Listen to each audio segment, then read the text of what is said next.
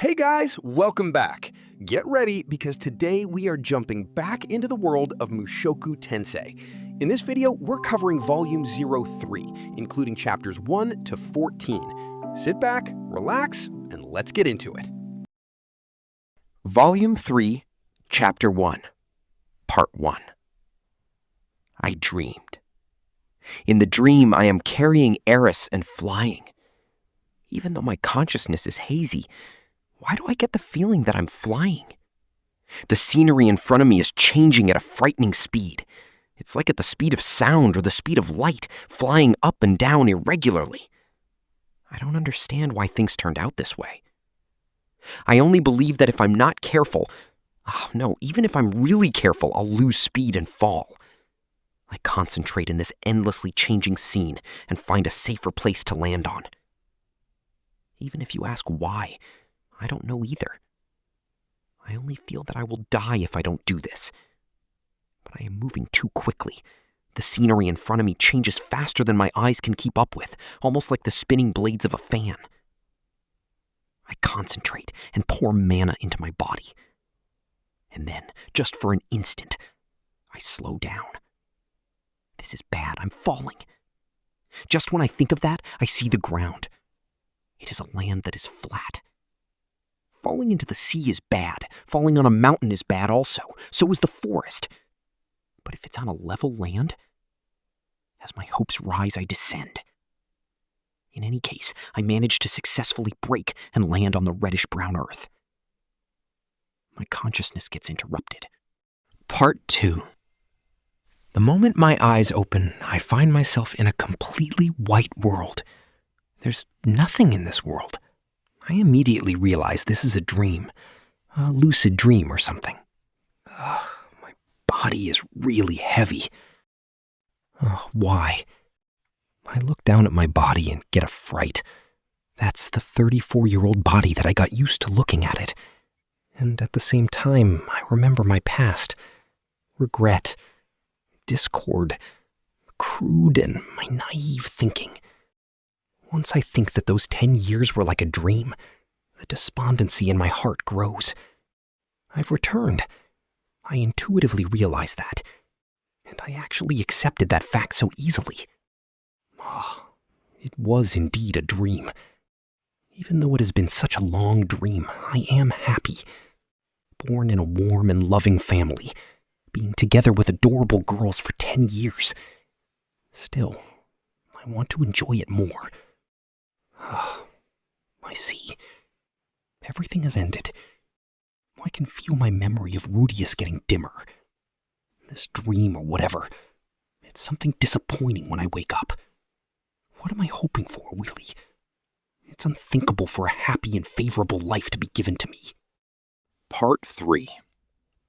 I suddenly realize there's a strange fellow over there. A blank white face with a grin. There are no special features. When I realize that's a face, my thoughts immediately escape me. I can't remember. Perhaps because of this reason, this person gives off the impression that he's covered completely with mosaic. But I feel like he's a warm person. Hey, it's our first meeting, it seems. Hello, Rudeus-kun. Under my depressed status, I am chatted up by an obscene-like person covered in mosaic. This person has a neutral voice. I can't tell whether if it's a male or female. This person is wearing mosaic. It should be fine if I treat it as a female and think of the erotic side. You can hear me, right? Of course I can hear you. Hello, hello. Good, good. It's a good thing you can greet. Not bad at all. You adjust quite well. Not true at all. You do have it. Well then, who might you be? Who are you? I'm just as you can see. As you can see? Even though you're covered with mosaic? Are you the matchless warrior Spellman? Spellman? Who's that? Is that person similar to me? Yes, it's very similar. He's even covered in mosaic, too. I see. Your world also has something like that. But there's no one like you. Is there no one like me? Well, never mind. I'm a god. I'm the human god, Hitogami. Huh, Hitogami? That's an indifferent response. No. Why is this god talking to me? Also, aren't your appearance a little late? Huh? Shouldn't you come out a little earlier, huh? What does that mean? Nothing at all. Please, continue. The things about you, I've watched them all. That's quite an interesting life. Spying is a very interesting thing. Unfortunately, I have some limitations. I can't see everything. But still, even having children, what a wonderful life. Even now, you still plan to solve the matter of self-light. What an interesting thing to do. I've watched you all the time.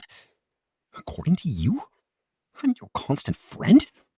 What a wonderful life. Unfortunately, I have some limitations. I can't see everything. But still, even having children, what a wonderful life. Even now, you still plan to solve the matter of self-light. What an interesting thing to do. I don't need any advice. Yes, it really is interesting. That is why I have always been protecting you. Protecting me? Thanks for that. You're quite condescending. I feel really irritated that I'm being looked down upon, huh? That's really cold. I thought you were troubled, so I talked to you. The people who talk to someone when they are troubled are not good people. I'm your ally. Ally? You're making me laugh. Back in my past life, there were people like these. I'm your ally. Hey, I'll protect you, so try your best. A bunch of people who don't have any responsibilities. Just think about what happened after those people chased me out. Right now, your words have this kind of vibe. I can't trust you. I'm a little stumped if you say this much. Well, in any case, I'll give a suggestion. Well, whether you want to follow my advice or not is totally your freedom. This type. Yes, there's also a type like this. About advice. Guiding my thoughts not from the inside but from the outside.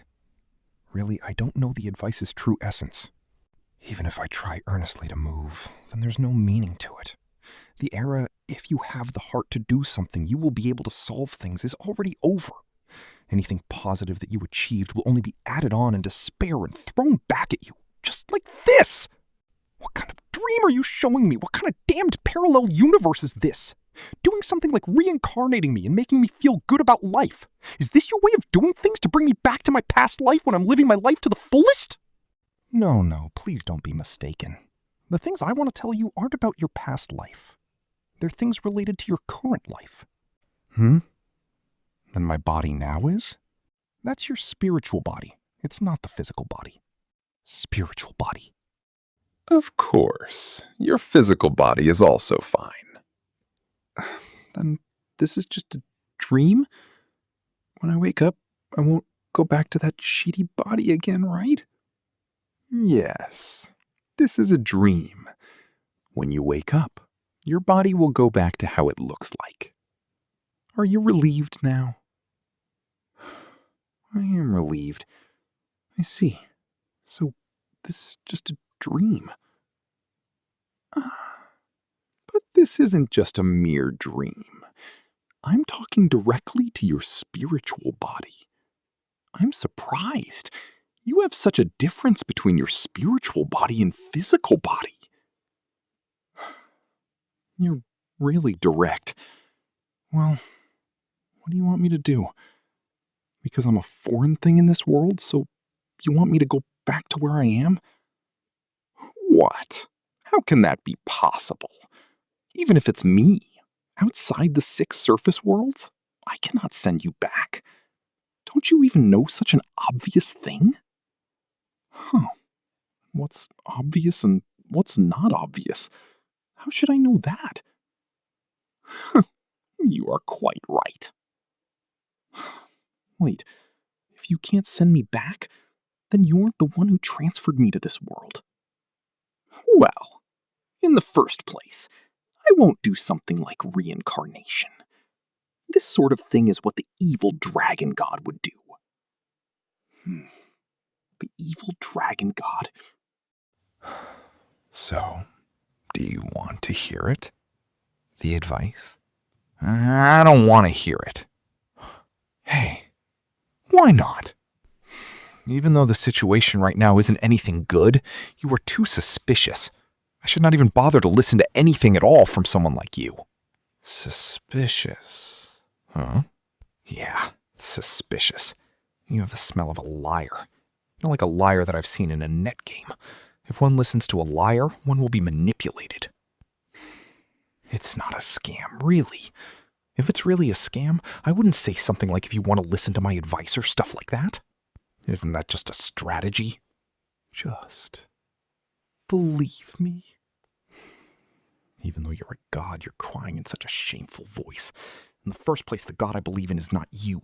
A real god is one who gives me a real miracle. When another god from another religion says something strange, of course it's suspicious.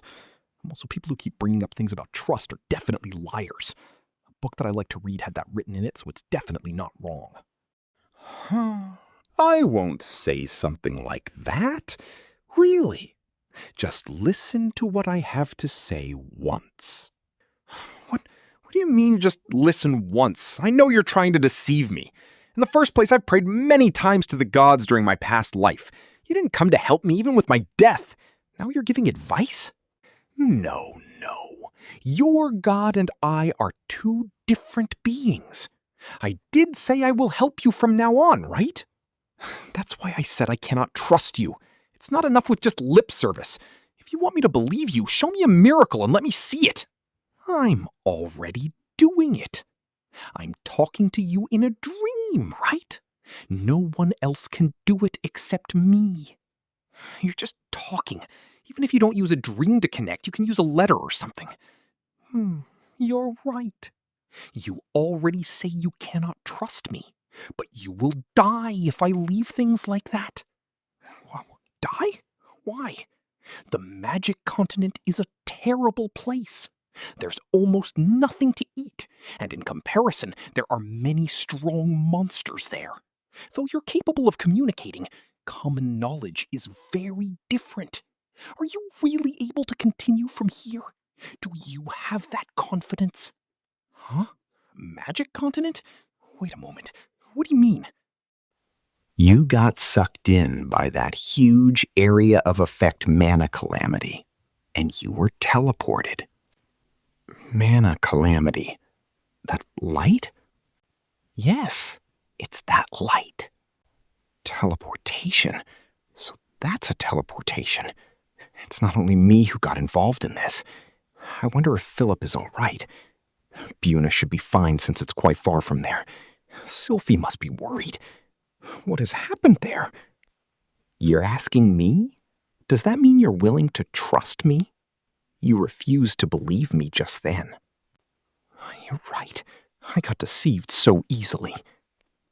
I can only say that everyone is praying for your safety. Praying for you to come back or something. Anyone will do that. Is that so? Somewhere in the corners of your heart, you have the thought that if you disappeared from this world, you would give others relief, right? It's a lie if I didn't think that. I disappeared in my previous world where I wasn't needed. Even now, I still have that thought. But you're not someone who isn't needed in this world. Please return safely. Yeah, you're right. Before that, I want to ask about your goal. Why are you obsessed with me? You really talk a lot. It's because the way you're living is interesting. Isn't that enough? The people who act simply because things are interesting are certainly bad people. Is that how it works in your previous world? Because the people who act because things are interesting only enjoy manipulating others on the palms of their hands. Perhaps I have that part within me. Also, what is so interesting about me? Rather than say it's interesting, why not say it's meaningful? It's really rare to see a person from a foreign world, giving you advice and letting you interact with all sorts of people. What kind of ending will it be? I see. It's like giving a monkey a vague order and watching how it accomplishes the task. It's really an exaggerated pastime you have. You. Have you forgotten my first question? Your first question? Then I'll ask again. Do you have the confidence to live on in this completely unknown and dangerous place? ... No. Then isn't it better to listen to my advice? Even though I'll say this again, it's your freedom to choose whether you want to follow my advice. Fine, I understand. Advice or whatever, can you just say it already? In the end, you've said so many things that are long and tedious. Just tell me one-sidedly and end it. Isn't that good enough? Yes. Rudeus, listen carefully. When you wake up, please rely on the guy beside you and then help him. The Mosaic God only leaves these lines behind and disappeared while leaving an echo behind. The moment I relax, I notice his appearance. Emerald green hair, porcelain-like white skin, a ruby-like stone on his forehead that is like an eye. Under his arm is a trident, the supered race. His face is full of scars, his eyes are sharp, his expression solemn, and there is a look of danger about him. I think back to what Roxy taught me. Do not get close to the supered race, and do not talk to them. In a second, I prepare to grab Eris and escape with everything I have. But I remember Hitogami's words and stop. Rely on the man beside you and help him. That self-termed God's words cannot be trusted. After saying what he wanted to say, a strange man immediately appeared before us. So why should I trust him? Also, it is the supered race. I heard from Roxy all sorts of frightening things about this race. Even if that God said something about relying on him, then help him out, why should I believe him? Who should I trust? A human god whom I do not even know? Or Roxy? It goes without saying, the one that I will believe in is Roxy, so I should run away right now. No, it is precisely because of how this situation turned out that it could be advice. If I had no other information on this situation, I would definitely run away. With that result, if I run away successfully, what will happen after that? I take a look at the surroundings. This place is dark, and it is somewhere that I have never seen before. The ground is full of cracks and covered with rocks. Teleported to Magic Continent. If I believe that line, then this is the Magic Continent. Come to think of it, I forgot about the fact that I saw a strange dream because of that human god's impact. The dream where I flew everywhere around the world. Mountains, seas, forests, valleys, places where we would immediately die. If that dream is related to the current situation, then it might be possible that we have been teleported. Right now, I am not even sure where we are in the Magic Continent. If we run away, it could mean that we are stranded in this vast place. In the end, there is really no other choice to speak of. Escaping from this man or winning against him, the end result is Eris and I roaming the Magic Continent alone, which is a bad one. Or should I bet on it? When the day breaks, I will bet on the fact that there is a village nearby? Stop joking. Do I not clearly understand how difficult it would be when I do not know the way? Calm down. Breathe in deeply. I will not trust the human god. But how about this guy? Look closely at him. Observe his face. What is that expression he has right now? That is uneasiness. An expression that is mixed with uneasiness and resignation. At the very least, he is not a monster without emotions. Roxy says not to approach the supered race, but in truth she also said that she has never met with them. I know the concepts of discrimination, persecution, and witch hunt. There is the possibility that the supered race has been misunderstood. Roxy should not have the intention to tell me something false, but it is a possibility that they are misunderstood.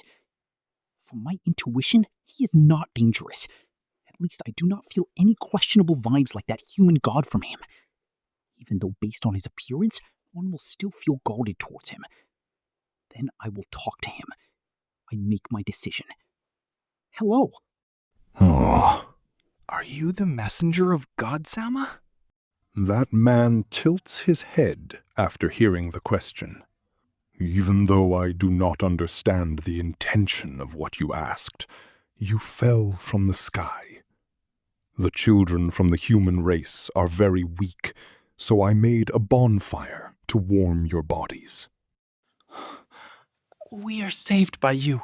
Thank you very much. Are your eyes unable to see? I suddenly get a strange question. No, I can see very well with both of my eyes.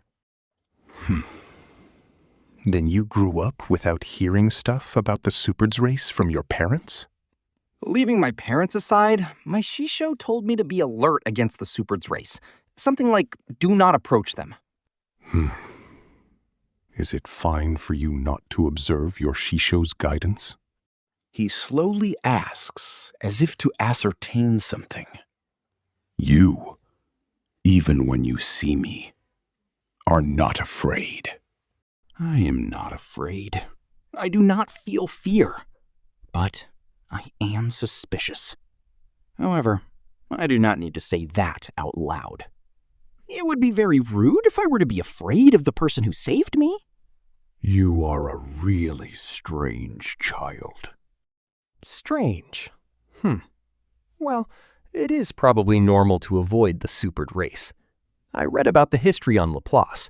After the war, the supered race was persecuted. Even though the persecution towards the other magic races has faded, the supered race is very different. It's almost like how the American soldiers faced the Japanese soldiers, where every race here is prejudiced against the supered race. It is almost as if there is a statement like this: if there is absolute evil in this world, it is the supered race. He throws the dry branches into the bonfire. It makes a splitting noise. I am not sure if it is because of this noise. Eris utters a "no" and seems to wake up. Perhaps she is already awake. Uh-oh, that is a bad thing. If Eris wakes up, she will definitely make a racket. Before everything turns to chaos, I will at least introduce myself first. I am Rudeus Greyrat. May I please have your name? Ruigerd Superdia. Specific magic races will take the race's name as their surname. Using the family name or something is basically only what the human race will do. Sometimes other races will ask that out of curiosity. Just to add on, Roxy's surname is Magurdia. It was written in Roxy's dictionary. Ruigerd-san, I think that the girl here is about to wake up soon. Because she is a girl who is a little noisy, I will apologize in advance. I am sorry. It is fine. I have gotten used to it. If it is Eris, it will not be strange for her to hit Ruigerd's face once she sees it. In order not to fight against him, it is important to stop her early. Whispers, "Excuse me." I glance at Eris's face, and I think it is still safe for now. I look at Ruigerd again. Under the dim light, I can see he is wearing something that greatly resembles tribal clothes. The image is like an American Indian. Both his vest and trousers have embroidery on them. Moo. It makes me feel bad. He has a different feel from that human god's forceful approach. I have a good impression of him. Where is this place? This is the northeastern area of the magic continent, Bigoya. It is near the Kishiru city. Magic continent? If I remember correctly, the Kishirisu city is at the northeastern area in the magic continent. That is, if his words can be trusted. Why did we drop here? If you don't know it yourselves, I won't know it either. Because it is a fantasy world, it isn't surprising if anything happens. Even someone as big as Perugius's follower making an entrance happened. This might not be the result of a coincidence. That is to say, the possibility that it has something to do with the human god is very high. But if this is just a coincidence when we got involved, then we are fortunate to simply survive. In any case, I am thankful for your help. You do not need to thank me. Leaving that aside, where are you heading? The Asura Kingdom in the Central Continent. The city Roa in the Fedoa territory. Asura. It is very far away. Indeed so. But you don't need to worry. I will send you home. The northeastern magic continent and Asura Kingdom. They are at the opposite ends of the world. It is as far as Las Vegas to Paris. Furthermore, in this world, ships only set off at specific areas. That is why we need to travel by land until we reach a suitable location to take a ship. Do you have any clues as to what happened? Clues. When the sky started to glow, a person called Arumanfi of the Bright came before us and said he was here to stop the phenomenon. As we talked to him, white light gushed forth suddenly. The next moment, I find myself waking up here. Arumanfi! Even Perugius is on the move! If that is the case, something must have happened. It is good that it ended with just teleportation. You are completely right. If that was an explosion or something, we would have died immediately. Even when Ruijerd heard the name Perugius, he did not falter. Surprising. Perhaps Ruijerd is a person who is not affected by anything. By the way, have you heard of the existence of Hitogami? Hudegami? No. Is that the name of a human? No, it is fine if you have never heard of it. I don't think he is lying. I cannot think of a reason why he would hide the knowledge about the human god. Nevertheless, Asura Kingdom. It is very far, right?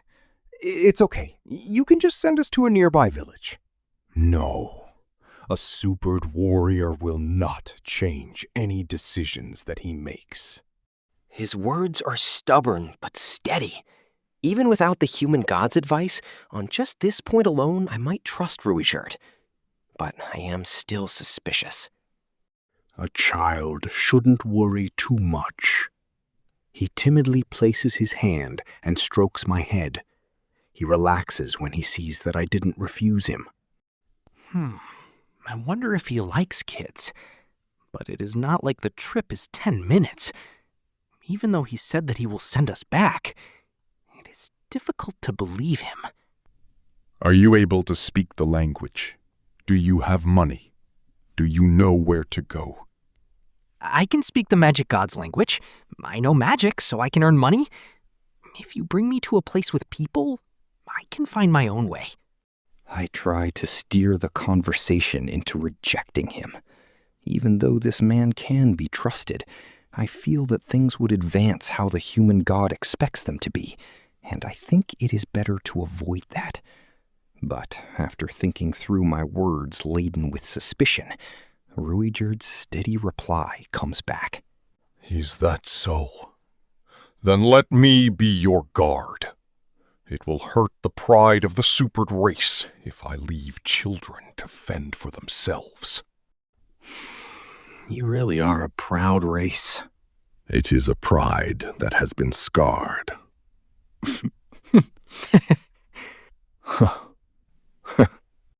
Ruijerd also curls the corners of his lips and laughs. It is different from the suspicious smile from the human god. It is a warm smile. In any case, we should first go to a village that I am familiar with. Yes. Even though I do not really trust the human god, perhaps this man can be trusted. At least until we reach the village, I will trust him. Part 2. After a while, Eris's eyes snap open. She sits up in an instant and looks around everywhere. She soon begins to feel uneasy, but shows obvious relief after meeting with my eyes. And then she meets the gaze from Ruijerd's eyes. A scream that is from the depths of her soul. She retreats backwards while lying down, and then she tries to stand up to flee, but falls down flat onto the ground. She's frightened to the point of freezing altogether.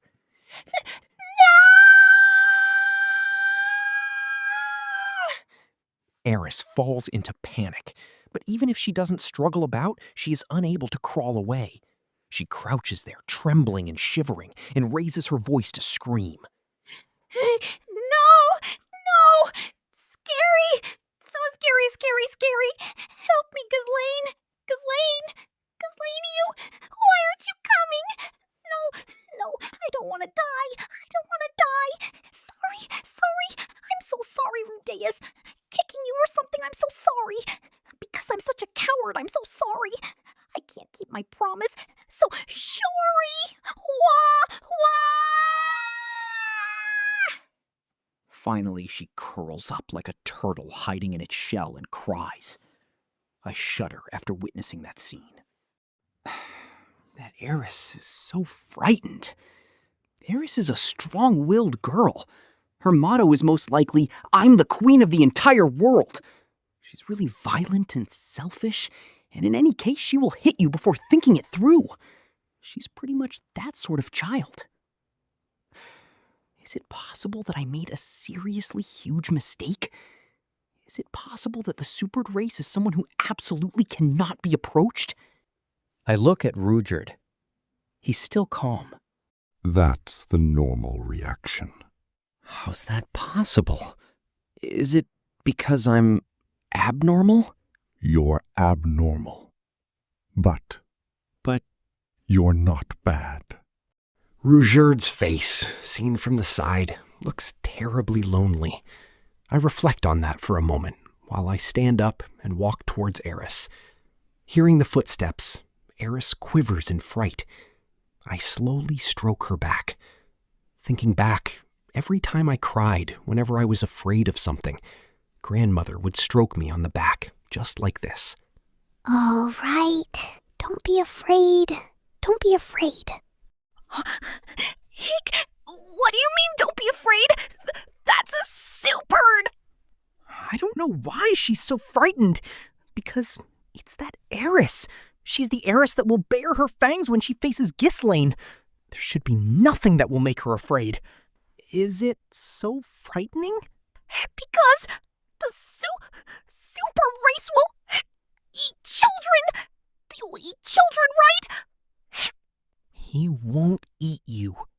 He won't eat us? Right?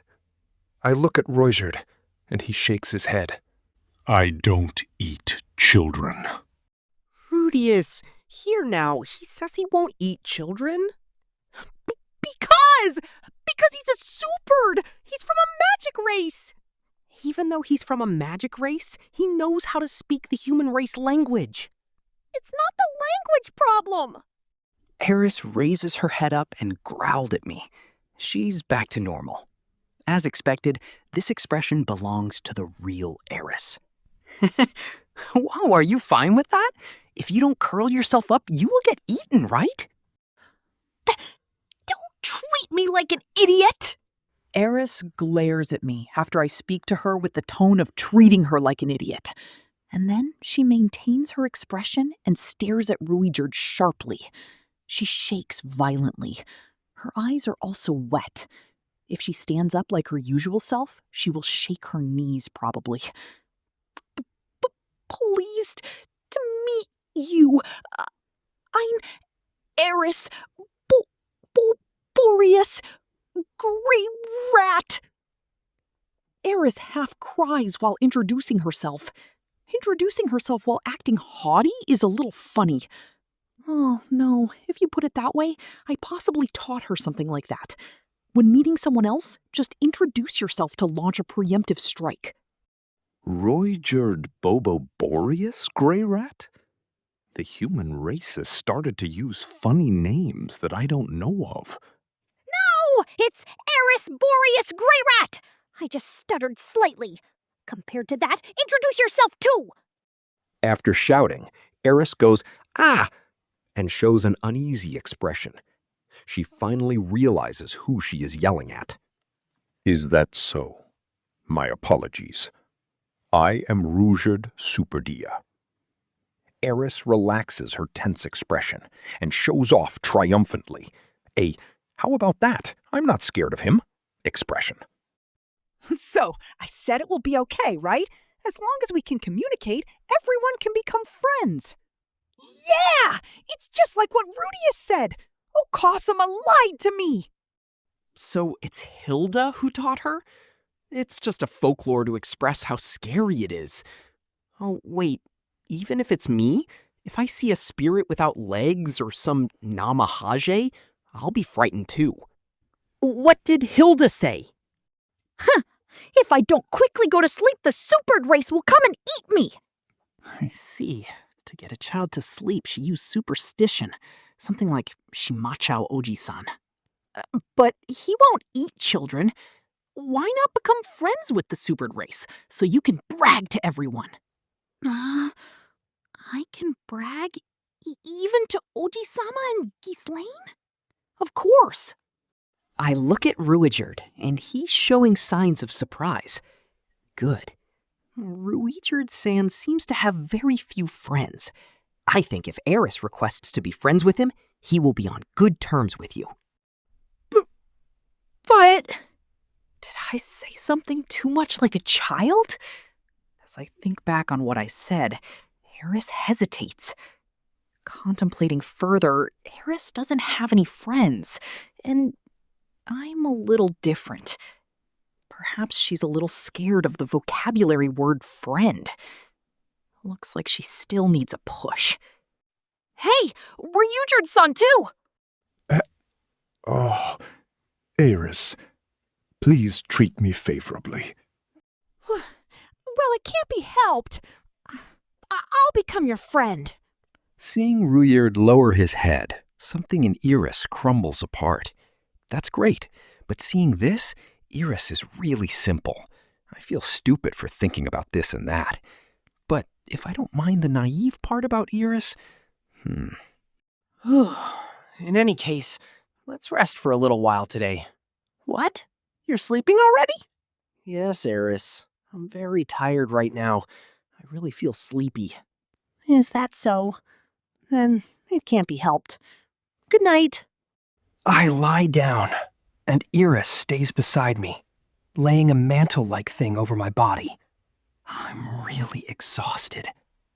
Before I lose my consciousness, are you not scared anymore? I'm fine if I'm with Rudeus. I hear some lines. Even if it's only Eris, I must send her back safely. As I consider that, I fall asleep. Volume 3, Chapter 3, Part 1. I saw a dream where angels were descending from the sky. It was different from yesterday. I was certain it was a good dream. But as I thought of that, there was a mosaic covering over their crotch, and they were giggling with their repulsive faces with a foo-foo-foo. That seemed like a nightmare. As I became aware of that fact, I woke up. It's a dream. Recently, I have been having bad dreams. In front of me is a world filled with rocks and earth, extending endlessly towards the horizon. The magic continent. A fragment of the gigantic continent that had been split apart due to the human-demon war. It had once been the domain where the demon god Laplace gathered the demon races. The area of this continent is about half the size of the central continent, but there are almost no plants here. The earth is covered with lots of cracks, and the highs and lows of the land have a huge height difference. There are incredibly big boulders that hinder visibility, making this place a natural maze. Although the mana concentration in the magic continent is very dense, and there are a lot of strong monsters. It had been said that if you go across the magic continent, you will take 3 times longer than crossing the central continent. Part 2. It's going to be a long journey. When I am thinking of explaining it to Eris, I find her to be very energetic. Her eyes seem to be filled with stars when she looks across the magic continent's land. Rudeus. Eris, concerning this place, it is the magic continent. Eris. Magic continent! Then our journey is about to start! She's really happy, full of composure. Anything I say now will not make her insecure. Part 3. Eris and Ryujerd became very close together. It seems that when I was asleep, they were still chatting. Well, it's better than quarreling. Eris happily talks about the stories of her home, the stuff about magic and sword lessons. Even though Ryujerd talks very little, he always makes an agreeable reply when she's talking. What happened to that frightened behavior at the beginning? Eris has actually become unafraid of this frightening man. Even though Eris occasionally says something dreadfully rude, which at times makes my back turn cold, Ryujerd doesn't particularly become angry. No matter what she says, Ryujerd turns it aside without hesitation. Who's the one who spread the rumors that the supered race gets violent easily? But even though I put it that way, the current Eris is more or less capable of reading the mood now. Regarding this, I think Eden will let her taught properly not to mention things that might make people angry. Well, I hope that's the case. But I don't know how much tolerance he has in regards to unfamiliar people, and I wish that Eris would be more prudent about it. Of course, Eris's patience is also very low, and I hope Ryujerd is careful too. Just as I'm thinking about this, I can hear Eris's voice getting louder. Is Rudeus your brother? No. But isn't Greyrat a family name? Even though it's his name, he's not my brother. Half sibling from the mother side, half sibling from the father side. He doesn't belong to either side. Even though I'm not very clear about the human race, but you should treasure your family member. I already said you're taking things the wrong way. It's fine. Just cherish him well. Oh. Eris falters and uses a strong tone. I cherish him. Well, even though we're not real siblings, Eris is older than me. Part 4. The magic continent is nothing but rocks, and the land elevation is very steep. The ground is also very hard. If you dig at the soil, it will splatter everywhere. There is no nutrients in it at all. The land is one step short of becoming a desert. If you keep living in this land, even the demon races will fight amongst themselves. There is almost no vegetation, and occasionally I see rocks that are like cacti. Wait a while. Absolutely do not move from here. Ryujerd will do that every 10 minutes and runs to the direction in front of us. He jumps lightly over the hills that are full of rocks and disappears within moments. What incredible physical ability he has. Even though Glyslane is also amazing, if you were to convert their agility into numbers, then Ryujerd's agility points might even be higher than Glyslane. Ryujerd comes back within less than 5 minutes. Sorry for the long wait. Let's go. Even though he didn't say anything, there's a faint scent of blood on the tip of the trident. I guess he went ahead to clear the monsters blocking us from moving forward. Indeed, in Roxy's dictionary, the ruby-colored stone on the supered race has the use of a radar. With this ability, they are able to quickly find their enemies. Ryujerd preemptively kills the monsters in an instant before they notice us. Eris, impatient and annoyed. Hey, what have you been doing since the beginning? Ryujerd, terse and matter-of-fact. I cleared the monsters in front of us. Eris, suspicious and demanding. How do you know where they are when you obviously can't see them? Ryujerd, composed. If it's me, I can see them. Ryujerd says that and moves his hair out of his face. His forehead is revealed, and we can see the ruby-colored stone. Eris retreats slightly for an instant. She carefully looks at the stone. Finding it pretty, she then shows an interested expression. That's really convenient. Ryujerd, why and melancholy.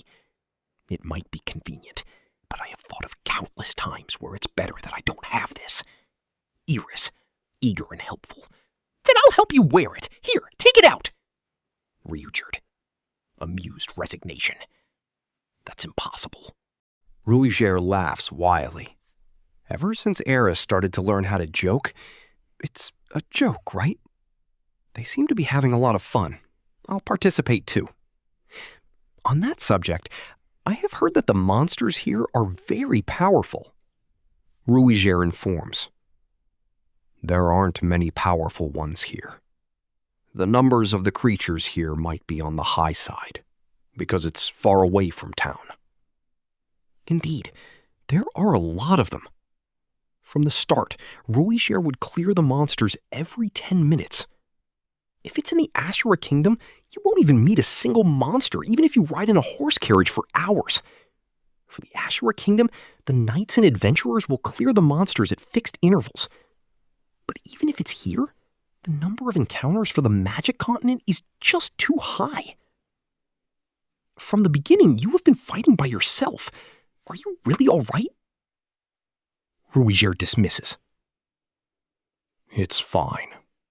I killed all of them with one strike. I see. If you're tired, please tell me. I can support you as I am able to use healing magic. There is no need for children to worry too much. It's a village! Yeah, we're finally there. You only need to stay beside your younger sister's side to protect her. I already said! Who's his younger sister? I'm the older sister! Is that so? My apologies. Rifujin strokes her head, but the conclusion ends up in his hand being smacked away. Poor Rifujin. It has been almost 3 hours. Because of the road's elevation difference, we stopped countless times. To cross the snake-like roads, we also spent a lot of time. If you calculate it in a straight line, we probably have not even reached 1 kilometer. I'm exhausted. I was like that yesterday as well. I don't know why my body feels so tired. Is it because of the teleportation? Or simply because I don't have the stamina? At the entrance, there's being shouted at. As I look closely, there seems to be a youth around the age of a middle schooler. His hair is blue and reminds me of Roxy. Rudeus, what's with all these people? He's speaking in the demon god language. Looks like my listening ability for demon god language is okay. I'm able to properly understand it. It is the aforementioned shooting star. They're suspicious. You can't let these people into the village. Why? Where do they look suspicious? Rudyard's face tightens and closes in on him to press for an answer. What an oath-shattering bloodlust. If I saw him for the first time displaying that bloodlust, I would immediately run away without second thoughts. They look suspicious no matter how you look at it. They were merely dragged into Asura's mana calamity and teleported here. But, you bastard, are you forsaking these children? Rudyard clenches his fist. I grab his hand by reflex. This is his job. Please restrain yourself. What? I mean, for an underling like him, he will be unable to solve the problem. Isn't it better to find someone whose position is higher? The youth's eyebrows knit together when he hears the word underling. Robin. You're right. Robin, call the chief. Rufujin glares at the youth, with his eyes stating, "Cut the damn crap out."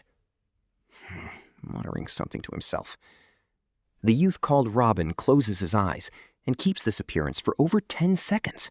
What's this guy doing? Start going already. Closing your eyes or something? Are you dozing off right here? Are you waiting for a kiss? Rufujin-san, this is... The Meagird race can talk with one another, even if they are not at the same location. Now that you mentioned it, I remember that my Shishu also taught me this. To be more accurate, it was written in Roxy's letter. The Meagird race can correspond with each other if they are close by. Adding on to that, Roxy also wrote in order to get away from that ability. She left the village. Poor Roxy. That being said, this means this is the Meagird community. The chief should be coming soon. It's okay if we can go ahead to find him too, right? How can I let you enter the village? Is that so? Temporarily, the atmosphere turned uncomfortable. Iris softly pulls on my sleeves. Hey, what's happening? He says that we're very suspicious, so he's letting the chief check the situation. What? Where do we look look suspicious. Iris frowns and looks at her own clothes. It's the same clothes as when she goes out to the town and attends sword lessons. Even though it might seem to be a little light for dressing, but it's not strange at all. It won't be fine, right? What do you mean by fine? If you ask me what it is, I also find it hard to explain clearly. That is, it's fine. Yes. As expected, when we had the argument at the entrance, Iris seems to feel a little uneasy. But after I told her it will be fine, she immediately turns meek. The chief seems to be coming now. There seems to be a boy-like adult walking with a cane, coming out from the village, and there are two girls who look like they are from middle school holding on to him. Everyone looks young. Perhaps, even when a Migrite becomes an adult, they still look like they were in middle school? These are the children, right? Yes, it seems that one of them can speak the demon god language. No matter how you look at it, it feels suspicious. Language or whatever. Anyone can learn it, right? Why would a human at that age learn the magic god language? Well, you should calm down a little.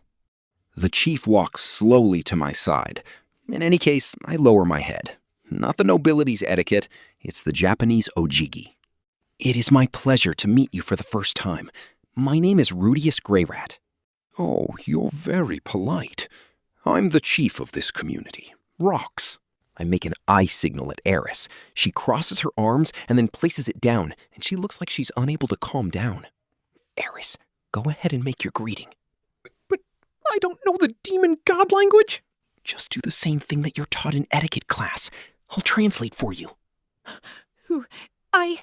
I'm pleased to meet you. I am Eris Boreas Greyrat. Eris follows what she had learned in the etiquette class to make a greeting. Rox smiles after seeing that. The young lady over there. Is she making a greeting? Yes, this is our way of greeting in our hometown. Oh, but it is different from you. It is different from males and females. Rox nods in a I see manner and imitates my example and lowers his head to Eris. Who be you? I'm the chief of this community, Rox. Rudeus, what is he saying? He says, I'm the chief of this community, Rox. Is that so? It's just like what Rudeus said. We can communicate with each other. All right, it's fine with this, right? So, can you let us go into the village? Rox looks all over my body as if he wants to lick me. Please stop. If you look at me with such passionate eyes, I'll feel like I need to strip. Rox's eyes stop in front of my chest. Where did you get this pendant? Shisho gave it to me. Who's your Shisho? Her name is Roxy. What? Blaze yells loudly. He hurriedly grabs onto my shoulders. Did I dig my own grave here? Oh, you just said Roxy? Yes, she's my Shisho. As I reply him, I see in the corner of my eyes that Rudert is raising his fist, and I immediately stop him. Robin isn't showing anger, but anxiety. Oh, where is Roxy now? I haven't seen her in a long time, so I... Tell me quickly! Roxy is my daughter! I'm sorry, what was that? My apologies, I didn't hear what you said just now. Roxy is my daughter. Is she still alive? Pardon? No, I heard it clearly. Wait, I'm more concerned about this guy who looks like a middle schooler. Quickly tell me! She left this village 20 years ago and there has been no word ever since! It looks like Roxy has secretly left her home. I didn't hear this matter from her. Sheesh, my Shisho's explanations aren't detailed enough. He said 20 years. Huh, how old is Roxy now? I beg you, please stop being silent! Quickly tell me something! Roxy is now... I just realized that my shoulders are still grabbed by Robin. If I don't show this firm attitude, I'll make Eris uneasy, right? Before that, please answer my question. How old is Roxy now? Edge. Oh, not compared to this. This is a very important thing. And please tell me the lifespan of the Migyard race. If it's Roxy, she should be 44 years old. The lifespan for a Migyard is around 200 years, even though there are those who die due to sickness, but if they grow old, they should live till around this age. I see. Oh, please stop grabbing me. Robin finally releases his hands. Very good. Very good. We can finally talk. Half a year ago, Roxy should still be at Shironi, even though I never meet with her face to face, but I communicated with her by exchanging letters. Letters?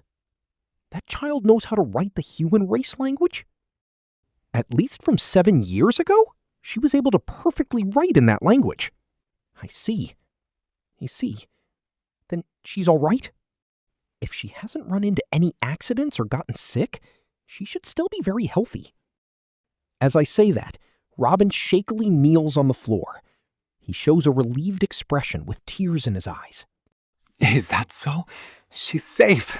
She's safe. Oh, that's great. That's great, father-in-law. But looking at him reminds me of my father, Paul.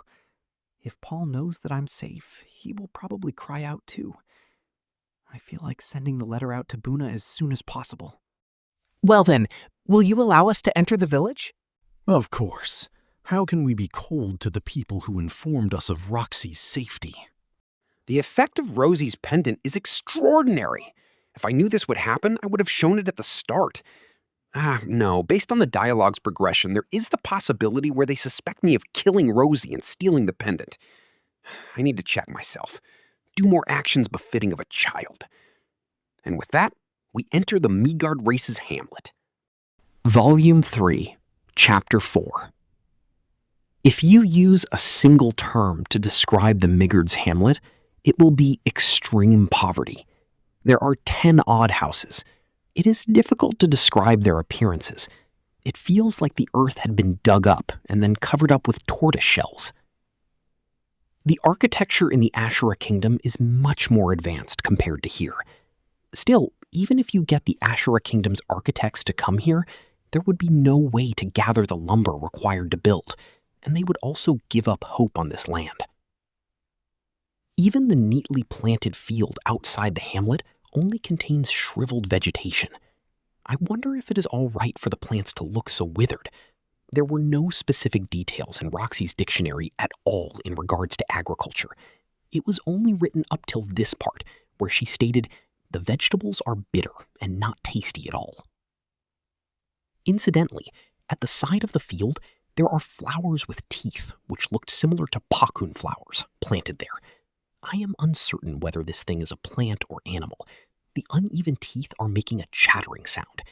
They are definitely used to deter harmful creatures that invade the field. At the end of the hamlet, there are a few girls who look like they are in middle school, surrounding a fire and grilling something. It looks like an outdoor school or something similar. The girls are preparing a meal, and as they finish making it, they go to distribute it to everyone. There are nearly no men, and there are only very young children playing around. Other than that, there's the gatekeeper Robin and the chief. If I'm not mistaken, it should be like this. The men will go out to hunt, and the women shall stay at home to keep watch. The community's positions should be something like this, so it probably means the men are out hunting now. Is there anything nearby that can be hunted? Monsters. Even though that reply did answer my query, it falls a little short.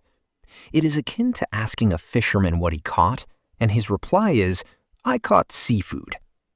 Well, I'll continue asking questions. Is the stuff covering the rooftops also from monsters? That's from the Great King Land Tortoise. The shell is very hard, and the flesh is delicious. You can even make bowstrings from their sinew. Is their meat delicious? But I can't imagine the size of the tortoise. The biggest house in the hamlet is covered with a shell that looks like it's over 20 meters wide. Ruijerd and Rox enter that same house as I entertain that thought. Biggest house equals the chief's house. It seems that this world has the same rule too. Please excuse us. Thank you for inviting us in. In any case, Iris and I make a greeting as we enter the house. The insides look wider compared to how it looked from the outside. The floor is lined with fur pelts, and there are colorful ornaments hung on the walls. The center of the house has something that looks like a fireplace, and a fire is slowly burning in there, lighting the house. The rooms are not separated, and one can simply cover up with the fur pelts at night and just sleep on the floor. At one end of the house, a sword and a bow are placed there, and it appears that this is certainly a hunting tribe. The two women who followed the chief earlier did not enter the house. Why did they follow the chief to the entrance just then? Well, whatever. Then let us hear your story. Rox sits down near the fireplace with a plunking noise and says that. Ruijerd sits in front of him, and I sit cross-legged at his side. I look at Eris standing up idly, who does not know where to sit. Are we going to sit on the floor even in the house, too? Didn't you sit on the floor properly, too, during sword lessons? That's true. Eris isn't the type to hesitate over whether to sit on the floor, but it's probably because she's perplexed over this gap in the etiquette classes she had. She observes the etiquette rules in front of others, but the situation currently is different from the things that were taught to her, so she is confused. I really hope that these bad influences do not affect her when we go home. Part 2. Before I start to describe my future goals, I dictate my name, age, profession, and the location of our home. I also state the relationship between Eris and myself, Eris's social status, and how we mysteriously ended up in the magic continent to the chief. I did not say anything pertaining to the human god. I am not sure what position this god has with the demon race.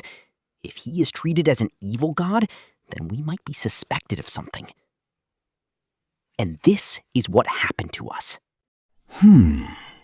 Rox holds a hand against his chin, contemplating as he listens to the things I said. His expression looks like a middle schooler being troubled by a difficult question. I see. Eris has already started to fall asleep while waiting for Rox's conclusion. Even though it looks like she is still energetic, she has indeed expended a lot of energy because she is not used to the journey. It was the same as yesterday's night, and it seems that she has been awake ever since she met Ruijerd. As I expected, she has nearly reached her limits. I will properly listen to the discussion. You can go to sleep if you want to. What do you mean by going to sleep? How do you sleep here? Probably by using the fur pelts to cover up and sleep. But there is no pillow. You can use my lap for sure. I said that like the Anpan man and smack my thigh, emitting a pa noise. What do you mean by lap? It means you can use my lap as a pillow. Oh, is that so? Thank you. If it was the usual Eris, she would definitely say something about this and that. But it seems that her sleeping status bar is at maximum as she brings her head down and lies on my lap without hesitation. She shows a tense expression and clenches her hands tightly, closing her eyes. It doesn't take more than a few seconds before she's sleeping like a log. Just like I thought, she's really exhausted. I gently stroke Eris's red hair, and she twists her body as if she is itchy. Suddenly, I feel someone gazing at me. What is it? Rox's grinning eyes pierces me, and I feel a little embarrassed. Your relationship is really good. That's true. But I'm banned from touching her. Our Oju-sama has a strong sense of virtue, so I'll also respect her wishes. Then, how do you intend to go back? We will earn the money and go back by foot. You two children will be earning the money? No, it will simply be me alone who is going to earn the money. I cannot possibly let Eris, who is completely ignorant of the ways of the world, earn money, right? Well, I am almost the same in regards of being ignorant of the ways of the world. Ruijerd cuts into the conversation. He's really a reassuring ally, Even though I really want to trust him, due to the incident with the human god, it is better for us to bid our farewells here and rid ourselves of any future troubles. Still, how should I go about refusing him? Rudeus, why do you want to go with them? Rox displays his disapproval with a troubled expression. Rudeus looks like he has been offended. There's no reason to it. I will protect them and simply bring them safely to their hometown. The conversation doesn't seem to mesh together in a subtle way. Rox sighs. You're going to enter a town, right? You're not going to enter a town? What's going to happen if you bring the children near a town? Didn't you get chased out by the soldiers 100 years ago, and even had a party formed to subjugate you? 100 years ago? But if I wait outside the town? Then you're not going to be responsible for the things that happen in the town? Rox looks at him with an amazed expression. Rudeus firmly grinds his teeth. The supered race is hated by everyone. This fact is not changed even in the Magic Continent.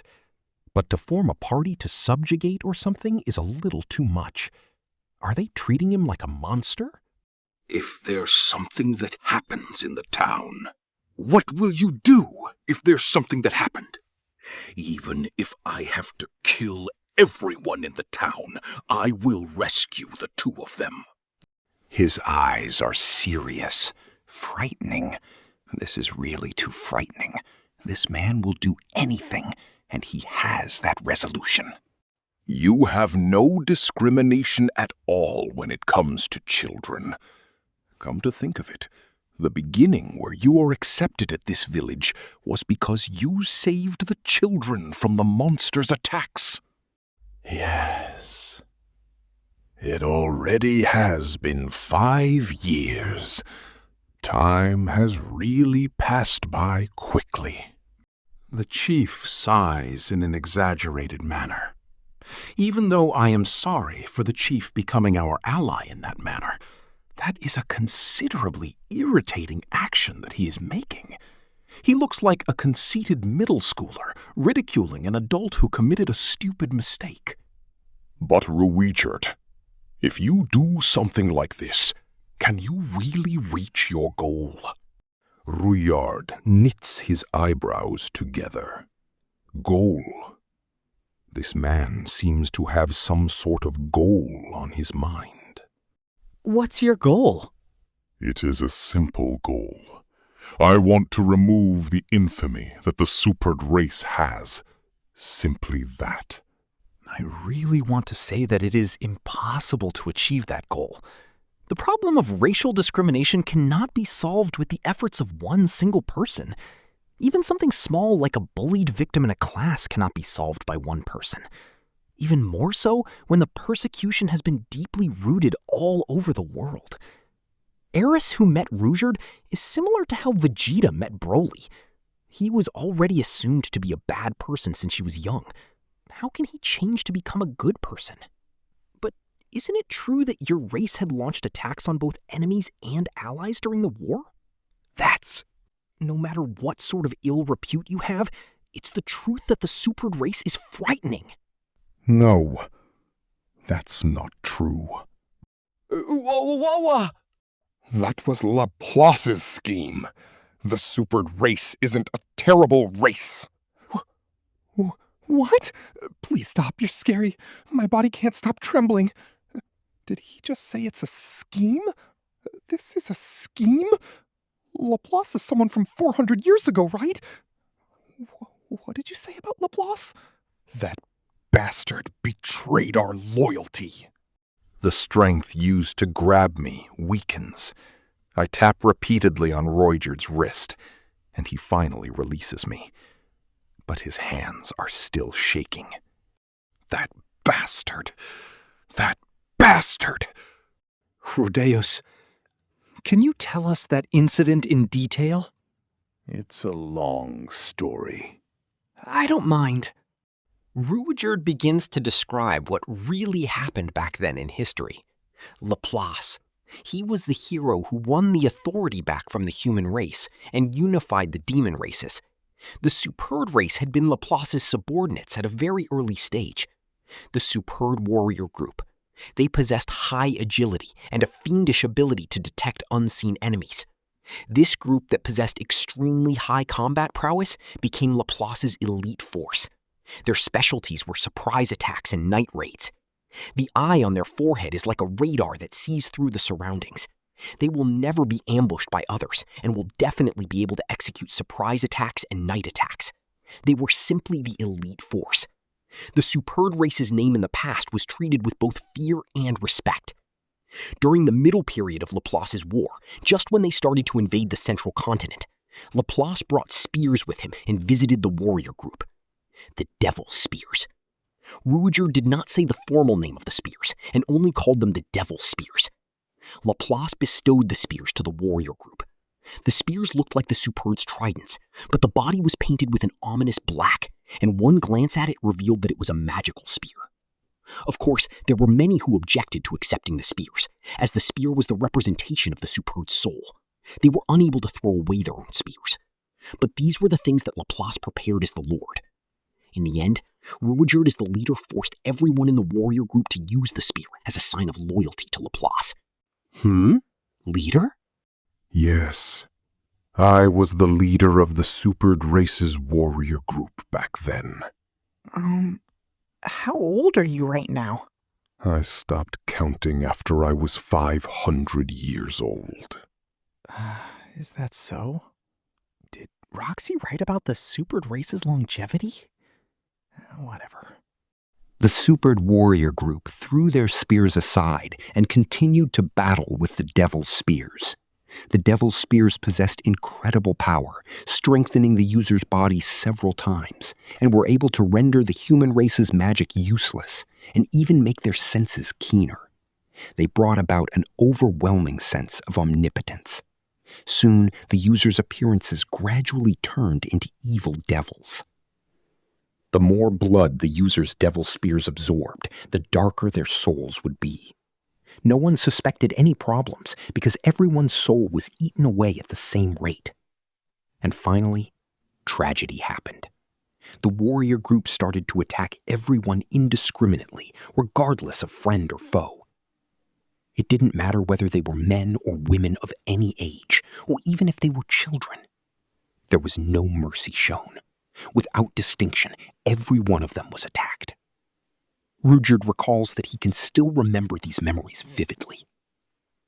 Before one knew it, the demon races started saying the Superb race had betrayed the demon races, and the human race also started saying the Superb race are heartless devils. At that time, Rudeus and the others listened to the reports with ecstatic expressions, viewing it as an honor. In the midst of the battlefield, where there were enemies everywhere, the Superb race carrying the Devil's Spears was exceedingly powerful. There was no one who was capable of defeating the Superb warriors, where one of them could easily match 1,000. They became the most feared army in the world. But there is no such thing where an army is not exhausted in a persistent war. Due to the situation where they fought both the human and demon races, battling day and night, the number of people in the warrior group started to dwindle. They never suspected anything. To die in battle was the ultimate honor to them, and they reveled drunkenly in that thought. Amongst the rumors they received, they heard a Superb race's settlement was attacked. It was Rudeus' hometown. Even though it was an obvious trap to lure the Superb race, they no longer had anyone with judgment to see through it. The Superb warrior group, who hadn't gone back to the settlement in a long time, launched an attack. They thought, since there were people still there, they must kill everyone. Rudeus killed his parents, his wife, and his sisters. Finally, he stabbed his own son to death. Even though his son was still a child, but he had continuously trained to become a Superb warrior. Even though it didn't end up as a life-and-death fight for Rudeus, his son managed to break his Devil's Spear at the final moment. At that single moment, the pleasant dreams ended, and at the same time, the nightmares commenced. There was still something that made a First, But I am also responsible for the supered race's ill reputation. Even if I'm the only one left alive, I wish to erase this. And Rudeus brings his story to an end. Part 3. The way he described things was inarticulate, and he did not use any words that conveyed or elicited his feelings. But Rudeus's regret, rage, disconsolation, and all his other emotions have been relayed to us. If all of these are made up, or his tone and speaking tone are all an act, I might respect Rudeus in some other areas. This is really a terrible story. Simply put, it is a mistake to think the supered race is an evil race. It is unclear as to why Laplace would give the devil's spears to the supered race. Considering the aftermath of the war, the supered race might have been treated as a scapegoat. If that is really true, Laplace is the lowest kind of creature. To the loyal supered people, you should at least say something.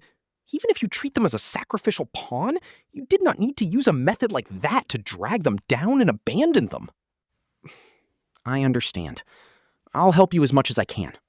Somewhere in my heart, the other me speaks up. Where are you going to find the time to help him? Do you have the room to even care about someone else? You didn't put in all your effort to do your own things right. This journey is much harder than you imagine. But I didn't stop speaking. Even though I don't have any good ideas, I think that as a child from the human race, I can help out and there might be some positive changes. But this is not just simply because of my kindness or sympathy. I also have plans in my mind. If the things that he said are true, this Rager should be extremely powerful, possessing the same strength as a hero. We are protected by someone strong like him. At the very least, the situation where we would be attacked and killed by monsters shouldn't happen. If Rager accompanies us, we will have peace of mind during our journeys outside of town. But at the same time, we will be at risk inside of town. However, if we can eliminate this risk, then he will become our strongest fighting strength. No matter what, he had bragged that he is a warrior who will never be taken by surprise attacks or night raids. The possibility that we will be targeted by pickpockets or bandits will be greatly lowered as well. Other than this, even though it's not something important and there's no proof to it, I believe that Rager is one who doesn't know how to lie and can be trusted. I will make a promise with you, and I will do my best to help you. Rudeus shows a surprised expression, but it might be due to the suspicion disappearing from my eyes. It doesn't really matter. I have decided to trust Rudeus. My trust has been cheated away so easily. The past me would laugh through my nose even when I listened to a tear-jerking story. But I trust him easily. It's fine, even if I got deceived, right? But the supered race is really... It's fine, Rudeus-san. There will be a way. Rudeus-san, I look forward to working with you from tomorrow onwards. Volume 3, Chapter 5, Part 1. Next day. Good morning. When we were leaving the village, Robin started a conversation with me. It seems he will be standing near the gate again today. Good morning. Are you guarding the gate again today? At least until the guys who went out to hunt come back. Come to think of it, even after last night, the men never returned. If that's the case, could it be he was standing out here all night long? It reminds me of the guards in an RPG, a simple job where you just stand there, whether it's morning, afternoon, or night. Nevertheless, I wonder if he is the only guard that stands here until they come back. The village chief is here as well. Since it's this kind of village, the chief probably works quite a bit as well. Are you already going to leave? Rudeus. Yes, we wrapped up everything in the conversation last night. Though, I still wanted to talk about my daughter. I really want to do that, but we can't afford to take our time out here. Is that so?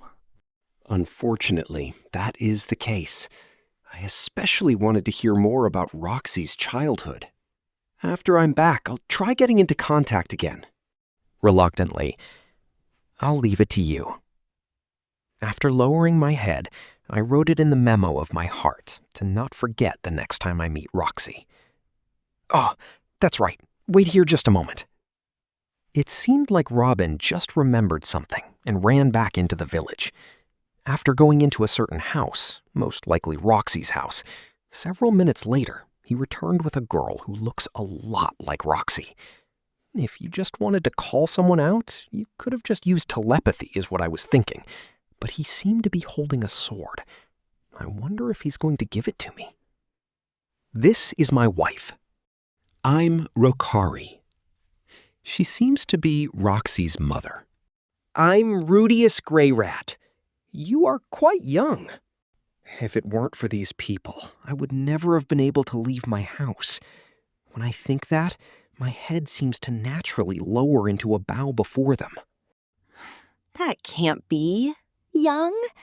This year I'm already 102 years old. That's still quite young. Incidentally, it seems the Meagard race stop growing at their adult height when they are around 10 years old, and from there only start to grow older again around 150 years old. Roxy-sensei looked after me quite a bit. Sensei? For that child to be teaching people? I wonder if something happened. She taught me about a lot of things I didn't know. I laughed and said that Rokari, while blushing, while saying, I see. I wonder if there's some sort of misunderstanding. However, it's great that you came right around the time I was the guard. That's right. It's really great we met. Roxy-sensei really did take very good care of me.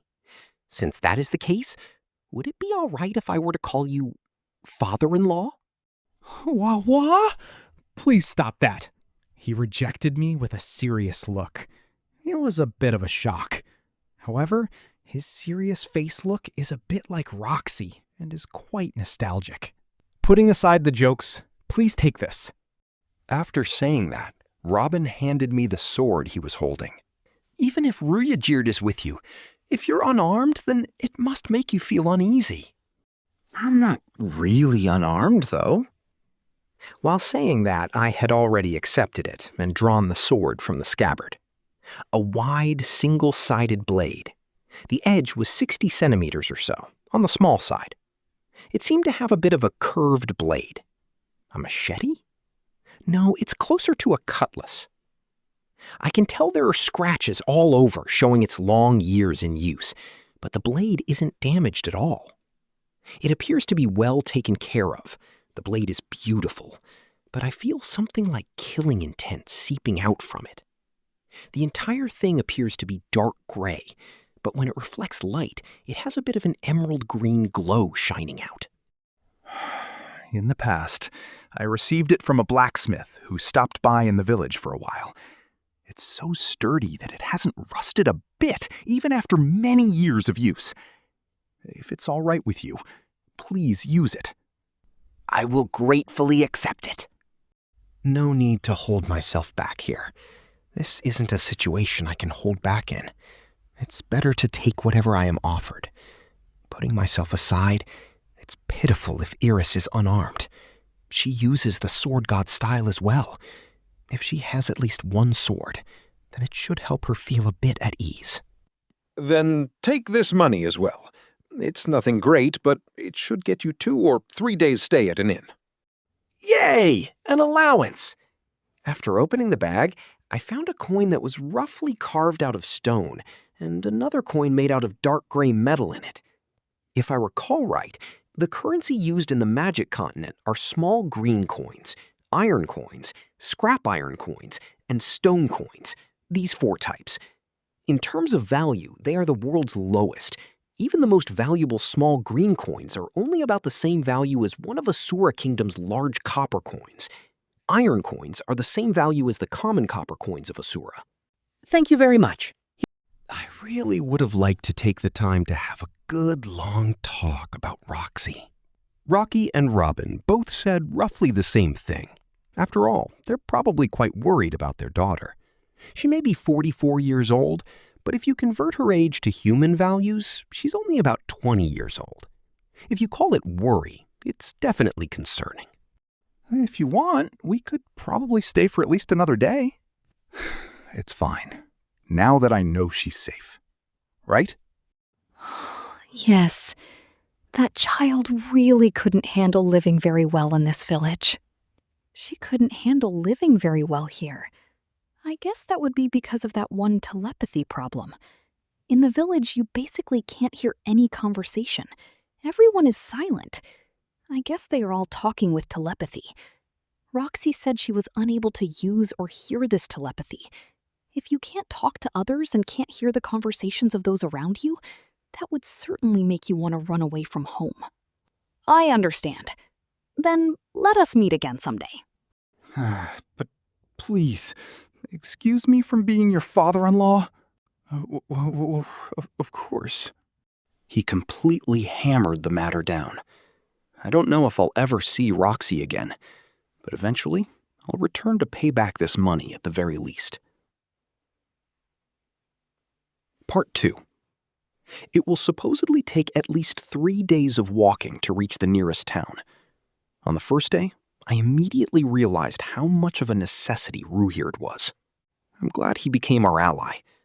Since Rudeus has spent a long time traveling alone, he knows all of the routes, and his preparation for camping outside is perfect. Of course, he also has the living organism radar, so keeping watch is his own forte.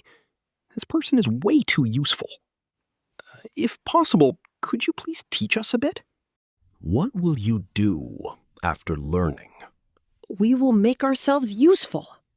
For that reason, these next 3 days, Eris and I set out on the path of camping mastery under the teachings of Rudeus. First off is the campfire. However, there are no trees to be found for campfires on the magic continent. Come to think of it, the first time we met Rudeus, there was a campfire.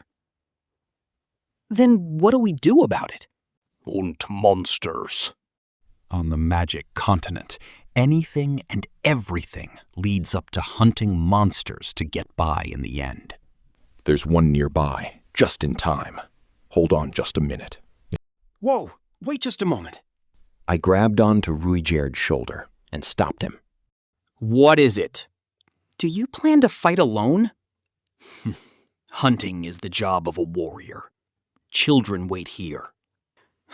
I see. It seems like Rudeus was planning to keep going like this from here on out. Well, for someone who is over 500 years old like Rudeus, putting aside children, we would be even younger than grandchildren. Furthermore, Rudeus is insanely strong. Even if we just left it to him, we would probably be fine. However, if the worst case ever happens, if for some reason or other Rudeus is unable to move, otherwise, in the case where if he were to die, Eris and I with almost no actual combat experience would be left alone. That could happen inside of a deep forest. It could happen in front of a brutal monster. In order to prepare for that time, we should start gaining combat experience now. Therefore, we need him to start teaching us how to fight the monsters. Now, that way of thinking about it isn't good. Our relationship is give and take, an equal relationship. We aren't going to have him teach us how to fight. We're going to construct a method to coordinate our fights together. We aren't children. No, you're children. Rudeus Greyrat. Listen here, Rudeus. I called out to him in a strong tone. It seems he has misunderstood the situation a bit. It won't be good if we don't state our standing clearly. Neither side is above the other here. We will help you and you will help us. Even though our motives are different, we will fight together as allies and as equal warriors. Then I stare into Rudeus' eyes, with as stern of a face as possible. Several tens of seconds passed. Rudeus came to a conclusion quickly. I understand. You're a warrior. It was an, oh my, what am I going to do with you sort of feeling. However, for now, we've cut the guardian relationship and can take part in dangerous practice. Obviously, Eris will be fighting as well, right? Of course! Iris was staring with a bit of a blank face, but she nodded as well. All right, this is fine. Good girl. Now then, Ruijerd-san, please lead us to the monster. The time for acting strong is over. After all, when it comes to negotiations, you have to get your point across strongly. Part 3. The first opponent we came across was a monster called Stone Treant. If you were to put it into a single word, treants are a type of tree monster. Trees that suck up magic power, turn into some sort of variation, then attack people. People bundle all beings of that nature into what they call treants. Even though it is known as a tree monster, there are a number of classifications and roughly 2 divergences. First, the type that has been confirmed all over the world, lesser treants. This is when a sapling undergoes changes, continues to camouflage as a tree, and starts attacking people. They are weak and slow. Even a common young man wielding an axe could defeat it with no training at all. Then there are the elder treants, trees that absorb magic power and nutrients from fairy springs and great forests, then undergo changes. Thanks to the overwhelmingly dense amount of magic power that is in a fairy spring, they gain the ability to use water magic. In the case that a massive tree changes, older treant. In the case that a dead tree changes, zombie treant. On and on. There are a lot of classifications, but fundamentally they have the form of trees and attack whatever is nearby. If you defeat the body and leave the seed, they will just keep multiplying on their own. This behavior pattern doesn't change. However, this stone treant is a bit of unique classification. Of all things, it mimics a rock. I'm sure you're wondering how in the world a tree does that. There's nothing strange about it at all. Stone treants turn into monsters from the time they are still seeds. Normally, they appear to be giant seeds. Then, when people get nearby, they change into trees in an instant and attack. Even though they are still seeds, it's not like they are as easy to discern as seeds from a sunflower. They appear just like rocks sitting around here and there, rough and round around the edges. The thing they look the closest like would probably be a potato. Do you have any points that we need to be aware of when fighting? Rudeus, you are a magician, right? Yes. If that's the case, then don't use fire. It doesn't work? If you burn it, then it won't work as firewood. I understand now. Don't use water either. If it gets wet, it will become difficult to use as firewood? That's right. I see. Ruijerd sees this monster as nothing but firewood. Then we'll give fighting it a try with just Eris and I. If Eris gets into a dangerous situation, please save her. Is there any purpose in not having me fight? For the time being, it's because you don't know how Eris and I fight. After that, Ruijerd-san will fight alone, and we can use that as a reference. Understood. Then for that reason, Eris is the vanguard, and I'm the rear guard, is the shape we ended up fighting. I need to be careful of Eris's skill with the sword from here on out. I don't feel really good about sending the cute Eris out as the vanguard. However, she wouldn't be very useful protecting from the inside. She can't really match up with other people very well, after all. Also, taking the chance to say it, we don't need Ruijerd as support either. Therefore, Eris is free to fight as she wishes, while Ruijerd and I support. That sort of shape seems to be the most desired. Then, Eris, I'll hit with a single attack from long range, then you go in while it's weakened and beat it down. For the most part, I'll be saying out loud the name of the magic I'm going to use. When you hear that, try to avoid getting in the way of it. I understand. Eris took out the sword she just got and gave it a good swing to confirm the condition, then nodded, ready to go. Quite a bit of fighting spirit. All right, I'm ready with my staff. Fire and water are no good. Going off the shape, wind doesn't seem like it would be very effective. So I'll go with earth. I'm strong with earth. After all, I've made a ton of figures with it. However, this will be the first time I've ever faced a monster with it. Let's go all out for the first time.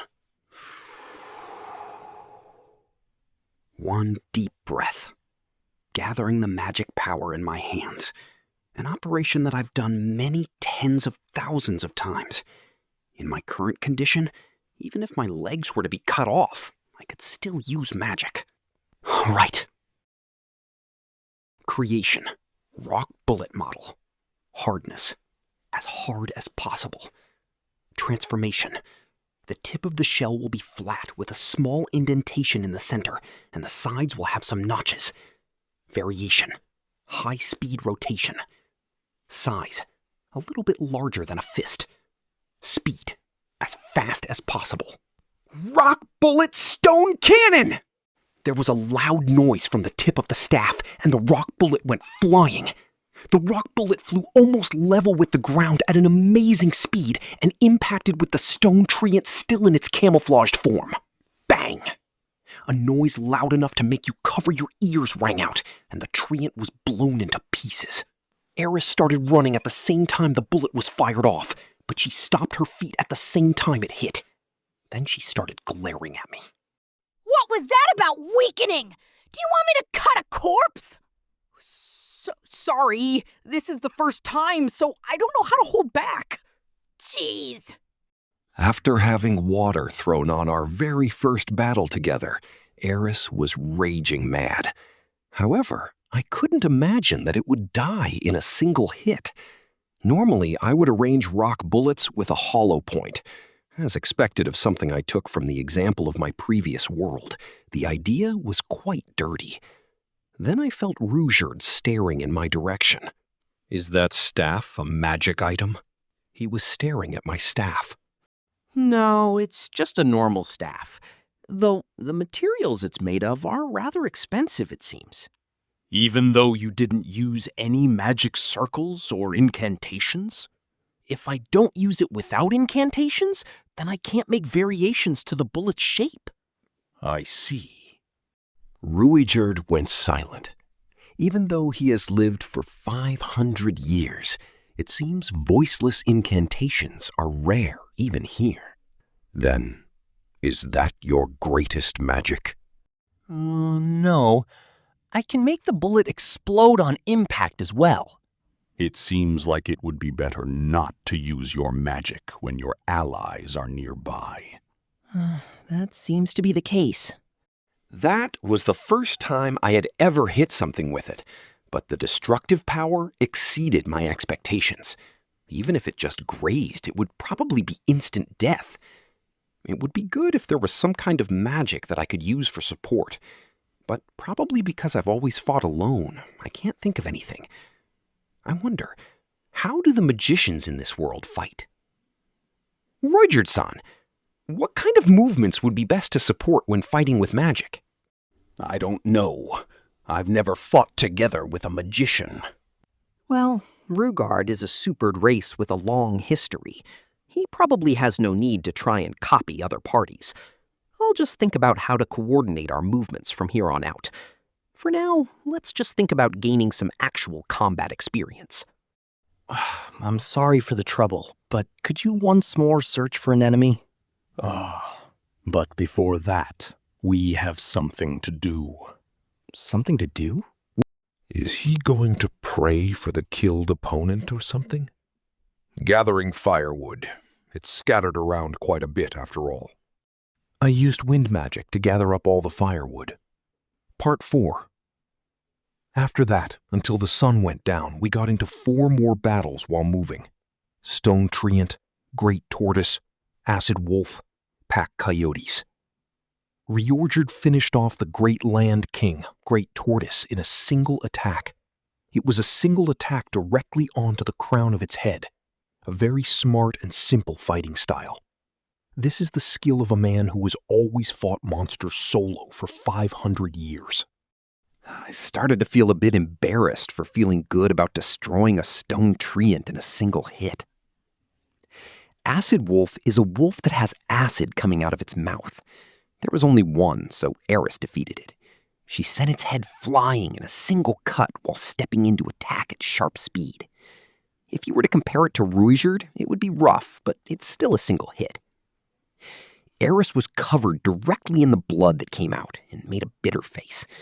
I was thinking if it breathes acid, then its blood might be dangerous as well, but it seems to be all right. If this is how it is on the first combat experience, then it's plenty. Incidentally, the second stone treant was sent to an instant death by me as well. I had intended to weaken the magic quite a bit when I used it, but the control is difficult. Just enough to deal some damage, but not enough power to kill it. I wanted to get Eris some actual combat experience, but all my magic is too powerful, so it ends too fast. Until I can properly adjust the magic, it seems like it's better if I don't aim any towards people. Unless it's a situation where I have no choice but to kill, I don't want to see something like a splatter movie. Currently. We are in battle with a herd of pack coyotes. Pack coyotes gather together into groups exceeding several tens of individuals. It's not like they're always in a herd. They sometimes split off individually. Though it's not like they just keep increasing in number while fighting either.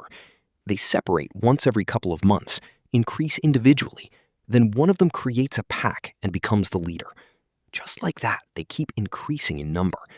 Even if you defeat them one after another, the leader will just keep switching as they are defeated, and the battle will continue. Numbers are power. Just the fact that they can control such a herd so well makes them quite strong monsters. 20 pack coyotes. It's such a number that an average adventurer would lose their life if they fought. Eris is swinging her sword while learning all sorts of things from Rudeus. It seems she's having quite a bit of fun learning from him. Even though today was Eris's first actual combat experience, she doesn't seem to be bothered by it. She continues to cut down one pack coyote after another with a confident expression, as if to say it's only obvious with all the practice she does. She has absolutely no hesitation to cut down living things, it seems. Well, I knew she wasn't such a sweet young girl since quite a while back. I just continued to watch. If it ever came down to it, I thought about jumping in to support, but with Rudeus supporting, there was no place for me. If I had done something, it would have most likely just caused more problems than it fixed. Rudeus Greyrat. Nevertheless, I feel bored. I feel so left out. I need to quickly think up some sort of good formation. However, Eris is quite strong after all. In the end, she did make it to advanced level of the Sword God style just before my birthday. Recently, I've felt that I can't win at all without magic. If we're talking about advanced, then it's the same skill level as Paul. Even though I say that, Paul should still be stronger with advanced level in Water God style and North God styles as well. There's also the difference in actual combat experience. Although Ghislaine did say Eris has more talent than Paul, I'm sure she'll eventually overtake him. In your face, Paul. Rudeus, over here. Rudeus called out to me. Before I realized it, the pack coyotes were annihilated. We can sell the fur from pack coyotes. We'll skin them. We have quite the good luck for there to be this many of them. Rudeus said that while taking out a knife. In his mind, the fact that there was a larger number just meant that the spoils were greater. Please hold on just a minute. After saying that to Rudeus, I approached Eris. After skinning her third fur, Eris's breathing was starting to become disturbed. It wasn't even 5 minutes of battle in terms of time, but Rudeus was only acting as support. Almost all of them were defeated by Eris.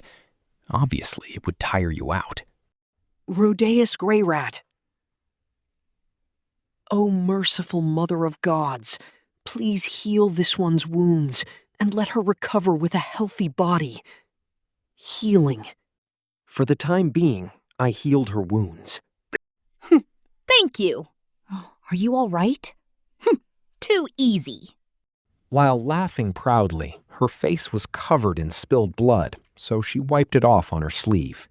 However, Eris was really calm, even though it was her first battle. I wonder if it's a natural disposition. Just the smell of blood makes me feel like I'm gonna vomit. Too easy, huh? Today's your first real combat experience, right? There's no difference! It's all the same as Ghislaine taught me! Practice like it's the real thing. The real thing is like its practice, or something like that. Since Eris is honest, whether it's practice or the real thing, she can put out 100%, it seems.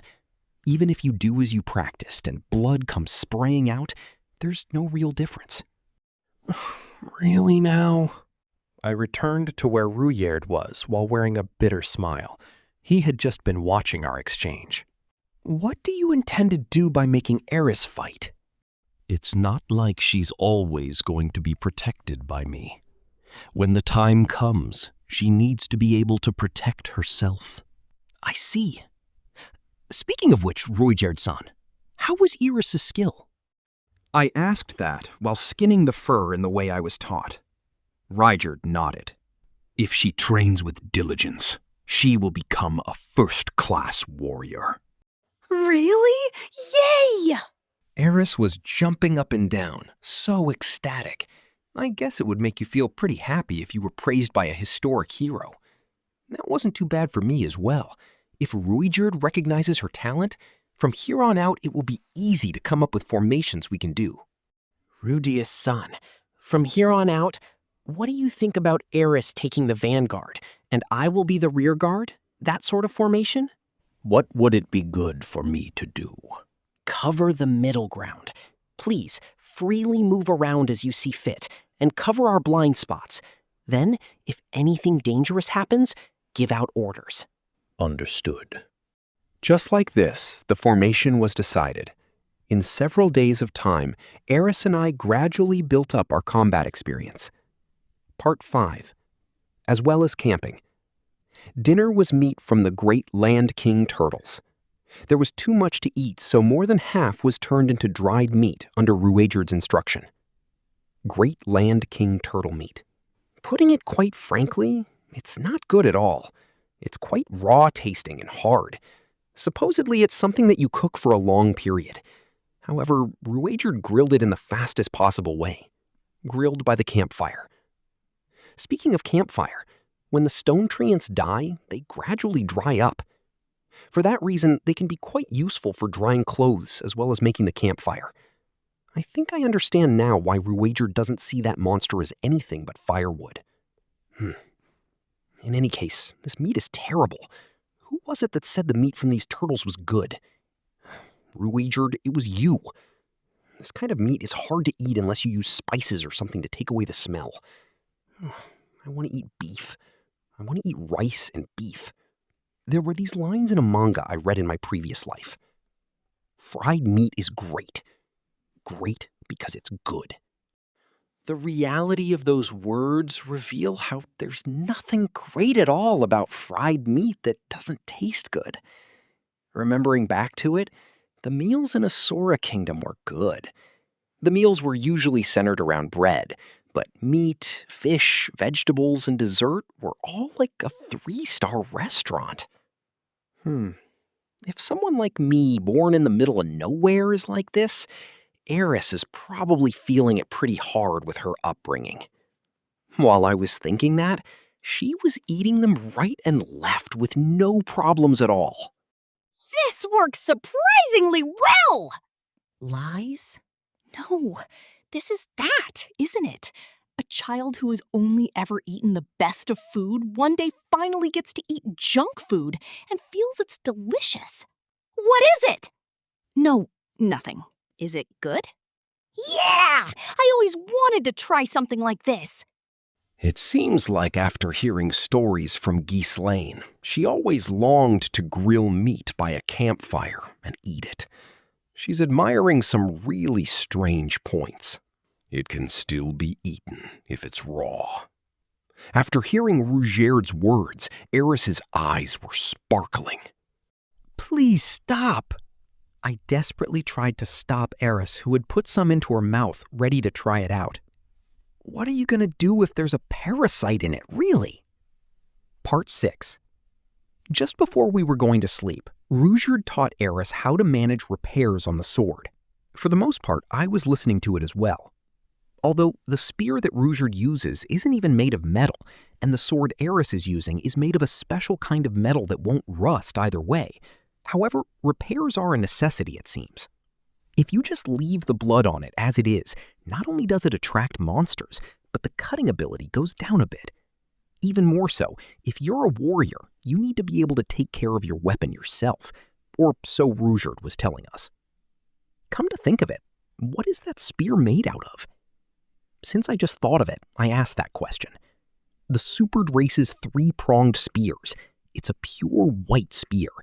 There were no ornaments. The blade and grip seemed to be one individual piece. It's me. What?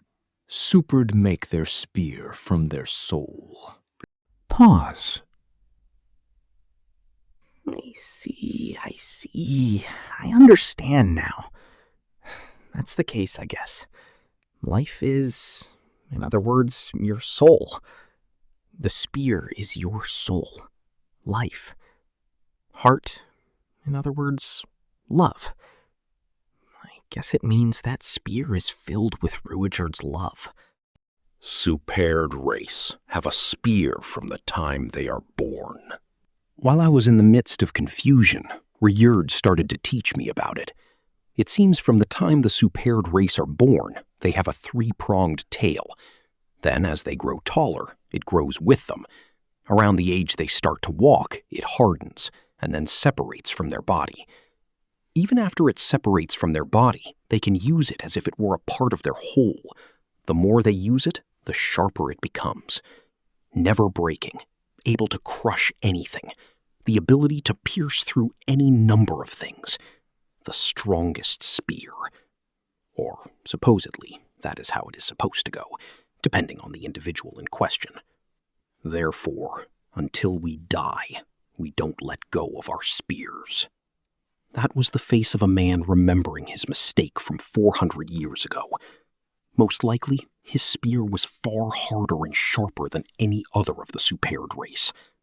How dependable. However, that sort of thinking is not very good, you know. To be stubborn is to be unwilling to accept others. If you are unable to accept others, then it means others will be unable to accept you. That way of thinking is dangerous. In no time at all, 3 days had passed, and we arrived at the town. Volume 3, Chapter 6. The Town of Reincarnated. One of the magic continent's 3 great towns. The town that the great demon emperor Kishirika Kishirisu used as a headquarters during the Great Human-Demon War. Another name is Old Kishirisu Castle. The first thing that those who see this town are surprised by is the location of it. Of all things, it was built right in the center of a giant crater.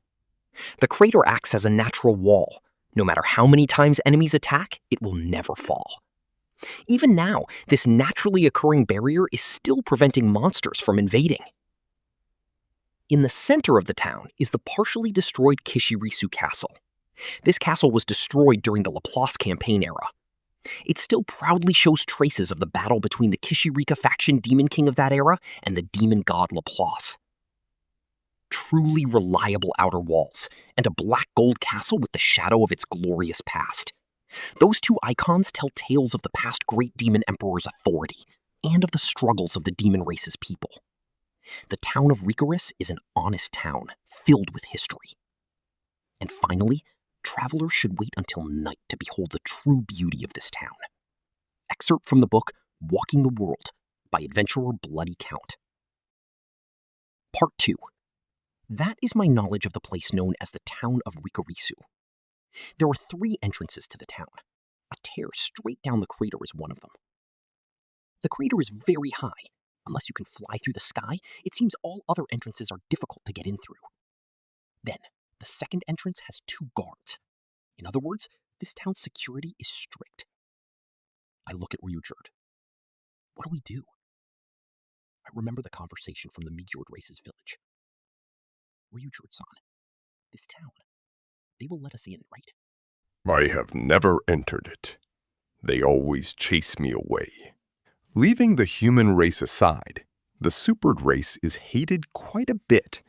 That hatred is already at the genetic level at this point. After seeing Eris's reaction, I understood. I thought things might be okay on the magic continent, But it seems that is not the case.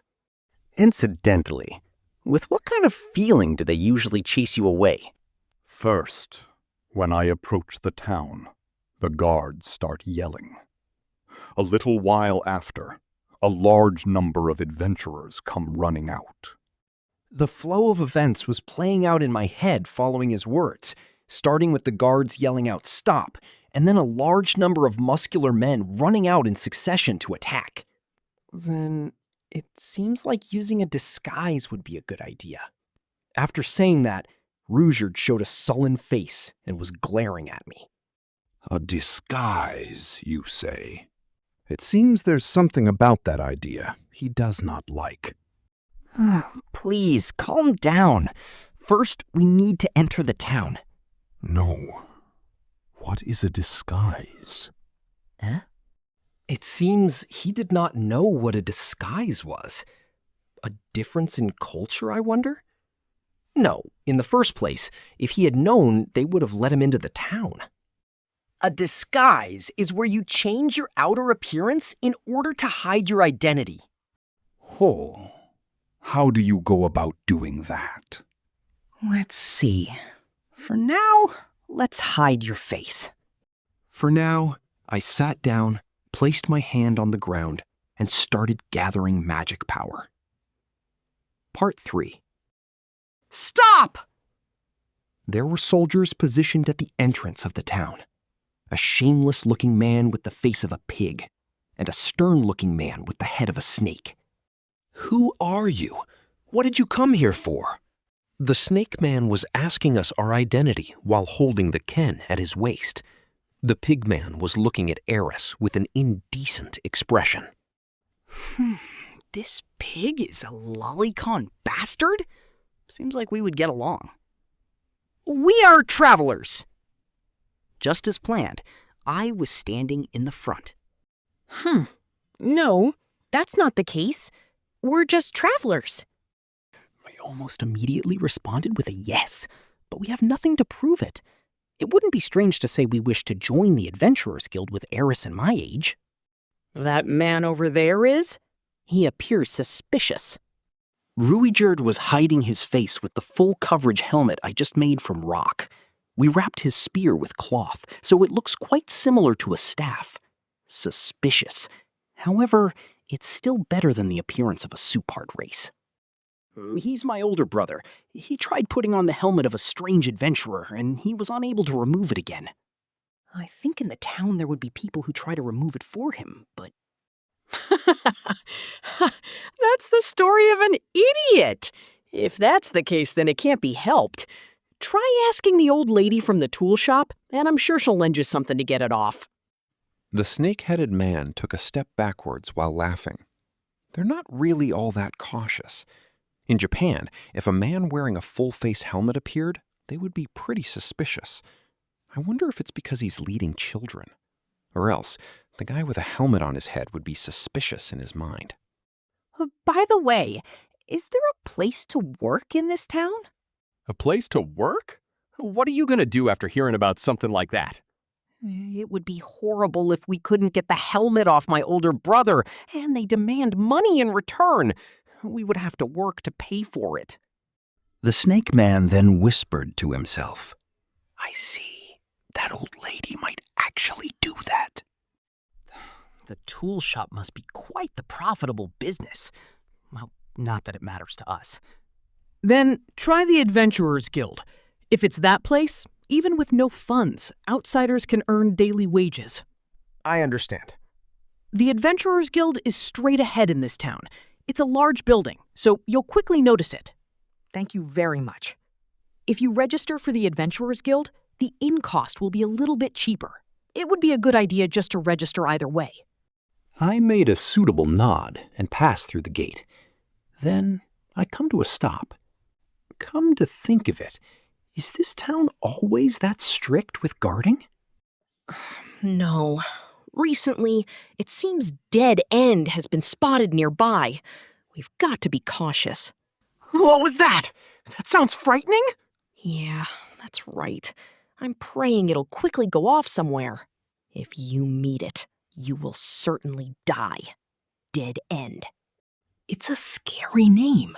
It must be quite the frightening monster without a doubt. Part 4. After entering the town, a town with a bit less activity than Roa was spread out before our eyes. However, I got the feeling that I had seen a similar organization to this town somewhere. Near the entrance to the town were the merchant-related inns, related stables, and stores all connected. Now then, adventurers, huh? If I put together all the things I have heard about them so far, adventurers are similar to dispatched company employees. A wide variety of people seeking jobs go to the Adventurers Guild and take on jobs to increase their status. People call jobs given by the Adventurers Guild commissions. Adventurers with confidence in their abilities are dispatched to take care of the job. I don't know if we'll be able to earn money, but would it be a good idea to register for now? It seems like they would ask for something to prove our identity. What do you think, Iris? Adventurers! I want to! I will! I noticed Eris's eyes sparkling. Come to think of it, Eris has heard of countless stories from Ghislaine's adventuring days. Unexpectedly, it seems she longed to be one. Ruijerd-san, are you already an adventurer? No. I've never been allowed in a town big enough to have an adventurer's guild. I see. I understand now. Adventurers' guilds are only in larger towns. Well, if that's the case, then it's better, I guess? Plans are steadily being worked out in my head. He can't be expected to always wear that heavy-looking helmet after all. If he always has to hide his face, then he'll never clear up the Supered race's reputation. If only we could do something great and then all of a sudden say it was a Supered all along. It would be good if there was that sort of flow. But supposedly all the lowest rank adventurer jobs are in the town. Rather, instead of trying to do something big, going around and doing a large number of these small tasks could be a better way to change the opinion of people. If you do it well enough, his trust all around the town will go up. There are no problems with Ruijerd's character. If he could suddenly save the town from a strong monster, he might even be received well. Speaking of which, saving a lost child, that sort of scenario could work as well. That was proven in the Migard village. Rather than defeating monsters, it seems we should focus on saving people. Come into contact with people with no prejudice. If it was just Ruijerd's character, then that would be plenty.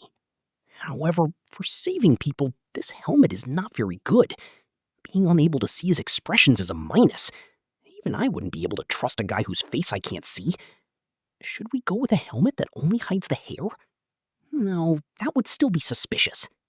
I don't know if there's culture in this world as well where people remove things they are wearing on their head or not, but I would find it quite rude. However, doing small things here and there would take quite a bit of time. It should be something that can spread the existence of Ruijerd throughout the entire town. What should be done? First off is gaining a degree of popularity. It doesn't matter how good of a thing is done. If it is done by a nameless young man, then there's no point. As expected, in order for his name to be remembered, the first should be a large monster extermination. In this world, those with power are accepted as the tendency. If we were to exterminate a monster with quite a bit of infamy, a good amount of popularity is likely to arise. Although, in the case of the Supered race, it's already well known how strong they are, so it could have a reverse effect. Wait a minute. But in the case that there was a crisis approaching the town, what would happen? While everyone is hiding from the dilemma, singing songs of their fate, the one who appears before them is Magic Continent's beautiful young man, Ruijerd, kind of feeling, and then he defeats the enemy in one hit? Oh, doesn't that sound kind of good? The problem is, what that enemy would be. Just before, we heard a name that sounds relatively good. Ruijerd-san, do you know what this being known as Dead End is about? If we could lure this monster known as Dead End into the town would then panic. Then Ruijerd appears and defeats it. A completed story of good defeating evil. It's perfect. However, the answer I heard was outside of my expectations. It is about me. What does that mean? What is that? Wait, was that a philosophical answer? Is what I was thinking when... In this region, that is how they call me. Reard equals dead end, is what appears to be the case. I see now. I comprehend it now.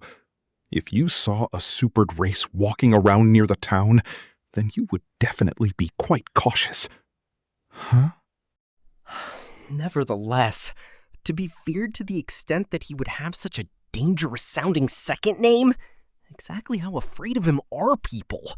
Jeez, Gate Guard, do your job a little bit more properly, would you? Surely they don't even see the superb race as people in the first place.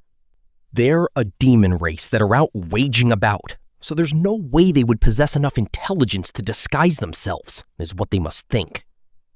What is there that can be done?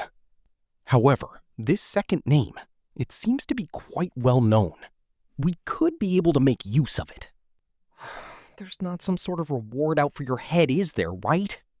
Ah, that is all right. Is that the truth? That's the truth, right? I'll believe in you. It would be bad if you were lying. For now, a small change of plans. Part 5. First, we should check out the open-air shops before we head to the Adventurers Guild. The open-air shops in the vicinity of the entrance are all the same no matter where you go. Even though I say that, the market price was largely different.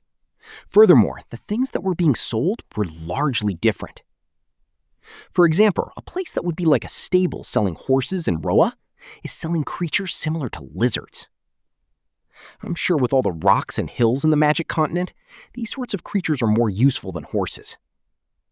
Also, there are no large multi-person carts, but merchants all have their own individual carts. For the long journey ahead, there are a number of things we want. It seems there's a necessity to buy things one at a time. However, the things to buy this time are already decided. After looking around at the market price and picking the cheapest place possible, it's not like we're in a particular hurry, but we also don't have all that much time to spare. The items I have my eyes on are dyes and a hood.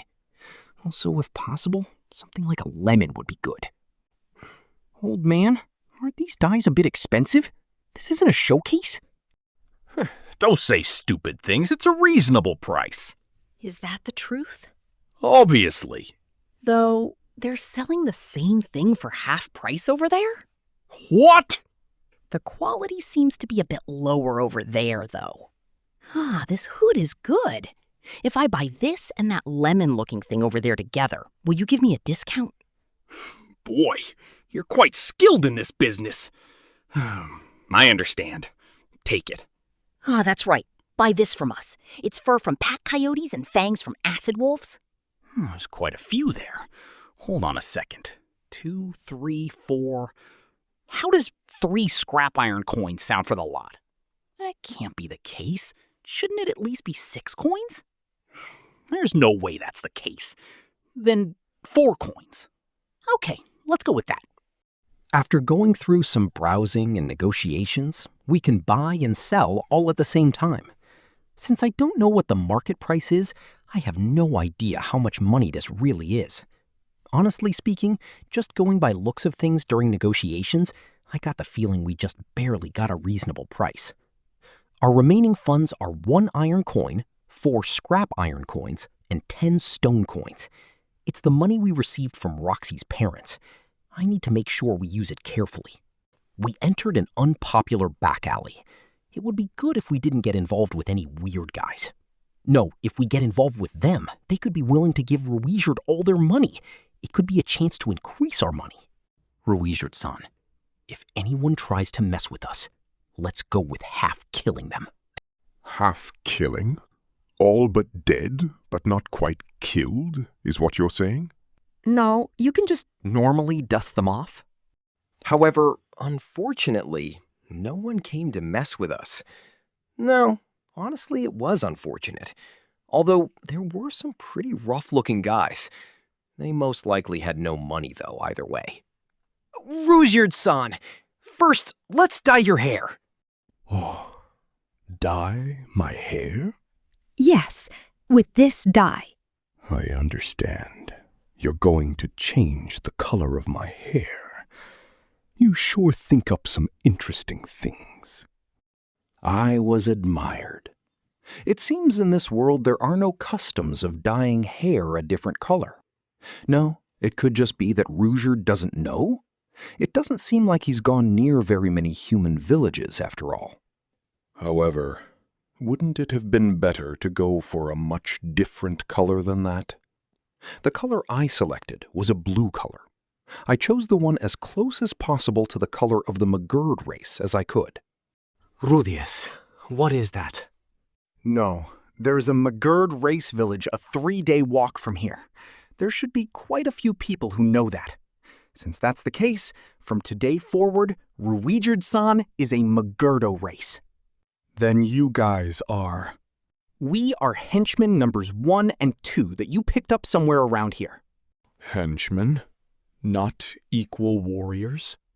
It's that sort of setting. There's no need for you to remember it, but in order for others to think that is the case, I will be acting as such. What we're going to do from here is an act. I told Rudeus of the setting. From today on, Rudeus is now the Magurd race young man Roisu, pretending to be Supered race's dead end. The young man from the Magurd race known as Roisu has always wanted to be in existence feared by people. Then one day, he picked up 2 children. Children who could use magic and swordsmanship. They adored the Roisu who saved them. Do you adore me? I see. These 2 were fairly strong. Then, watching them, Roisu thought of something. In the Magurd race, I'm quite tall. If I call myself Rudeus the Dead End, it would be easier to make everyone fear me. Now, feel free to go out and fight. The 2 of you go out and incite others well. These 2 were children, but they were quite useful. Using the 2 of them, he could quickly become quite famous. He's pretending to be me and using my name. An unforgivable man. That is true. Certainly he cannot be forgiven. However, if the false Rudeus does good things, what would people think about it? What would they think about it? He's very obviously a fake, but he's quite the good guy even so, is what they would think. Rudeus, that is certainly amazing. But will it really become the case? It will. I can assert that it will.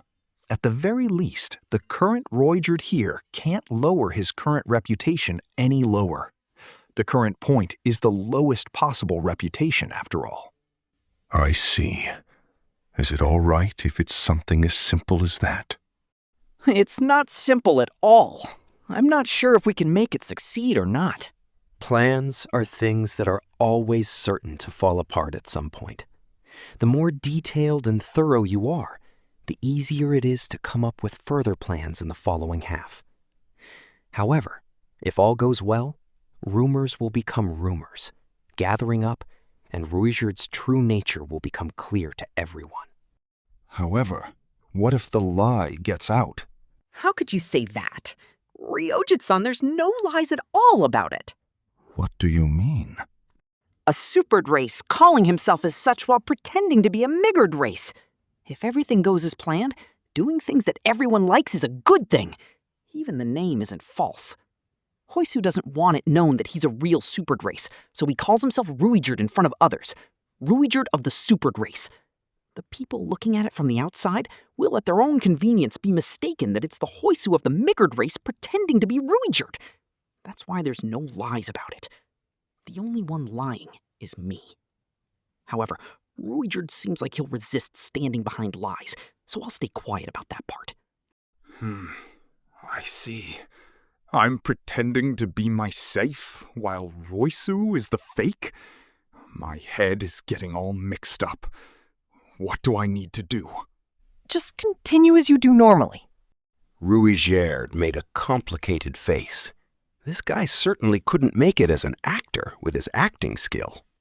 However, please don't snap and kill anyone who comes at you with cheap provocations. That is, are you telling me not to get into any fights? Rudeus Greyrat should be this week? While at the same time, if it's the real thing, he's pretty amazing, right? Is what we want to make them think. I don't really get it. It will make them think that this side is a fake, and at the same time, make the enemy feel better about themselves. After making them feel better about themselves, then what? Rumors that the supered race is weak will start to flow out. Then, Rudeus made a very grim face. The supered race is not weak. I am aware of that. However, you are feared because you are strong. If people feel you are a bit weaker, they could feel a bit more relieved. Like right now. Even if I say that, we can't really let them think we're all that weak. If there are still supered race living in some unknown place, they could start being persecuted again. Balance is important. Is it that sort of thing? Well then, it's this sort of thing. If we just keep wandering around aimlessly, we'll eventually give ourselves away. I'll be doing my best to support, so where we fall will depend on how much effort Weird puts into it. No, I understand. I'm counting on you. Narrator, I used the fruit juice received from the lemon-like fruit to bleach Rudeus's hair. The original emerald green color was successfully bleached. Then the dyes were applied for the coloring. It's not really very pretty. Rather, it's pretty dirty looking. But at the very least, it's not a greenish color. It doesn't really look like a meagered race, though. The difference in height is too big. However, he doesn't really look like a supered race either, I guess. Well, disguises are just right when they are pretty vague, I guess. A meagered race-like person naming themselves as a supered race, but something that feels like neither, or so. Also, I'll let you hold on to this. I removed the necklace and put it around Rudeus's neck. This is from the Mygerd village, huh? Yes! It's something I received from my shisho as a graduation gift. Since then, I've always had it on me. If he wears it, then at the very least he will seem a bit more like someone with a relation to the Mygerd race, is what I think. For those who are aware, at least. It's a precious item. Make sure to return it. Absolutely return it! Oh. If you lose it, I'll seriously try to beat you up. I understand. In regards to what I will do specifically, I'll use earth magic to completely seal up the entrances to the town. Then make magma flow into the town until the crater is completely full. Even if it involves other people? There's children among them as well. If you want to save the lives of the children, make sure you absolutely don't lose it. If you're that worried about it, shouldn't you just keep holding on to it in the first place? Nah, it was a joke, of course. Now then, I'll have Eris wear the hood. Her red hair stands out quite a bit. We need to try and focus the gazes on a single point. Eris, it's about this hood, but...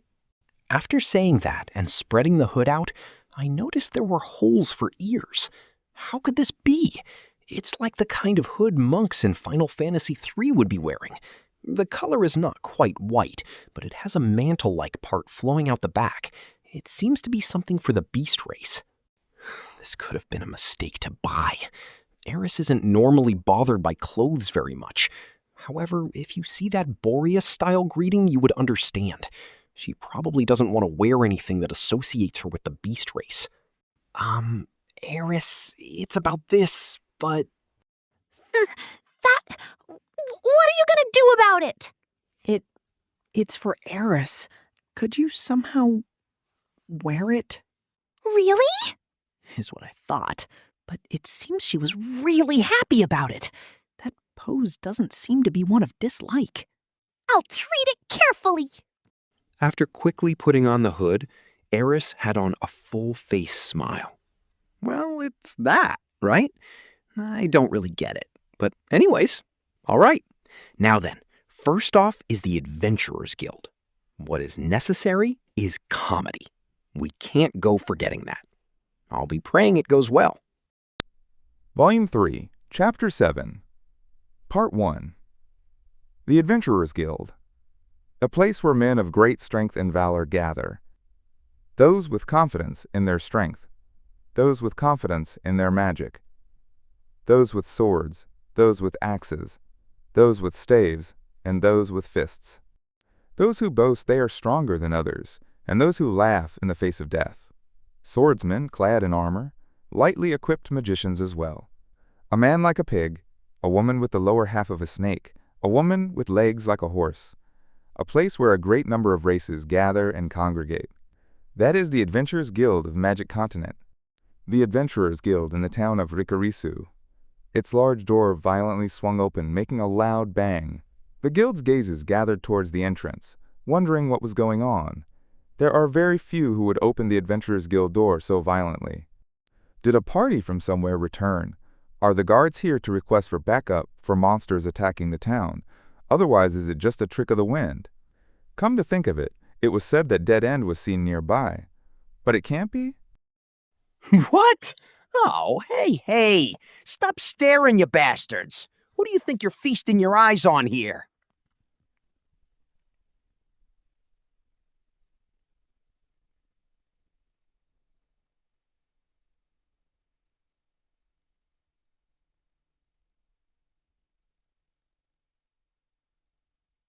How could it be? The devil of the Super Drace! Rudeus Sapertia! Rudeus Dead End! Be silent. Be afraid. Run away! No, there's no way that's the case, is what everyone was thinking. The Super Drace's hair is green enough to sober one on the spot. It's not that dark and filthy blue color. Brother! It seems that they don't recognize the face of Dead End out here in the middle of nowhere. Jeezy, if they just moved their legs a bit, they could tell. But even after hearing the rumors, no one can recognize you. It seems that the boy is trying to assert that this young man is the Dead End. After thinking that, the boy's loud performance starts to appear humorous. In an instant, the eerie atmosphere disappeared. What was that? You bastard! What are you laughing at? That appearance was so entirely humorous that the entire guild was filled with stifled laughter and smiles. Then someone said it. But, you know, the Super Race have green hair, right? After those words, the lobby of the Adventurers Guild broke out into a huge fit of laughter. After hearing all the laughing voices, I clenched my fist and thought, okay, to myself. I had a mental image of something like this, but it was quite a bit rougher than I expected. Probably because there's a wide variety of races on the Magic Continent. Many of them are similar to humans, but somewhere there's a large difference. Even more, those who don't have any parts similar to animals aren't exactly human-looking either. There are those whose skin color is completely blue, as well as those with something like thorns coming out of their shoulders. There are even those with 2 heads and 4 arms. Don't be making fun of Brother! You know, Brother saved us when we were being attacked by monsters in the wastelands! Did you hear that? Dead End saving a person, he says? Did you hear that? Dead End saving a person, he says? Did you hear that? Dead End saving a person, he says? Amazing! He's a great guy! Seriously, I want him to save me as well! Normally, I would be cowering with this number of people laughing and scorning around me. But because of the acting, or otherwise because the people laughing are lacking so much reality, I was able to endure. Or else maybe I've grown up a bit? No, growing arrogant won't help. In the first place, they aren't laughing at me right now, but they're aimed at Rudeus. There's no reason for my legs to tremble. I'll be able to feel a bit more confident when the hostility is aimed directly at me and I can cope with it. For now, I'll check things out. Taking a moment to check out if anyone in here thinks Rudeus is the real thing. Then going with plan A that I prepared in advance. These guys can't be forgiven! Brother, we should do them all in! It's fine to let the guys who want to laugh do it. Is it fine? Really now? he already pretending to be a big shot? It's dangerous. I feel like I might be apologetic. You bastard should be grateful for brother's leniency. I said that out loud and continued to check out the surroundings. On the left, there was a large notice board covered in an overflowing number of papers. On the right, there were 4 counters with staff members staring at us dumbfounded. I led the other 2 up to the counter. Hey, staff! We want to register as adventurers! I yelled it in a voice loud enough for the gallery to hear. There was another burst of laughter from behind us. Dead End is going to be a completely new rookie, he says? My stomach hurts! Amazing! I'm going to be the senior of that Dead End! Shut up, all of you! I can't hear the voices of the staff members! After yelling that, all the adventurers quieted down while grinning to themselves. Understood. We get it. Now then, it was a long 44 years. Finally, I have arrived at the homestead. Even though I have the qualifications of a water saint class magician, met allies on the way, and became known as 100 years of unemployment, finally NEET, I had bet, if it weren't for supporting the selfish young girl behind me, those who don't work can't afford to eat. Putting that aside. Then staff member Son, I'm sorry to make such a ruckus. Please treat me well. A female staff member with orange hair grown out fangs, a large chest with clearly visible cleavage in the clothes, although there were 3 breasts lined up, so 2 cleavages were visible. Yes. Registering to be an adventurer, right? Yes. Anyhow, we're newcomers after all. In that case, please fill out these forms. We were handed 3 pieces of paper and a piece of charcoal. All the papers were the same. A section for writing your name and job, as well as things to be aware of and a code of conduct. What are people who can't read supposed to do? If you can't read letters, would you like for me to read it to you? No, that won't be necessary. I read it out loud for Eris to hear. Summarizing it was something like this. 1. Use of the Adventurers Guild. If one registers with the Adventurers Guild, they will receive services available to adventurers. 2. Service content. All Adventurers Guilds throughout the world offer these services. Job offerings, delivery of compensation and rewards, purchase of raw materials, and exchange of currency. 3. Registration information. Adventurers receive a card with their own information under their control upon registering for the Adventurers Guild. It is possible to reissue it if lost, but rank will be reset to F. 4. Withdrawal from the Adventurers Guild. If you request it, withdrawal from the guild is possible. Re-registration is possible, but rank will restart at F. 5. Prohibited conduct. The below actions are considered prohibited. Actions which go against a country's laws. Actions which disgrace and cause the reliability of the guild to fall. Actions which interfere or obstruct other adventurers' jobs. Buying, selling, and trading of jobs. If prohibited actions are discovered, a fine will be applied and Adventurers Guild qualifications will be revoked. 6.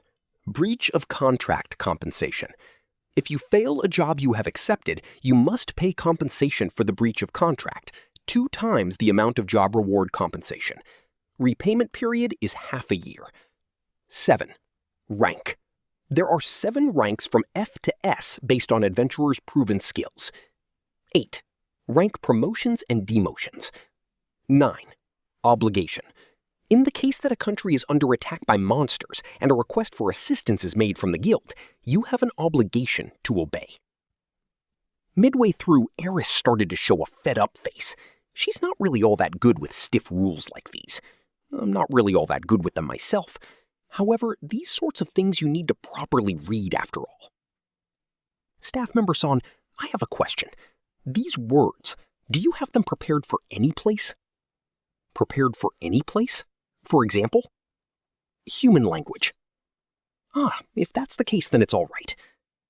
I wrote using demon god language. It would be better if they believed me to be a demon race who has the appearance of a youth, rather than a human race. Eris, please write your own as well. Incidentally, all the conversations within the guild are in the demon god language. We have no intentions of using one, but in the case that a false name is used, what would become of it? There are no regulations. It's limited only to a registration name, after all. Even in the case that a criminal were to write their name? There is no set definition for criminal in the Magic Continent. So long as you do not cause any trouble with the Adventurers Guild, there is no problem. However, if you were to have your Adventurers Guild qualifications revoked, you will be unable to register anywhere within this continent. I understand now. In the case that we register on this continent, then go to another continent, will there be a necessity to register again new? No, that won't be the case. After you have written, then please place your hand over here. And what was prepared was a transparent board the size of an erotico game box. In the center of it, a magic circle was carved. Underneath it, metal-looking cards were scattered. Like this? For now, starting with me. Then I placed my hand down. After the staff member confirmed that, they pressed the edge of the board with their finger. Name, Rudeus Greyrat. Job, magician. Rank, F. The staff member indifferently read out the contents of the paper prepared and then pressed the board again. Then, the magic circle shined with a red light and quickly went out. Please kindly take this card, it's your adventurer card. A completely normal iron plate. Written there with shining letters was Name, Rudeus Greyrat. Gender, male. Race, human race. Age, 10. Job, magician. Rank, F. However, I understand now. It's that sort of magic item. Rather, if you were to use this, wouldn't it be simple to produce books with magic? Ah, could it be? This will show supered race. And the moment I thought that, Ruherd cards showed demon race in letters. That's quite convenient. I feel a bit relieved. My card and his are using different letters, but yes, letters change based on the race. What about in the case of a half? There are cases where races are mixed, but generally blood is stronger on one side and those letters are shown. In the case that a human were to get a card with demon god language and couldn't read it, wouldn't that be a problem? In that case, place your finger on the center of the back of the card, then specify the language. Beast god language. If you go too overboard, the magic power in the card will disappear faster, so please be careful. In the case that it goes out, what happens? The guild will replenish it if necessary. Nevertheless, electrical charging mechanism, huh? I don't know who came up with it, but it uses quite the interesting system. The Adventurers Guild might have monopoly on such techniques. Well, I won't think too much about it for now. Would you like to register a party? Party registration? Ah, we will. Before that, I would like to inquire about the details of a party. Party can have up to 7 members. Only members within 1 rank above or below of the party leader can join the party. The party rank is decided by the accepted job. The party is averaged based on all party members. On completion of a job, all members of the party receive equal status. It is possible to take individual jobs while in a party. The party leader and a guild staff member are required to join a party. In order to withdraw, only the guild staff member is required. The party leader has authority to forcefully withdraw members. In the event of the death of the leader, the party will automatically be dissolved. It is possible to create a clan with more than 2 parties. Then, what would like the party name to be? Dead End, please. I understand. Please allow me to see your adventurer's card. That would be all for registration. Thank you very much. In the case that you would like to take on a job, please tear off the paper from that notice board and return it to the reception counter, please. The purchasing building is in the back, so please be careful not to mistake them. In the back, I see. Thank you very much. Fu, finally over. Part 4. Right away, we went over to check out the notice board. The jobs we can accept are from F to E. There aren't many jobs for that rank. Pretty much all of them are jobs within the town. Storehouse organizing, food preparation assistance, registering forms, searching for a lost pet, and extermination of harmful insects. All of them appear simple, and they all have low pay. Incidentally, the jobs are written in this sort of form. Rank F, job, storehouse organizing. Reward, 5 stone coins. Job details, transporting heavy objects. Place, Wakarasu Town, house number 12. storehouse with a red door. Period, half a day to a full day. Deadline, no deadline. Job owner name, Dogami of the Orsu race. Notes, there are many things to move and not enough hands. Somebody help me. The more there are with power, the better. Rank F, job, cooking preparation assistant. Reward, 6 stone coins. Job details, washing dishes and transporting meals. Place, Wakarasu Town, house number 4, bottom floor. Period, full day. Deadline, until the next full moon. Job owner name, Shinotara of the Kane race. Notes, setting appointments for customers when they enter. Help is needed. As a side note, taste testing would help out as well. Rank E, job, searching for a lost pet. Reward, 1 scrap iron coin. Job details, searching for a pet that has disappeared. Capture. Place, Rikarisu Town, house number 2, Kiribu House, room 3. Period, until it is found. Deadline, no deadline. Job owner name, Mazer of the Hoga race. Notes, our pet has disappeared and hasn't returned. I saved up my allowance and made a job request. Somebody please help me search. None of them are jobs which you would party up to take on, it seems. Lower ranked jobs are probably generally done solo. Since the completion of jobs is shared equally, if you divide up labor of low-ranked jobs with a number of party members, you could rank up relatively fast, I guess. For now, should we take on something simple? However, I wonder why searching for a lost pet is E. Probably because the town is large. Also, the until it is found sounds pretty strict, since it's possible it could have already died. However, she saved up her allowance. It is certainly a sweet little girl requesting. If no one appears to help, it's so pitiful, right? There's none that let us fight a dragon or something? There's an S rank. It's this. Really? I can't read it. In the northern area, a stray dragon has settled down, is what is written. Can we win, I wonder? It would be best if we stop there. Dragons are strong. I see. However, subjugation type is good, right? Subjugation type or C rank. There's none lower than C rank? It seems that is the case. I heard that in the start you usually fight goblins and stuff, but there are no monsters as weak as that on this continent. Hey, Pukuku, everybody of Dead End. That is just a bit high of a rank for you, isn't it? And then the guy who's been grinning at us for a while approached the two of them while laughing. A buff, muscle, macho man with the head of a horse. In an instant, I moved in front of the two and cut off the horse-faced man. Shut up! We'll properly take an F or E rank job. You can't do that.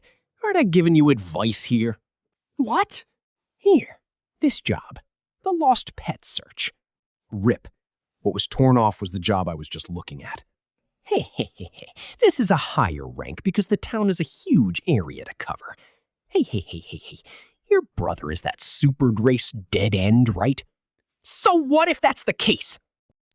Is the eye he has up here just for show? Even if the place is huge, with that eye it shouldn't even take a day to complete, right? I see now. Now that I think about it, that certainly is the case. If it's the type where we're looking for a living thing, with Rudeus here it will be a simple matter. For example, if it's a cat, if it's him then. Rather, what does he mean by advice? Isn't he just trying to stir us up because he thinks we're fakes? Shut up! Leave us alone, is what I said. While rejecting him away, however, with Rudeus' ability the lost pet search will go well. We should probably pull back for today. Brother, let's go. Is it all right if we don't take a job? It's fine. If we were to take a job in this situation, nothing good will come of it. Either way, all I had planned for today was to show our faces and register anyways. Also, to check what kinds of jobs there are posted as well. Activity will seriously start from tomorrow on. Let's go.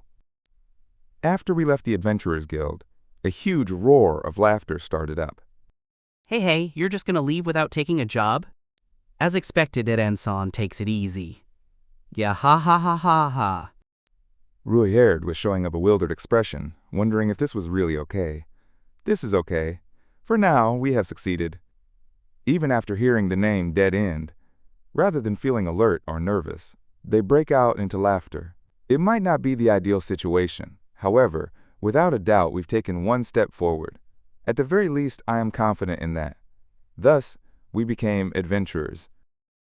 Volume 3, Chapter 8, Part 1. After coming out from the Adventurers Guild, it has already become quite dark out.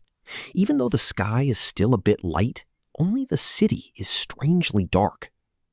I noticed that it was because the city is inside of a crater only a few seconds later. There's a shadow cast over the city because of the high walls. It will soon be pitch black. We should quickly find an inn, is what I suggested. But Eris was wearing a strange face. Wouldn't it be fine if we just camped outside of the city? Well, don't say that. Don't you want to get a nice rest in the town? Really? Rougier said that it didn't really matter either way. More often than not, we just leave it to Rougier to keep watch when camping out. He can notice things approaching even when half asleep. I wake up hearing the sound of something exploding in the middle of the night and realize it's the sound of Rougier fighting monsters. It's bad for my heart.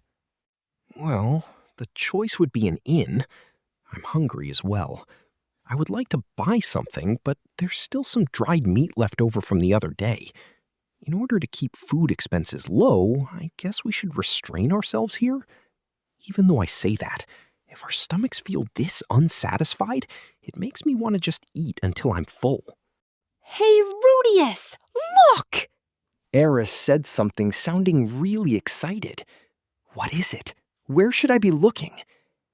The moment I thought that, while raising my face, the inner wall of the crater was giving off light. After the sun set, the light shows strongly.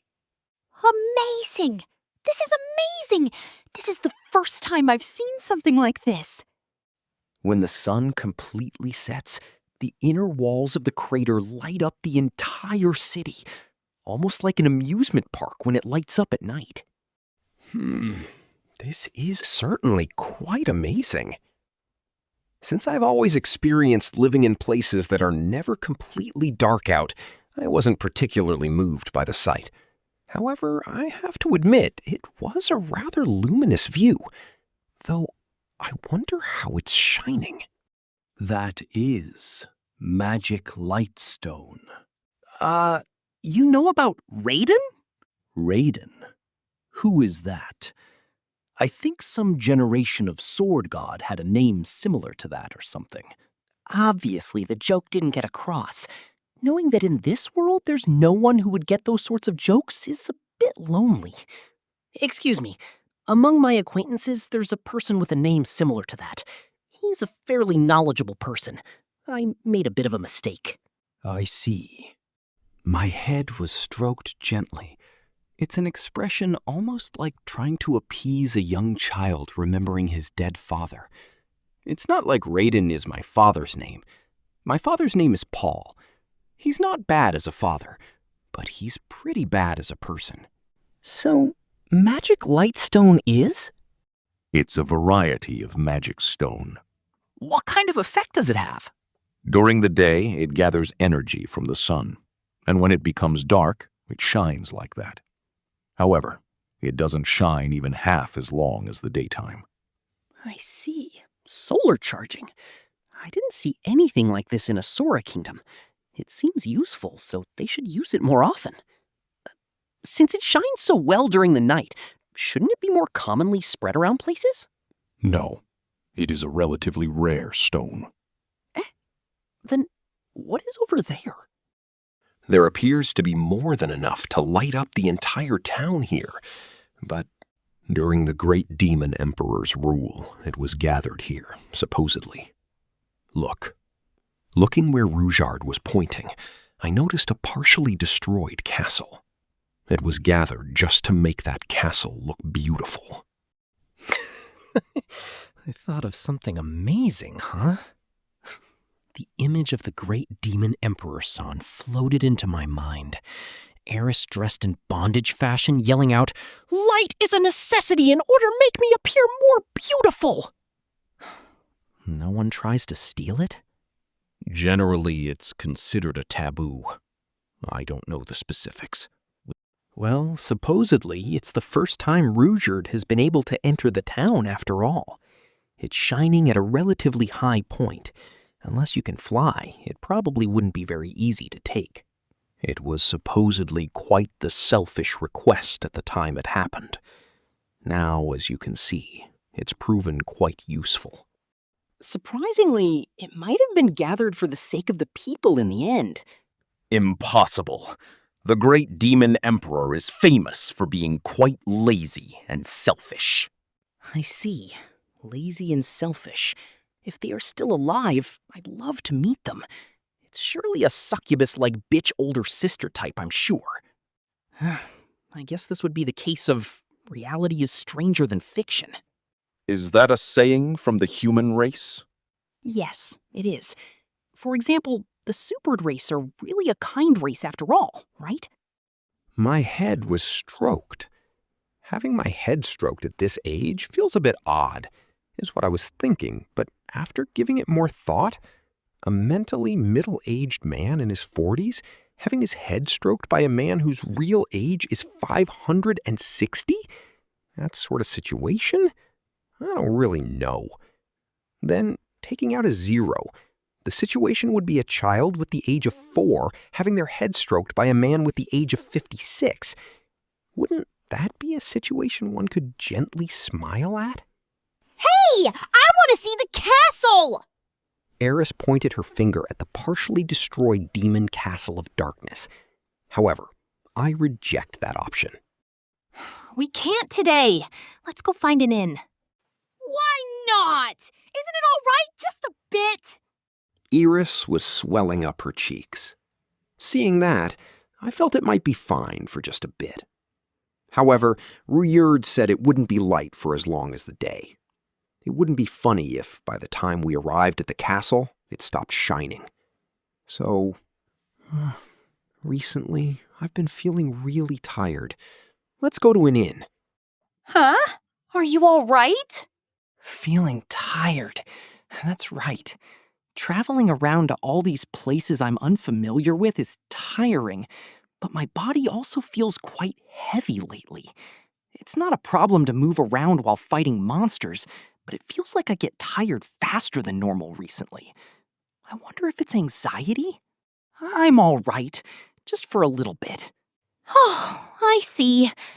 Then I'll be patient for a bit. Patient? Those words would have never come from the Eris of a little while ago. Eris is properly growing up a bit, is what I was thinking while we were moving towards the inn. Part 2. The Wolf Claw Inn.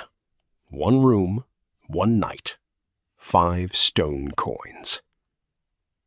The building is pretty decrepit, but it's a fairly decent price aimed at beginning adventurers. If you pay 1 more stone coin, it also includes breakfast and dinner.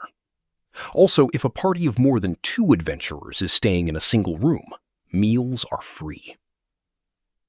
Since it's aimed at beginners, there are a number of beds, and the price is meant to be split evenly.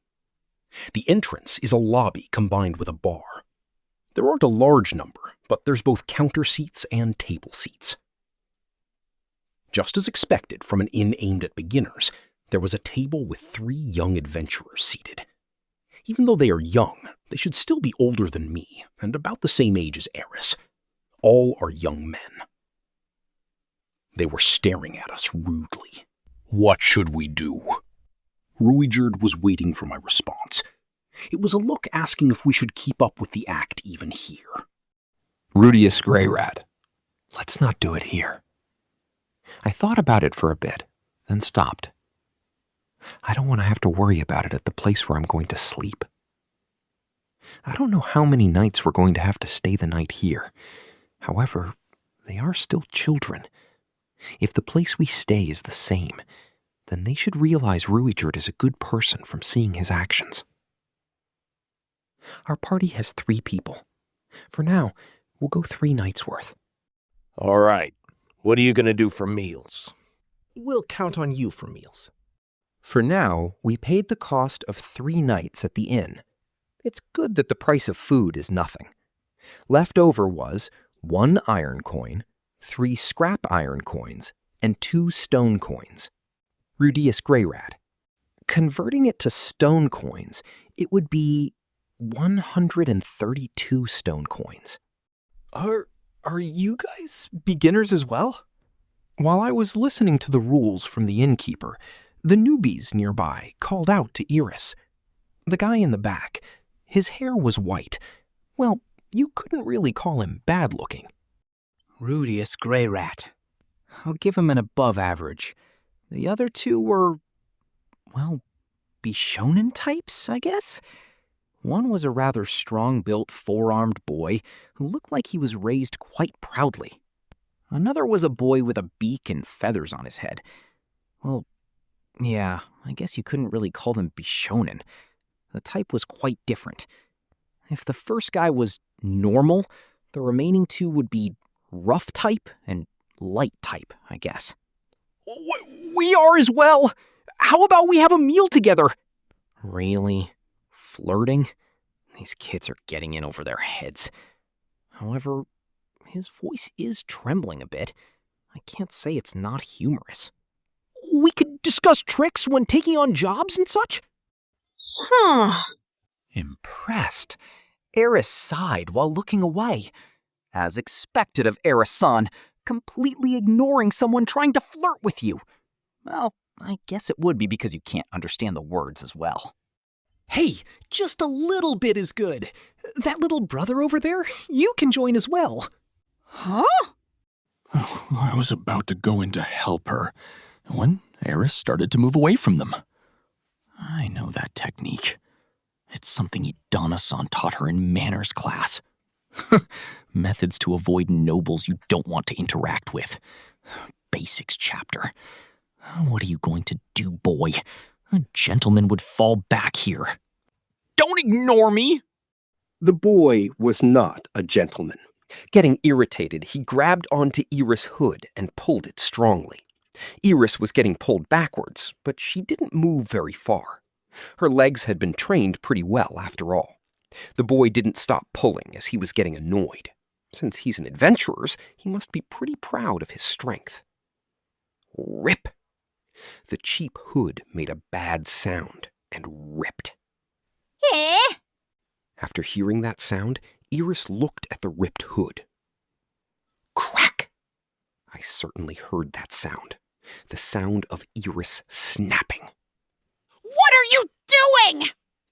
Iris yelled out with a voice loud enough to shake the inn, using Boreas Punch while turning around. The punch taught by Saros and trained by Ghislaine accurately landed on the face of the boy. I thought his neck would rip to the point his face twisted around in the direction of the punch. His head hit the floor while falling, and he lost consciousness in a single hit. Even an amateur like me could tell it was a punch that had quite the destructive power. Who do you think I am? Learn your place! However, Eris didn't stop with only one attack. Boreas Kick! The kick, which she was taught by Soros, trained and completed by Ghislaine, solidly landed in the solar plexus of the second victim. The boy with 4 arms groaned in agony and fell to his knees. There she finished him off with a knee kick. The boy was blown away with his jaw sent flying upwards. The last bird boy couldn't understand the situation that was happening. Even then, he was preparing for Eris's attack by going for his sword at his waist. Going for his sword is a bit overboard. Rudeus Greyrat. I was going to use magic to seal their movements. However, the attacks Eris was making were several times more overboard.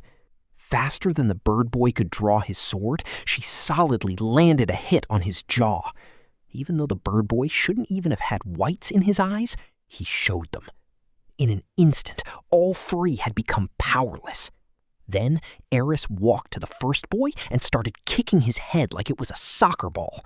After the first hit, the boy regained consciousness, but he was unable to do anything, so he just rolled up into a ball. Eris just kept kicking the boy, time and time and time again. Ha! This is the very first thing that Rudeus ever bought for me! Oh my. Eris-san? She thinks that much about me? Even though it was just that cheap thing we bought because your red hair would stand out? This old man is feeling tight in the chest. I'll make you regret it forever! I'll crush them! What will you crush? I don't know what is what. It's too scary to listen. Eris kicked the boy over onto his back, grabbed one of his legs, and said something frightening with a frightening look. The boy who had just woken up had no idea what she was saying in a different language, but most likely he knew what she was about to do. He tried to apologize, begging for forgiveness, and run away. However, Eris wasn't willing to listen. Eris wouldn't let him get away. She wasn't such a sweet woman. Eris does it thoroughly. That boy's fate is the same as mine was 3 years prior. Such a sad fate. Eris, wait! Here, I finally stepped in to stop it. It all happened so fast, I was a bit late to step in and stop it. Hold it back! Eris, you can't go any further than that! House! But... What are you doing, Rudeus? Don't get in my way! I grabbed her from behind to stop her. My hands were trembling as I grabbed her chest. It was a soft sensation. However, I didn't have the leisure time to enjoy that. Eris was still struggling about to crush the boy. The boy didn't understand. He didn't know what was what and was just afraid. Sew it! It will be fine if we sew it! I'll sew it! So let them go! Going that far, I feel bad for him. What? After desperately trying to stop her, Eris finally stopped struggling, but still was showing an angry expression. After letting go of her, she shrugged her shoulders and walked towards Rudeus. Rudeus was sitting in a seat at the bar, watching us, as if he had seen a laughable spectacle. Rudeus-san as well. Please help me stop them next time. It's a fight between children, right? It's a guardian's job to stop a child's fight. The difference in ability was clearly too large in this case, wasn't it? Part 3. Are you all right? I'm all right. I used healing on the defeated boys and woke them up.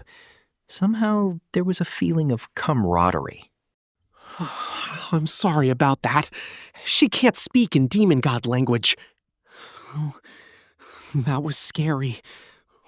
Why did she get angry? She hates being annoyed, and her hood was important to her, I guess. I see.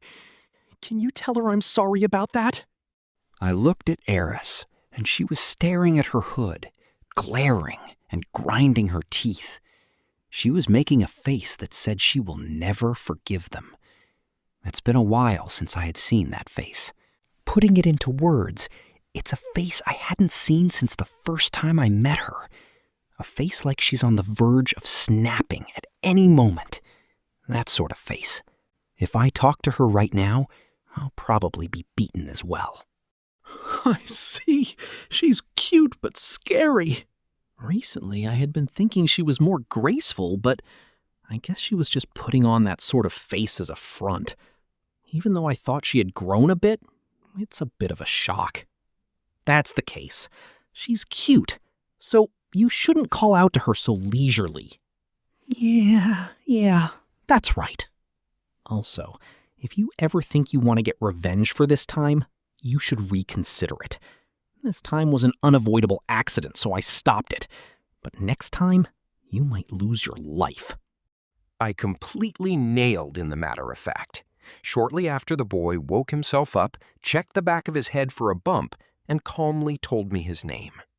I'm Karuto. You are? I'm Rudeus Greyrat. The girl from before is Eris. After he named himself, the other two boys came over, the two who got beaten up because of Karuto. Bachiru. Gabarin. The two said those names, walked over to Karuto, and all three took a pose. Geruto. We three combined are thus called Tokurabu Village Gang. Huh? The three took a pose like Nekuskrama-shon. I honestly thought it was lame. What do you mean by gang? More like band of thugs. Speaking of which, where is Tokurabu Village anyways? We will soon be rising to D rank, and we wanted a girl who was a magician, so we called out to her. A girl who is a magician? Where is such a person here? The only magicians here is me. It's not like anyone is wearing anything similar to a magician as well. Something similar to a magician? Rudeus Greyrat. Could it be? You thought Eris wearing the hood was a magician? Yeah, after all, the ones who wear a hood are magicians, right? She's wearing a sword, right? Oh, it's true. It seems the sword on her waist didn't enter their sight. Certainly, they are the types who only see things that are convenient for themselves. You're a magician, right? If you can use healing magic, that's amazing. Well, for the most part. How about both of you joining us? The gang? Me? Don't even joke about that. Rather, after Eris beat them down that hard, these guys still haven't learned their lesson? If I were to join, that person over there would be joining as well. I pointed my finger at Ruijerd. The two of them were talking at something at the bar table. It seems like Ruijerd was instructing Eris on something. Eris was silently listening and nodding to that. That person is in your party as well? Of course. His name is Ruijerd. Ruijerd? What's the party name? Dead End. After hearing that, they made a face that said, "Huh? What kind of things are you calling yourself? That name? Is it all right?" We have the real thing's permission after all. What does that mean? I meant that as a joke. However, it's the truth. Well, isn't it all right? Since that's the case, we can't join together with you guys. It seems pointless to join together with these guys anyways. It's not like we want to do the friendly adventurers play games thing, after all. I see, but don't regret it. We're going to become famous in this city after all. We won't let you into our party after the fact, okay? Famous, you say? No, but is it that sort of thing? They've just made their adventurers' debut in the city. Youngsters with a future full of hopes. I'm sure they received a very joyful welcoming from the Adventurers Guild just now. However, you can say that quite well for all three of you not being able to do anything to Eris. That was us letting our guards down. Are you going to see the same thing on the plains of the Magic Continent? He's admitted defeat. It's quite a good feeling. As expected, the pack coyote lions of the Magic Continent Savannah Plains, their power of persuasion is different. I parted with the Tokurabu Village gang. Part 4. After finishing our meals, we went to our room. It was a room with 3 fur beds. I silently sat down on the bed. I'm tired. Today was tiring. My condition isn't all that great right now, but with meeting, being laughed at, and made fun of by people, I'm feeling mentally worn out now, even if that was acting. Eris was looking out the window. There was the gradually darkening view of the city. The partially destroyed castle is certainly a luminary view, but you have quite the leisure to enjoy that view in the background. There are a lot of things that we need to think about right now. Even so, you're going to throw it all onto me, huh? How easygoing. No, let's stop with the negative thoughts there. The reason she's not thinking about it is because she trusts me. As proof of that, she's not really being very selfish right now, right? She's not being selfish, but she is getting into fights, though. I started to think, after laying down and staring at the ceiling, what are we going to do from now on? The things we need are... That's right. First is money. 3 nights in this room cost 6 stone coins. Thanks to the service towards adventurers, it's 5 stone coins. For the 3 of us, that is 15 stone coins a day. We have to earn at least that much, at the very least, if not more. However, from what we saw on the jobs board, the rewards from F-rank jobs are roughly 5 stone coins. E-rank jobs are all roughly 1 scrap iron coin. If it's just one person taking 1 F-rank job per day, it will pay for the cost of the inn. As your rank goes up, the rewards for jobs increase, and you save up money. F and E rank jobs are fundamentally all jobs around the town. However, D rank and above, the number of harvesting jobs increases. Save up money from E rank jobs, buy equipment for yourself, then go off to do a D rank job. It's that sort of system. It's well made. 1 day worth of lunch costs. Including consumption costs, it will be around 20 stone coins. We have to take at least 1 job per day and earn 10 to 15 stone coins a day. The current amount of money we have, converted to stone coins, is 132 coins. It won't even last 2 weeks. It will disappear in the blink of an eye. We won't last unless we take 2 or 3 jobs per day. If we were to divide up the labor, we should be able to do at least 20 stone coins per day. However, if we were to let Rudeus work on his own, his identity could be exposed. Eris can't understand the language, so it would be a pain for her to take on a job as well. It's the quick-tempered Eris, after all. She could get into a fight at the workplace. Even more so, if we work in different places, the amount of publicity Rudeus gets won't increase. If we rank up, the problem of money will be solved. If it's combat-based jobs, Rudeus and Eris are made for them. We could quickly get onto the tracks. On the other hand, the subjugation jobs are fundamentally C rank. If we could get to D rank within 2 weeks, we could probably manage it. However, it would be impossible to do that with 1 job per day. I miss the chance if there was some way to take on multiple jobs at once. Forcing the moisture in clothes to evaporate is simple after all. However, using magic to clean clothes is causing quite a bit of damage to the cloth. They could tear in the future. I'd like to find a change of clothes sooner rather than later. I'd like some soap as well. Lately, Eris and I have only been wiping ourselves down with hot water after all. Life necessities are going to keep on appearing from here on out. Money is here. Should we go into debt? If we look, we could probably find a loan shark even in this city. No, we should avoid going into debt as much as possible. At the very least, while we have no method to pay it back. Might as well sell arrogant water dragon king Akuahatia now? No, that would be a final resort. It's something Eris gave me for my birthday, not something I can so easily let go. I can't believe I'm having to worry about household expenses. It reminds me of my previous life when I would cheat my parents into giving me money. It was a painful scene. I don't ever want to remember it again. It also reminds me of several years ago when I asked Paul to pay for 2 people's worth school expenses. It seems I was a bit naive about money.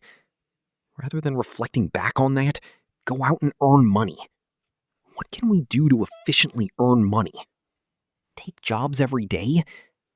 No, rather than doing jobs, it might be better to go out and hunt monsters on the plains. However, we can't spread the name of Dead End if we do that. In order to spread the name of Dead End, we need to raise our adventurer's rank up. Surely, it will help out in the future as well. The guild pays well for materials for monsters as well. However, do we have the free time to do something like that?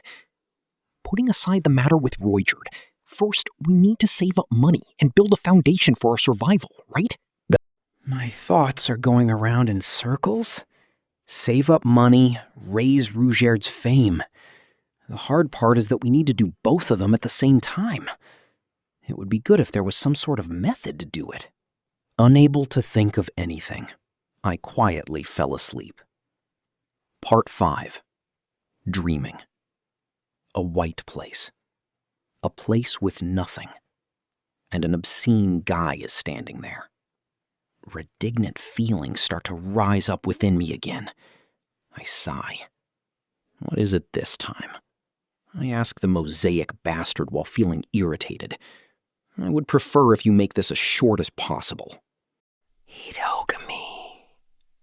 This time it's not complicated, right?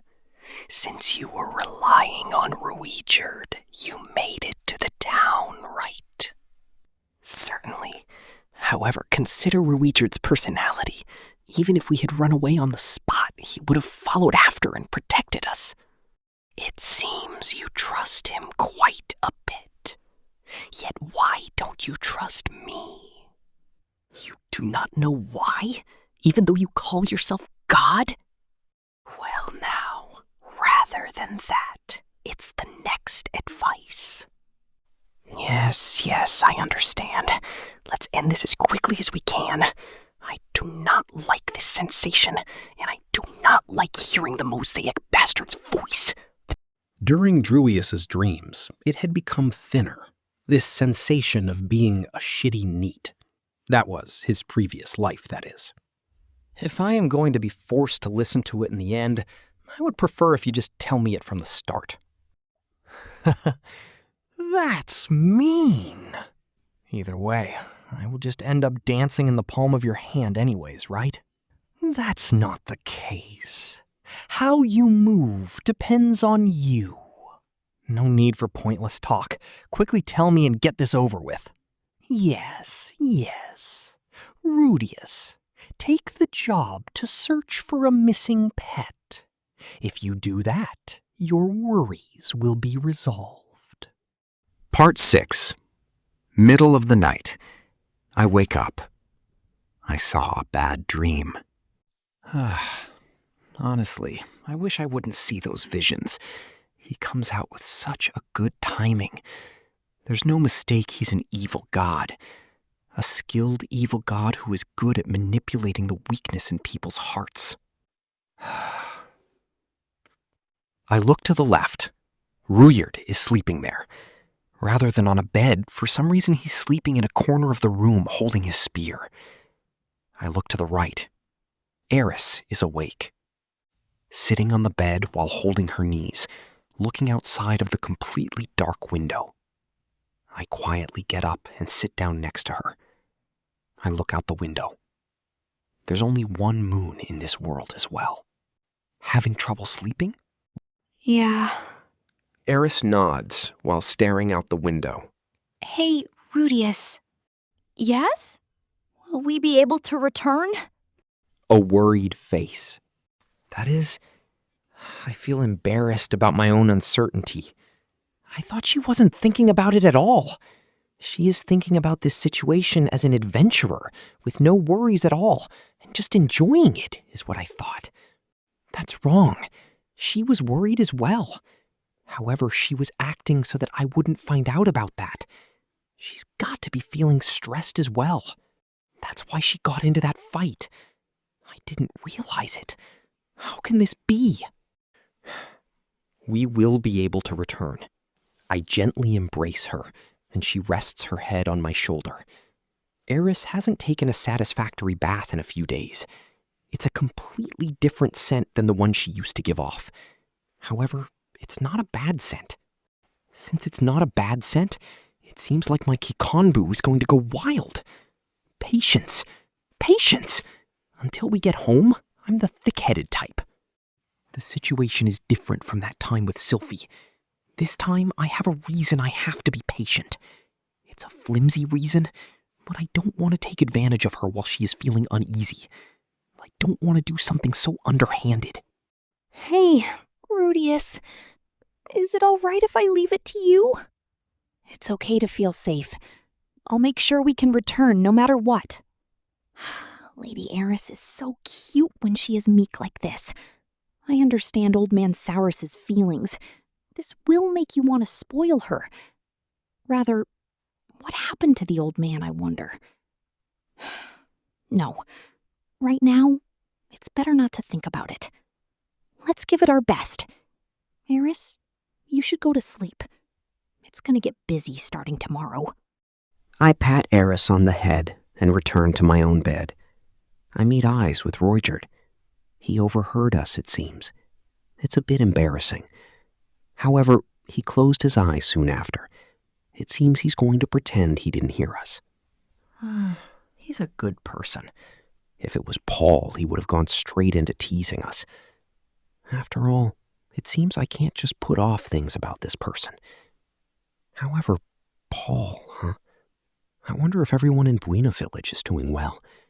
I wonder if Paul and Sylphie are worried. I need to send a letter.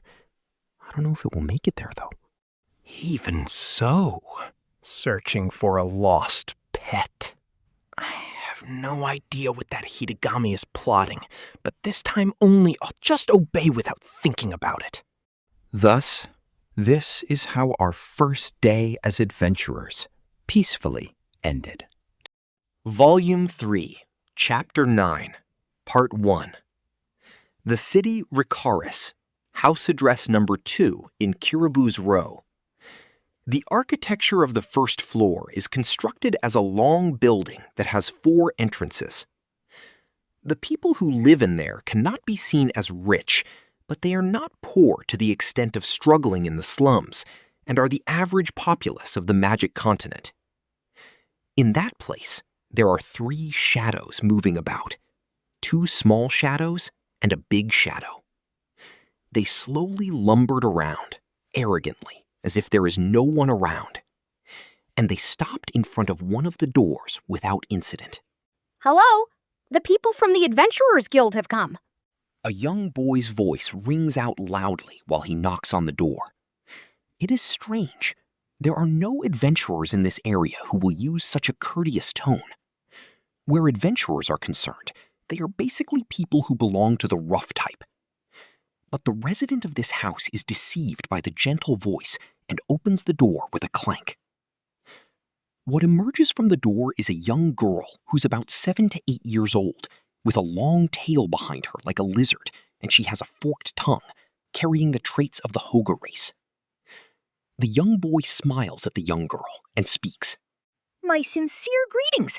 Is this Meisel-san's residence? What is this regarding? My sincere apologies for not saying this earlier. I am Rudeus from Dead End, indeed. Dead End?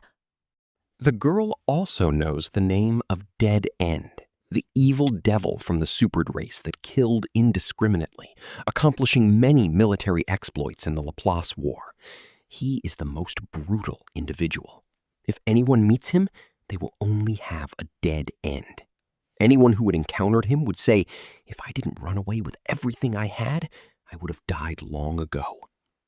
This name is the definition of fear, and even amongst the adventurers who claim they are capable of defeating any monsters will tremble violently when they hear the name Dead End. Meisel also knows the special traits of Dead End, and he is definitely not this pipsqueak. We have accepted your request to find your pet. I would like to inquire about the details. May I know if you have the time? Dead End. This is a frightening name, and the 2 people behind him are also strange. But after looking at the young boy who has used excessively polite words, her fear diminishes. Furthermore, they are adventurers who seem to have accepted her request. Please help me find my me. Yes, the name is Michan, right? It's a really adorable name. It's a name that I picked. Your naming sense is really wonderful. Meisel becomes very pleased after hearing these words. Well then, what does Michan look like? Meisel slowly describes the appearance of the pet and how it disappeared 3 days ago without returning home. Usually when she calls for it, it will come running, and how it should be hungry now, and so forth. She speaks in a way befitting of her age, as she doesn't get to the point. The average adult will find her speaking manner to be annoying, and most likely return without listening to what she has to say. But the young boy finishes listening to everything that she has to say with a smile, nodding earnestly in response to every sentence. I got it. Then we will set off to find it. Please leave it to less than dead end greater than. The young boy suddenly gives a thumbs up, and strangely, the two people behind him also give a thumbs up. Maisel imitates them by also giving a thumbs up, even though she doesn't understand what's happening. Confirming this, the young boy turns on his heels to go back. The hooded girl beside him also accompanies him. The biggest man squats down and places his hand on her head and speaks. We will definitely help you to find it. Please wait without any worries. His face has a very long scar, and there's a gem on his forehead. His hair color is a speckled blue, and his face is very frightening. But the hand on her head is very warm, and she nods lightly. I leave it to you.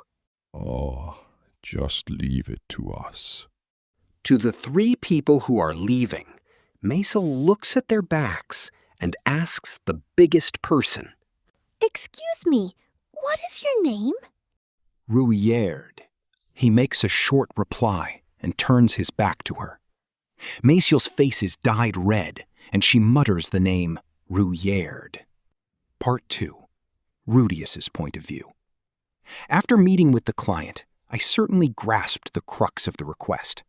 It seems that I had imitated the worker who does door-to-door sales in my past life pretty well. It's fine if I get laughed at by other adventurers, but we must give the clients a good first impression. We need to use a respectful attitude to speak with them. As expected of you, to have such acting skills. When I feel relieved over how things turned out, Rudeus speaks to me. No, Ruijerd-san. The final thing that you did is just too amazing. The final thing? What are you talking about? Didn't you say something after you placed your hand on that child's head? That was completely ad lib. It made me fear for a moment, but it seemed to have gotten unexpected results. Ah, you're talking about that. What's so good about it? What do you mean by what's so good about it? That young girl was looking at Ruijerd with her face completely bright red. If I am looked upon by that type of expression in her eyes, my reasoning would have flown away to the skies. But if I say the following words with a straight face, the Ruijerd who likes kids will probably warn me with a sullen face. That girl is completely infatuated with Aniki. Gway. So I pretend to use a joking tone and use my elbow to poke Ruijerd's leg, and he smiles wryly and says without confidence, If Aniki gets serious, that lasts. Ouch! My head gets knocked with a bashing sound, and when I turn my head back, I see Eris pouting. Stop that strange laugh. Isn't it just acting skills? It seems that she's not used to my sleazy behavior. She has started to hate low-life people ever since the kidnapping incident. Every time when she sees people who look like bandits in the city Roa, she will frown. Even though it's just a joke, it seems that she is unable to stomach it. I'm sorry. Sheesh! The Greyrats mustn't make vulgar smiles like that. I nearly snort in laughter when I listen to her words. I have heard it, madam. Eris is talking about elegance. That Eris who won't give up until the door is smashed down has become so graceful. But even if you say that, you shouldn't do something like how you suddenly assaulted someone yesterday.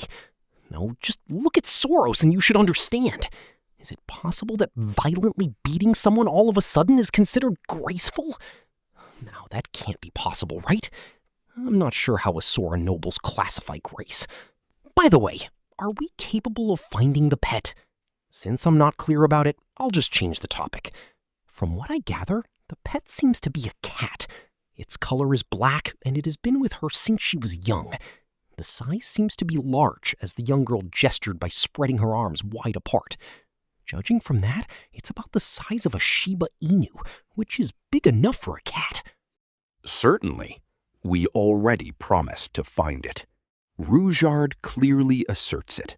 How reliable. Just like that, Ruijerd walks in front without any hesitation in his footsteps. However, I am a little uneasy. Even if Rudeus has a radar, it will not be easy to find a small animal in the city. Do you have a plan? The movements of animals are simple. Take a look. Rudeus points to an area, and even though it's not distinct there, it certainly has the sign of paw prints. That's too amazing. I didn't even notice that at all. We can find it using the paw prints? No, this is another cat. It's smaller than what she described. I see. Indeed, the size of the paw print belongs to an average cat. Well, even though I think the young girl has exaggerated with her gesturing. There's something that entered the praised territory. Is that so? Absolutely. The scent has gotten faint. The scent? Is this guy dividing the territory using his sense of smell? Over here. Rudeus walks in the inner alley as if he understood something. I followed him silently. Even though I don't really understand it, I have a hunch that things are looking up. The assistants of famous detectives probably have this sort of feeling. Chasing and cornering the criminal, do a frightening interrogation, and use magic to torture them into confession. In any case, everything will be solved quickly. Meet the infamous detective Rudeus. Just kidding. It has been found. I'm afraid it's this guy. Rudeus points at a corner in the alley. You found what? What do you mean by, I'm afraid? I completely have no idea what's going on. At least I can't see any signs of paw prints. Here. Rudeus smoothly advances in the alley without any hesitations in his footsteps. He continues deeper into the alley that keeps on getting narrower until it is an area where only cats can pass through.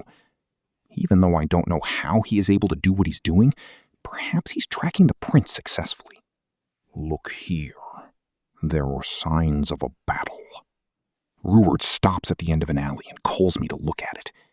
I am unable to see any signs. There is no blood there, and the ground does not seem to have been affected whatsoever. Over here. Rudeus continues to walk in front of us. What a wonderful job this is, since Eris and I only need to follow him. Going out of the alley, cutting across the road, entering and exiting repeatedly, and finally going back into the alley again. We hurriedly advance forward at the areas where we feel we might get lost. After exiting a certain alley, the surroundings have started to change. There are a few more signs of desolation everywhere. The houses are more dilapidated, the walls more exposed, the building materials cruder. There are people who glare at us with frightened expressions, and many dirty kids around. This is the slum area, but I slowly start to think that this is maybe not the case. It feels more like we have entered a secret path and gotten lost somewhere. In an instant, my alertness level rises up. Rudeus Greyrat. Eris, please get ready to use your sword. Huh. Why? It's just a precaution. Also, if there is anyone who passes by, be wary of your back. Oh, okay, I got it. I caution Eris in advance. There is also Rudeus around, so I don't think there will be problems, but the results will be disastrous if there is a mistake made due to completely relying on someone else. One's own safety has to be guarded by themselves. When I think up to this point, I tightly hold on to the bag containing the money. Even though there is not a lot in it, I cannot allow it to be pickpocketed. From time to time, a few of the ruffians would glare at Rudeus, but they would immediately avert their eyes away when Rudeus glares back at them. The power behind his eyes is not just for show. Never mind about the adventurers in the city, they are probably even more wary of the strong people. Is it really in this place? I can't be certain. Rudeus' reply is really unreliable. Did you not move around without any hesitation earlier? No. Even though he is a person with few words, Rudeus must have discovered something. I will trust him. After walking a certain distance, Rudeus stops in front of a house. This is the place. In front of us is a staircase going down, and at the end of the staircase is a door. It feels like a bar where the visual kei musicians would gather. Of course, there is no popular rock and roll music coming out from there, and there is no bald bouncer wearing a pair of sunglasses to welcome people. Instead, what emits out from that place is the stench of animals. It's like walking past a pet store, and there's a certain animal stench wafting about. And then there's the stench of crime here. Rudeus, how many people are there? There's no one inside, but there are a lot of animals. Then let us go in. Since there is no one around, there's no special need to hesitate. I walk down the staircase, intending to push the door open, but the door is locked, so I use earth magic to open it. I first confirm the surroundings to ensure no one is inside, and enter the room. Just to be safe, I lock the door from the inside. It feels like we are thieves. We continue down towards the dark corridor. Eris, protect our backs! I got it! If anyone enters, Ruijerd will probably be aware of it immediately. Under Ruijerd's lead, we enter the inner section of the house. Deep into the corridors area, there is a door which leads to a small room and another door. After passing through these two doors, I hear the chaotic cries of animals in my ears. In the innermost room, there are various cages placed close to each other. A large number of animals are trapped in these cages. Dogs, cats, and animals that I have never seen before, all packed densely in the same room that's about the size of a classroom. This is... Eris utters a trembling voice. As for me, at the same time that I'm thinking on what had happened in this room, I consider the possibility of finding the pet to be high, since there are so many animals here. Ruijerd-san, is the cat we want to find here? Yes, it's that one. He immediately makes a reply, and I follow his finger. There seems to be a cat that looks like a black panther. Huge! That's really huge! It's 2 times bigger than when the young girl spreads out her arms. It's really this guy? Definitely. Take a look at the collar. The Black Panther's collar does indeed have Mi-chan written on it. Looks like it's really Mi-chan. All right, the request is indeed completed. We just need to get the panther out of the cage and finish it by bringing it to the young girl's home. No, wait, what about the other animals? Taking another look, there are many animals wearing collars and leg bands, and are written similarly like how Mi-chan is written. No matter how you look at it, they are pets. At the corner of the room, there are rope-like things placed there, and the word that I associate with ropes is catch. Catching someone's high-grade pet and selling it somewhere at a high price, there seems to be this form of business. Although I don't think there's any law regulating this in this world, it's certainly not something good. If I have to define it, it's thievery. Ryardsu turns his face to the entrance, and Eris also notices it. Someone has entered. I did not sense that, since I am drowning in the animal's cries. Leaving Ryardsu aside, Eris has also clearly understood someone entered. All right, what should we do? There isn't much time required to go to the entrance from here. Should we run away? No, there's nowhere to run, and there's only one single path. For the time being, let's catch them. We're illegal trespassers, so the negotiation option is abandoned. This place is highly likely to be a crime scene, but it's also possible that this place is legitimate. In any case, we should tie them up, and if they are good people, we will attempt to negotiate to seal their lips. If they are bad people, we will beat them up to seal their lips. Part 3. After a few minutes, I look at the 3 people lying at the corner of the room, 2 men and 1 woman. Ruijerd knocks them out cold in an instant, and I use earth magic to handcuff them and rouse them up with water. Due to one of the men shouting loudly, I use a cloth that is lying nearby to stuff his mouth. The other 2 are actually quiet, but I stuff their mouths as well, to be fair. My heart suddenly has a query as to why things have turned out this way. The request we accepted should be an E-grade job, finding a cat that has lost its way. We followed Rudeus since he said to leave it to him, and we soon lost our way in the slums without knowing it.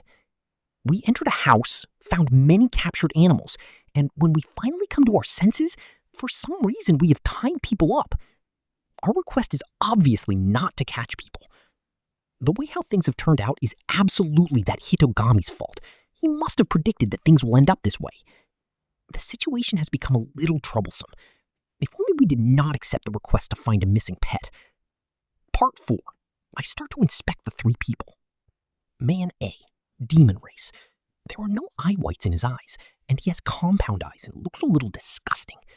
It's that guy who made a racket earlier. He gives out the vibe of a crude person who's used to fighting.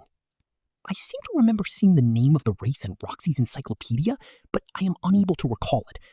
I only remember that there's poison in their saliva, and I had a question back then, which was, what's going to happen if they had to kiss someone? Man B, demon race. He has a face that looks like a lizard, and his appearance is a little different compared to the guard. Since it's a lizard's face, I can't read his expression, but judging from his eyes, they show signs of reasoning, and he is wary of us. Woman A, demon race. She has eyes that are similar to compound eyes. Her frightened expression looks really disgusting. But her body figure is quite good, so it sort of cancels it out. Who should I pick? Who's the one that will be most likely to spill out the information? Why, the males or the female? Woman A looks like she's terrible. Just let me know.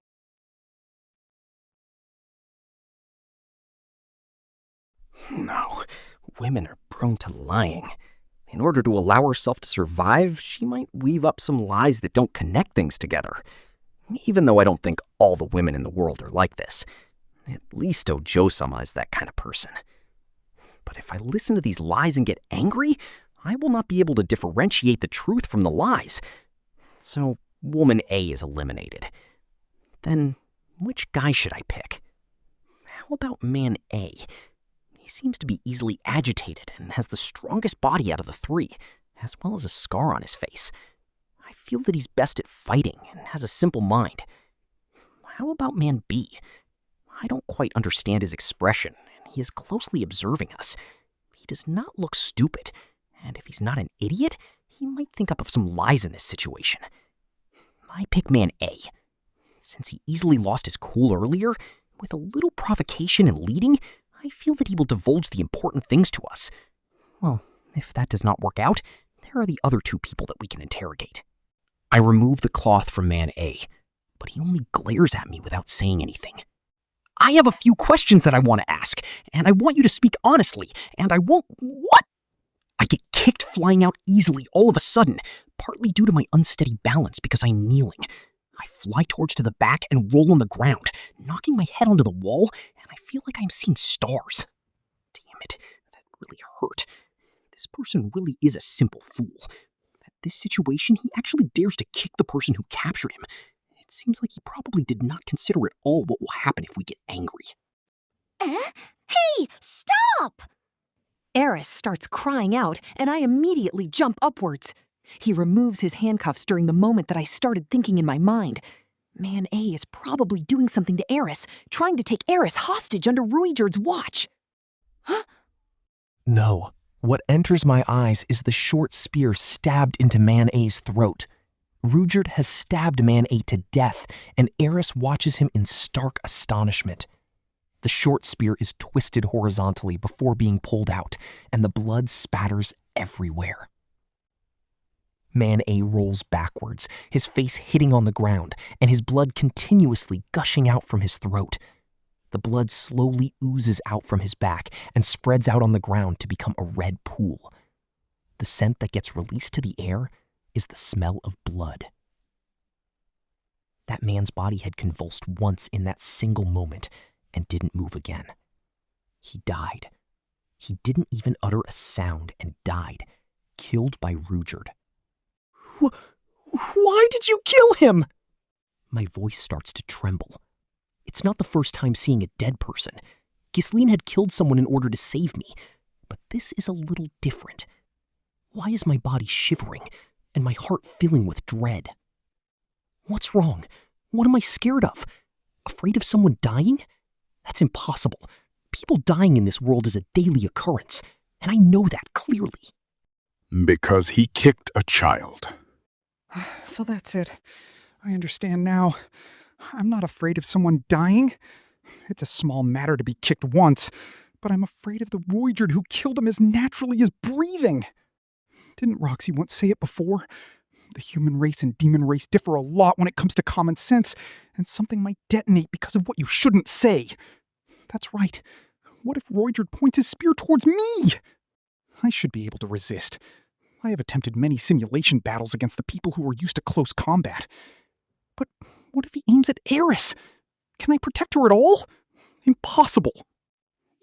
You can't kill him! Why is that? He's a bad person. How do I explain it properly? What do I want Rudeus to do?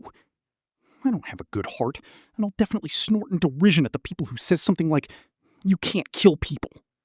There are reasons as to why you can't kill him. I'm shaking. Get a hold of yourself. Right now I'm at the ends of my wits. I need to get a hold of myself before thinking. I'm not the pure person that Rudeus thinks I am. Sooner or later I will anger him with my words. No matter under what circumstances there's no need to kill someone. Right now, at this very stage, it's an absolute necessity to correct Rudeus. Just do this, Rudeus-san. Please listen to me. But I have not formed my words. What can I say? What can I say to make him understand? Plead with him not to kill us? Are you serious? Didn't I say a few days ago we are warriors that will fight along with him and not under his protection? We are equals, and thus pleading is useless. I can't tell him. We have to give the other party a chance to explain himself, because Rudeus himself doesn't recognize that logic. Think. Why are we with Rudeus? Because we want to get rid of the Super's infamy. If Rudeus kills someone, the image of the super race will turn for the worse, and that is without question. So there was a need to persuade him not to fight with other adventurers. The image of the super race is absolutely horrible, and no matter how many good deeds that he does, they will not be recognized once he kills someone. All that effort will come to naught, and Rudeus will be seen as a notorious individual. That's right. Therefore, he must not kill. We must not let people associate the super race with the word fear. If Rudeus kills someone, the super's infamy will spread. That means I can't kill bad people too? It doesn't matter what person is killed. It matters who the killer is. I carefully pick my choice of words. I do not understand. If someone from the supered race kills, the meaning is different. It's like a monster has killed someone. Rudeus turns a little sullen after hearing that. It might be possible that he considers that as an insult to his race. I do not understand why that is the case. People consider the supered race as a race that only kills, and they are evil devils that will immediately kill someone if they are slightly unhappy. I might have worded that a little too heavily, but the world does view it that way, and I'm trying to change that point. It's easy to just claim that the supered race are not evil devils, but if you use actions to demonstrate it, many people will change their views. Rudeus. But once you kill someone, everything will fail to come to fruition, and people will certainly view the supered race as evil devils. That is absurd. Don't you have any knowledge of it? That you saved someone and become good friends with them, only to have their attitudes change quickly? I do. I finish the conclusion in my heart and round things up. But if you don't kill anyone at all without exception? What will happen? People will think that the supered race have reason in them. Will it really be like that? Not killing someone in this world will be perceived as having reason? No, now is not the time to think of this. I should not be wrong. Rudeus has killed too many people, and they will naturally treat the supered race as one who will kill people indiscriminately. If he doesn't kill anyone, this viewpoint should change. It's a coherent expectation. Please don't kill any more, for the sake of the supered race. to kill or not kill must undergo judgment. But I do not know the standards of this world's evaluation criteria. Rudeus's judgment is probably over the top. Amongst the two extremes, it's too difficult to see where this line lies. And if that's the case, it's better to completely forbid all future actions. Rudeus's words nearly make me want to flip a table and cry in dismay. Since no one is watching me so I can commit atrocious deeds, may I inquire, where did this elementary school student come from? This fellow over here, have you really lived for more than 500 years? Even if you think that someone hasn't seen you, there will be people who have seen it, right? But there's no one around here. Oh, shit. I have forgotten about the stone on his forehead. There are people who have seen it. Where? Right here! Didn't Eris and I see that? Please don't kill anyone anymore. We don't want to feel scared looking at Ryujin-san. Very well. At the final end of everything, I seem to have persuaded him with my tears forming up. I really don't have confidence in my words, but Rudeus nods. Then I shall entreat you to do this. I lower my head to Rudeus and state that. I look at my hand that keeps on shivering. Calm down. This thing is normal. All right. Breathe in. Breathe in. But I still cannot calm down. My heartbeats are still not slowing down. What about Eris? Is she afraid? I glance at her, and she looks composed, even though she was surprised at what had happened. But she soon shows an expression that his death is justified. No, I feel that she completely doesn't think that it's a brutal affair. But her crossed arms with parted feet and a jutted chin is her most common posture. Even if her heart shakes, her actions are the same as usual. Since she's already that composed, how can I be trembling? My hands stop shivering. Then, let's continue with the interrogation. I forcibly smile in this room thick with the stench of blood. Volume 3, Chapter 10, Part 1. Well, it's time for the interrogation to begin.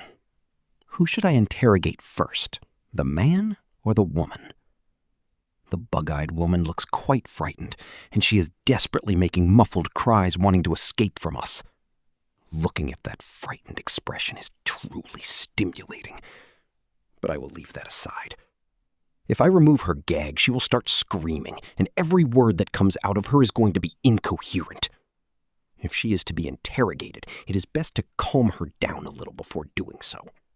The man between his legs has turned pale, and he is still quivering. I can probably interrogate him first if needing to suffocate him. I know plenty of ways to light a fire on the flesh site. I don't plan to move forward with that, but it does seem like a good option in time. So, the hardest part of the interview as well. What are they saying to each other? Why doesn't Ayushi say anything? Oh, quiet. I will explain everything later. Let's just focus on the interview. Oh, Jesus. We're all quiet now. Okay, let's start with the man. Well, who are you waiting for with this caravan? What did you do with the children? Who rocks you, face? I'm being kidnapped by these 2 SS members. Man, I think this bitch is going to be hard to trust. How much did you pay for these children? I got them in an endangered place. They were sold in the black market. I was taking 2 of them to the Mordenstone place. Not anymore. It's been too long. If I don't show up, they'll leave without me. It's just children. Take those children back. I need to get more products. Why you? Where are you coming from? I need to leave for all the law. You're a warrior. You can't hurt me or anything. I really hoped he's telling the truth. Just a second. How about we don't hurt you? This is all I wanted to ask you. Okay, now I want to speak to you. What do you want? Why have you come here today? Okay, You've been given hang-ups as your salary. How about we talk about the kidnapping? He begged you to leave. I had no other choice. We found the children. You even called Paul terrible names. He wanted me to kidnap them, and then he wanted to kill them. I really hope he's telling the truth. Okay, now I need to know everything. For one, the lizard-faced man over there has a face that is difficult to analyze, and I am unclear what his expression means when his face changes. I only feel that he is somehow turning pale. He meticulously observes his surroundings and our various expressions in turn. I am certain he is contemplating deeply on how to survive this. Ryujerd is repenting on how things had transpired, where he ended up killing someone. It's easy to speak to a simplistic person. Preferably, it should be better if I question both the man and the woman after removing their gags, right? I'll move one of them to another room and separately cross-examine them, and then compile the information later on. All right, I'll do this. Eris, please watch over that woman. I got it! Eris gives a strong nod. I bring the man to the corridor, and I get Ryujerd to assist me since I'm unable to carry him up by myself. I bring him to a place in the corridor where sound will not be able to transmit over, and I carefully remove the gag in order not to get bitten by him. Please answer my questions. I'll talk. I'll tell you everything. Please don't kill me. Very good. I'll let you off if you tell me. Eek. I smile in order to assure him, but he becomes frightened. I thought that he was a calm person, but it seems that he is not. Where did the animals in this house come from? We picked them up. Wow, that's amazing. Then, where did you pick them up from? No, that's... His eyes wander everywhere, looking at me first, then at Ryujerd. Is he still trying to lie? It's... around here. His lying skills are terrible. I thought that he looked clever from his expression, but it seems that he is not. I see. The animals are raining down everywhere in the city? You bastard! Are you treating me like an idiot because I look like a child? Not at all. It's still not working. Using this body to threaten someone feels really foolish. I am only 10 years old after all. Oh well, I will threaten him a little more. Explosion. A snapping sound emits from my finger, and at the same time, a mini explosion happens in front of the man's eyes. Ah! What are you doing? I ignore his complaints. Hey, think about your answers a little more thoroughly. You don't want to die, right? The man trembles all over. Perhaps he has recalled the person that just died. I suddenly remembered the exchange between Ryujerd and me was done in the demon god language. They were able to clearly hear about the super deed race and whatnot. Well, that's fine. Since they already know about it, I'll use it as much as possible. I must say, you already know this, right? That man, even though his hair is dyed blue, he's the real dead end. As for me, my age doesn't match my appearance. The real dead end? I'm the same type like you. Just quickly tell me the truth, and perhaps I will help you out. The man pauses with fear, but... The man casts a glance at Ryujerd, but immediately moves his eyes away. He probably had been glared at. Please tell us, what are you doing here? We kidnapped the animals. Oh, kidnap the animals? We then pretend to search for the animals if the request to search for the pet is up. I see. That's probably true, although I am unable to verify it. The things that have happened so far seem to fit the circumstances, and it's believable. Though this particular request we received belongs to an innocent girl, there is also another request for the search for a rich madam's Christine Chan that was up. Even though there was a minimum and maximum reward limit for each request's rank, but it might be possible there's an additional reward from the person who made the request. If there's enough luck, just searching for pets alone will be able to make someone strike it rich. Then, what do you do with the pets if there isn't any request to search for them? We will release it after a while. Oh, isn't it worth much more to sell it to a pet shop? Ha! If we did that, it would be traced back to us. Just as the man wanted to scorn me, Ryujerd smashes the butt of his spear onto the ground, making him shake. As expected of Rudeus, your timing to threaten him to make him remember his position when he's about to get conceited is completely perfect. You've certainly paid a lot of attention to the details. Oh, of course! If it's me, I'd sell the animals that have been caught. I'd chop it up into pieces and sell to a butcher. That way things won't get divulged, right? In this world that views the monster's meat as a delicacy, even if it's not reared, it can be sold. The lizard man is showing me an expression of, I can't believe this. Why is he doing this? Is the great king land tortoise meat different from the pet tortoise meat?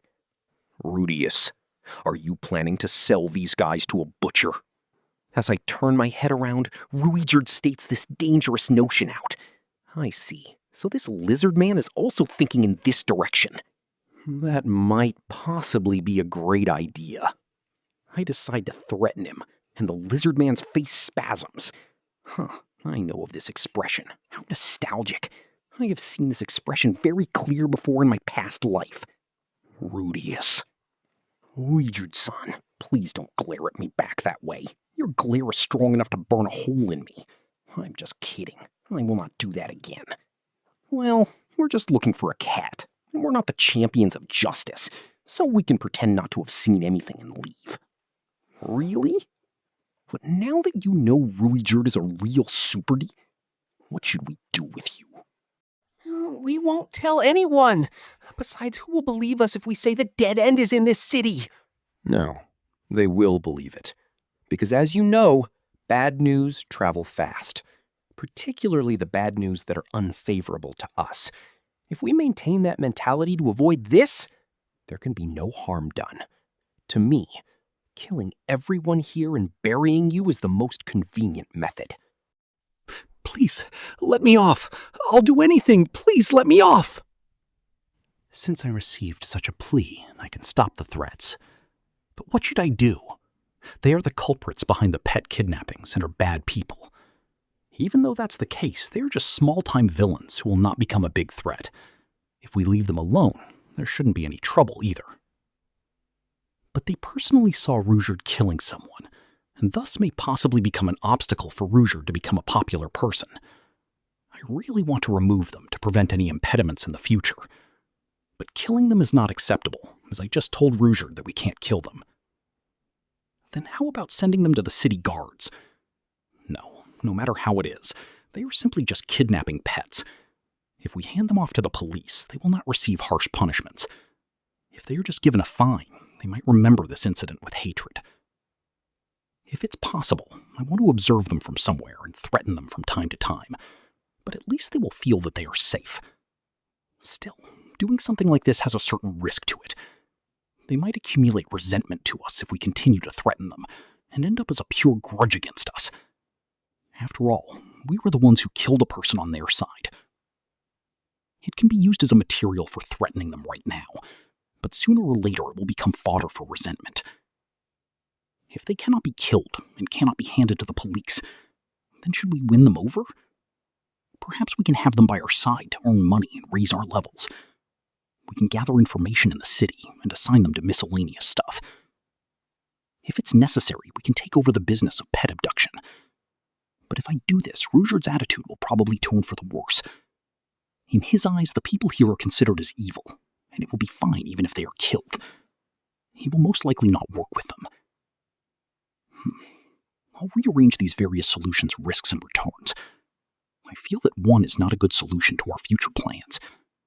Even though I'm not a champion of justice, to kill someone will mean that any other considerations have been cut off.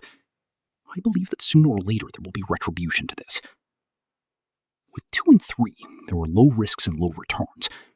Even if we're hated by them, it's a simple thing for Rudeus to catch them, but it will ultimately end with their deaths. This will end up as double effort. Then I can only pick 4? Rudeus' impression of me might tone for the worse, but we have the real issue of desperately requiring money. Earlier, you said that you returned the pets back. Are you adventurers? Yes. Your ranks? It's D. And their ranks are higher than ours.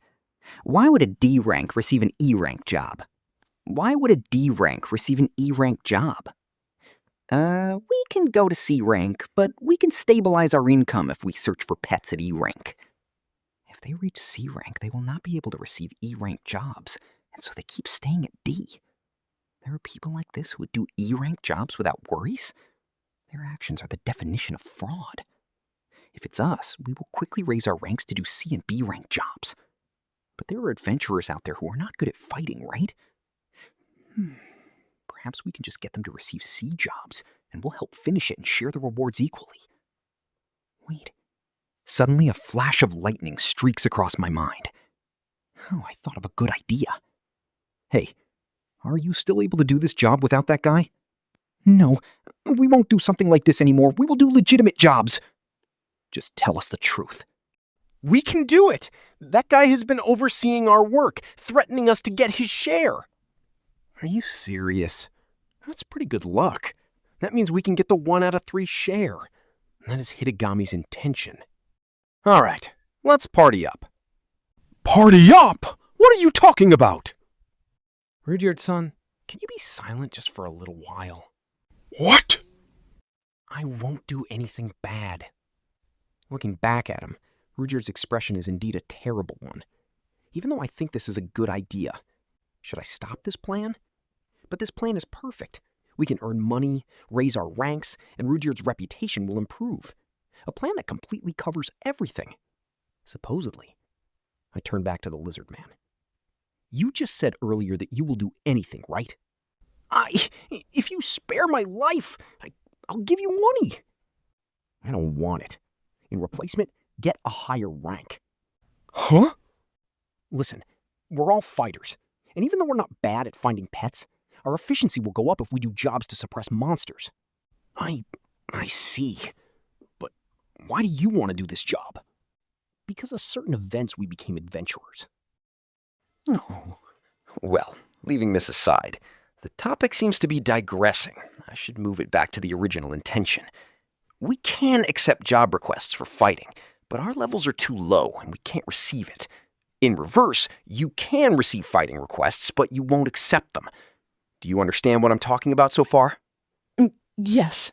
So we will exchange our jobs. The lizard's head tilts a little upon hearing these words. What do you mean? You receive the C or B rank jobs, and we need to raise our ranks by searching for missing pets. We will do the job requests that you receive, while you do the job requests we receive. Now, please wait a moment. If other party report on the jobs we receive... Fool.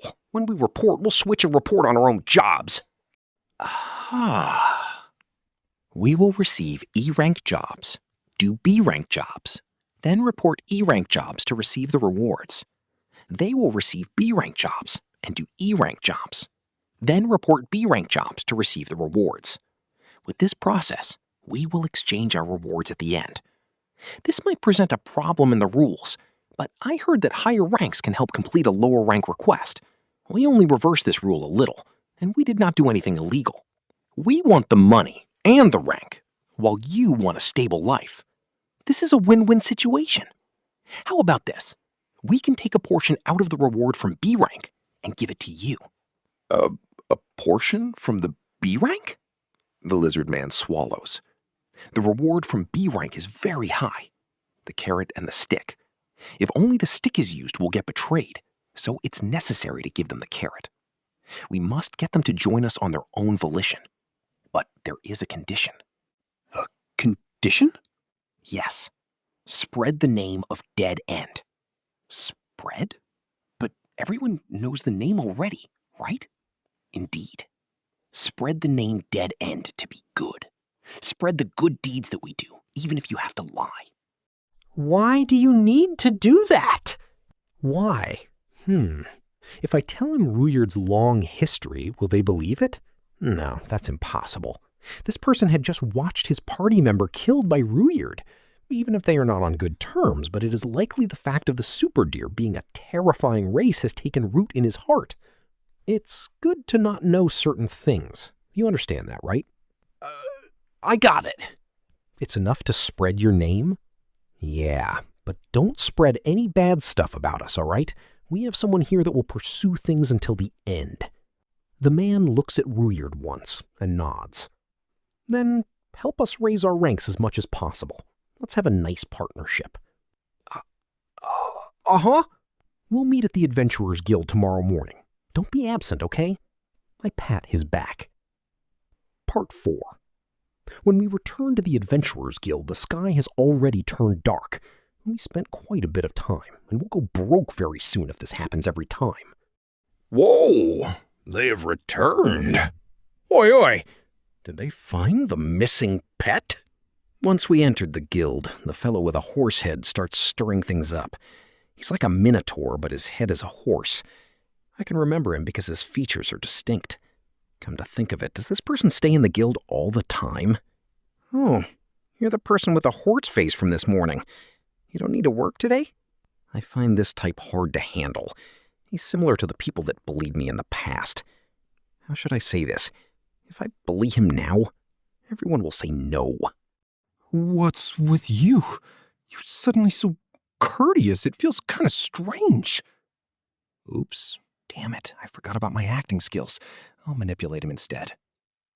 Isn't it Senpai who requested me to be respectful? Oh, is that right? The horse-faced man turns embarrassed. This person is really simple. Thanks to you, the request has been completed. What? I wave the completed card in front of him, and he shows sincere admiration. Amazing. It's not easy to find a lost pet in this city, you know?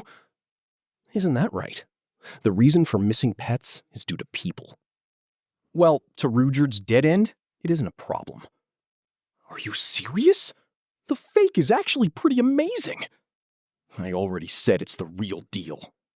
In the end, after acting it out, I go over to the counter and pass the completed card and our adventurer's identity cards over. After a while, along with our adventurer's identity cards, a coin that is alike to an old 100 yen coin is passed over to us. That's certainly cheap looking. Hey, how did you find the pet? Let me use it as reference too. Rudeus fixed his eyes on me again. I merely used some hunting techniques. Hunting? What's your tribe? Rudeus paused. Superb race. What? Come on, I know the truth from looking at this necklace. The horseman's eyes are concentrated onto Rudeus' chest, where Roxy's necklace is hanging from. I'm Nokapara, rank C. I am Rudeus, rank F. I know you're rank F. Well, if there's anything you don't know, go ahead and ask. I'll teach you everything as a senpai. Rudeus is happily talking to the horseman. It's a good thing for the feared Rudeus to be talking to someone. But I'm a little worried. If someone says something that he shouldn't say, will Rudeus suddenly attack him? I hope this doesn't concern things about children. I'm also worried about Iris, who is sitting beside me. I sneak a few glances at her, and at times there seem to be people coming up to talk to her. But since she is unable to understand them, she ignores them. Hey, your sword's pretty good. Where'd you get it from? Hey, say something, will ya? I can see a female warrior looking a little agitated after being ignored by her. What is it? I immediately rush over to stop the fight, but the female warrior throws a punch. Nothing at all. And leaves. In exchange, Nokapara comes along to chat. Have you gotten the money? Yes, a single scrap iron coin. It's our first work. That's really cheap. It's normal that a little girl won't have the money. You shouldn't say that. Cheap is cheap. Only on the money side. Oh, all the experiences I've had until now. The young girl breaking her piggy bank to search for her cat. If this image appears in my mind, I can understand that this scrap iron coin is not a cheap thing. You won't understand the value of it. Please go away. Shoo shoo! Oh, you're so cold. Well, work hard. Nokapara starts shaking his arms and loiters around in the guild. What does this guy really do here anyway? In any case, we ended our first job here. Weiskel-san, please give me your guidance from today onward. He disguised his voice with his glasses. He looked around. I take your guidance. How long exactly is it to get experience? I think I need to know the details. Well, we advise that you take on quests with a question mark. We've already got the 10 years. Ah, you mean 10 years of development? Well, we intend to use the 4 years of experience. I see. I understand. As a countermeasure, we need to send our resources. Yes, since Roygerd-san is bringing the equipment. Then I will teleport. Okay, don't be late. I will teleport again tomorrow. I'm sorry. No problem. Voice A. Tommy fucker! Voice B. Fucking Jimmy Knight! Voice C. Come on, give it to me! Those two guys aren't fighting. Shining's like everyone else. Voice C. Fuck you, Cheyenne folk. Lizard. Oh! I can't believe it. What is this? I can feel the power of him. And that big fake woman is my mentor? I think it should be done. I've been searching. What happened? I'm so tired of Roygerd-san. I still can't believe it. What is this? I can feel the power of him. And that big fake woman is my mentor? I think it should be done. I've been searching. What happened? I'm so tired of Roygerd-san. Ah, yes. Veskel is still afraid of Rudeus. Rudeus is still glaring at them. Well, that cannot be helped. Just to add on, she is also wearing an adventurer's outfit. Then let us go in. Sure. Jarl displays an uneasy expression and nods at my words. Part 2. When we are about to enter the guild, the sharp-eyed horse-faced man sees us and walks over. Hey! Hi. This guy is also lurking at the guild today? He's really not doing any work at all, right? Today you're with P. Hunter. Yo, Nokopara, it's been a long time. It seems the horse-faced guy and lizard-face know each other. Nokopara says that and compares us together with his eyes. The horse-faced man neighs. It certainly has been a long time. I've heard about it, Jareel. You raised your rank to C. Are you fine with that? If you're rank C, you won't be able to find pets anymore, will you? I see. No wonder you did well with the job. Your request was done with P. Hunter's help, right? This P. Hunter seems to be Jareel's party name. I see. This is good. Yes, we met each other yesterday when we were searching for the pet. They also taught us the technique to search for the pet. The cowardly Jareel finally has his own student, and it's the fake Superd. This misunderstanding is really good for us. This fellow is really simple. The horse-faced man laughed for a while and suddenly looked behind Jareel. I say, where's Roman? What happened to him? Roman is, dead. Is that so? That's really a pity. Roman should be the guy's name whom Rudeus killed yesterday. Nokopara only reacted faintly after hearing about that guy's death. Among the adventurers, it's probably not a big deal when someone dies. Could it be only me who's finding it to be a big deal? But since Roman is dead, why are you raising your rank up? Isn't he the strongest in your party? That's... Gerald looks at me once. Nokopara snorts and nods. Ha! Oh, I see! You don't need to say any more. So it's like this. Since you have an apprentice, even if it's just a little, it's still pride. Nokopara arbitrarily comes to an understanding on his own, noisily pats on Gerald's back and returns to the interior of the guild. Gerald sighs with relief. But what's with that guy? Sticking to us from day to night. Could it be possible that he likes me? No, maybe in his eyes there's only Rudeus. Meaning... No, I'm just joking. Well, let's take a look at the requests. When we enter the guild, there are still people who cast curious glances at us.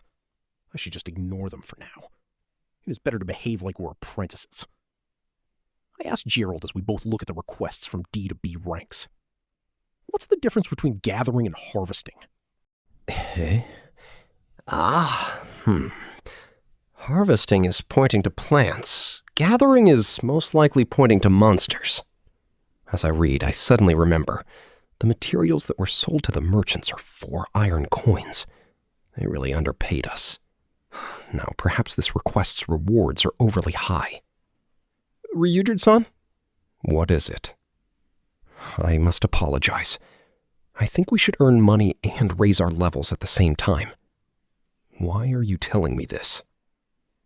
If we do this, we need to postpone that matter for a while.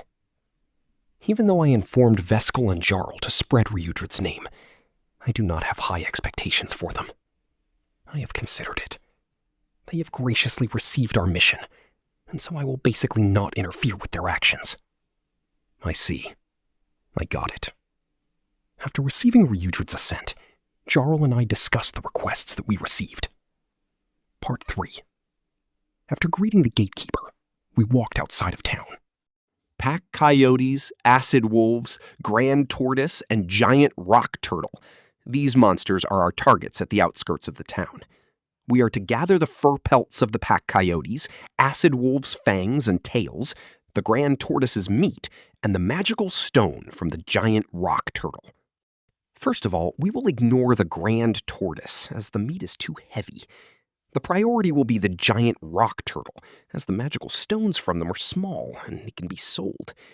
Even though our priority is on the giant rock turtle's magical stone, there are just too few. In the end, the pack coyotes were chosen as our focus. The largest group for pack coyotes is at most 10 of them together. Eris, can you use wind magic to carry the scent of blood? We can't hunt the giant rock turtles in this manner, but the surrounding pack coyotes will gather together. It ended up just how he just said. On that day, we ended up hunting over 100 pack coyotes. This is hard labor.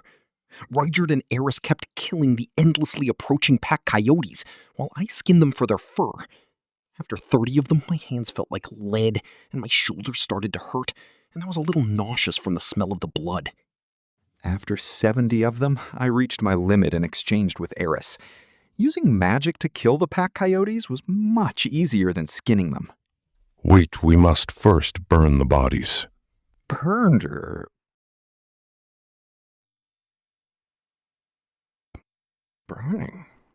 Are you gonna eat them?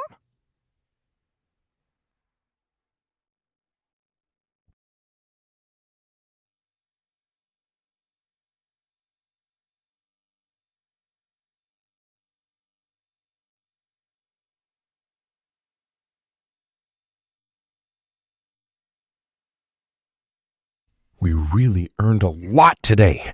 Let's keep at this pace tomorrow. Part 4. 3 days later, Dead End rose up to E rank. That was pretty fast.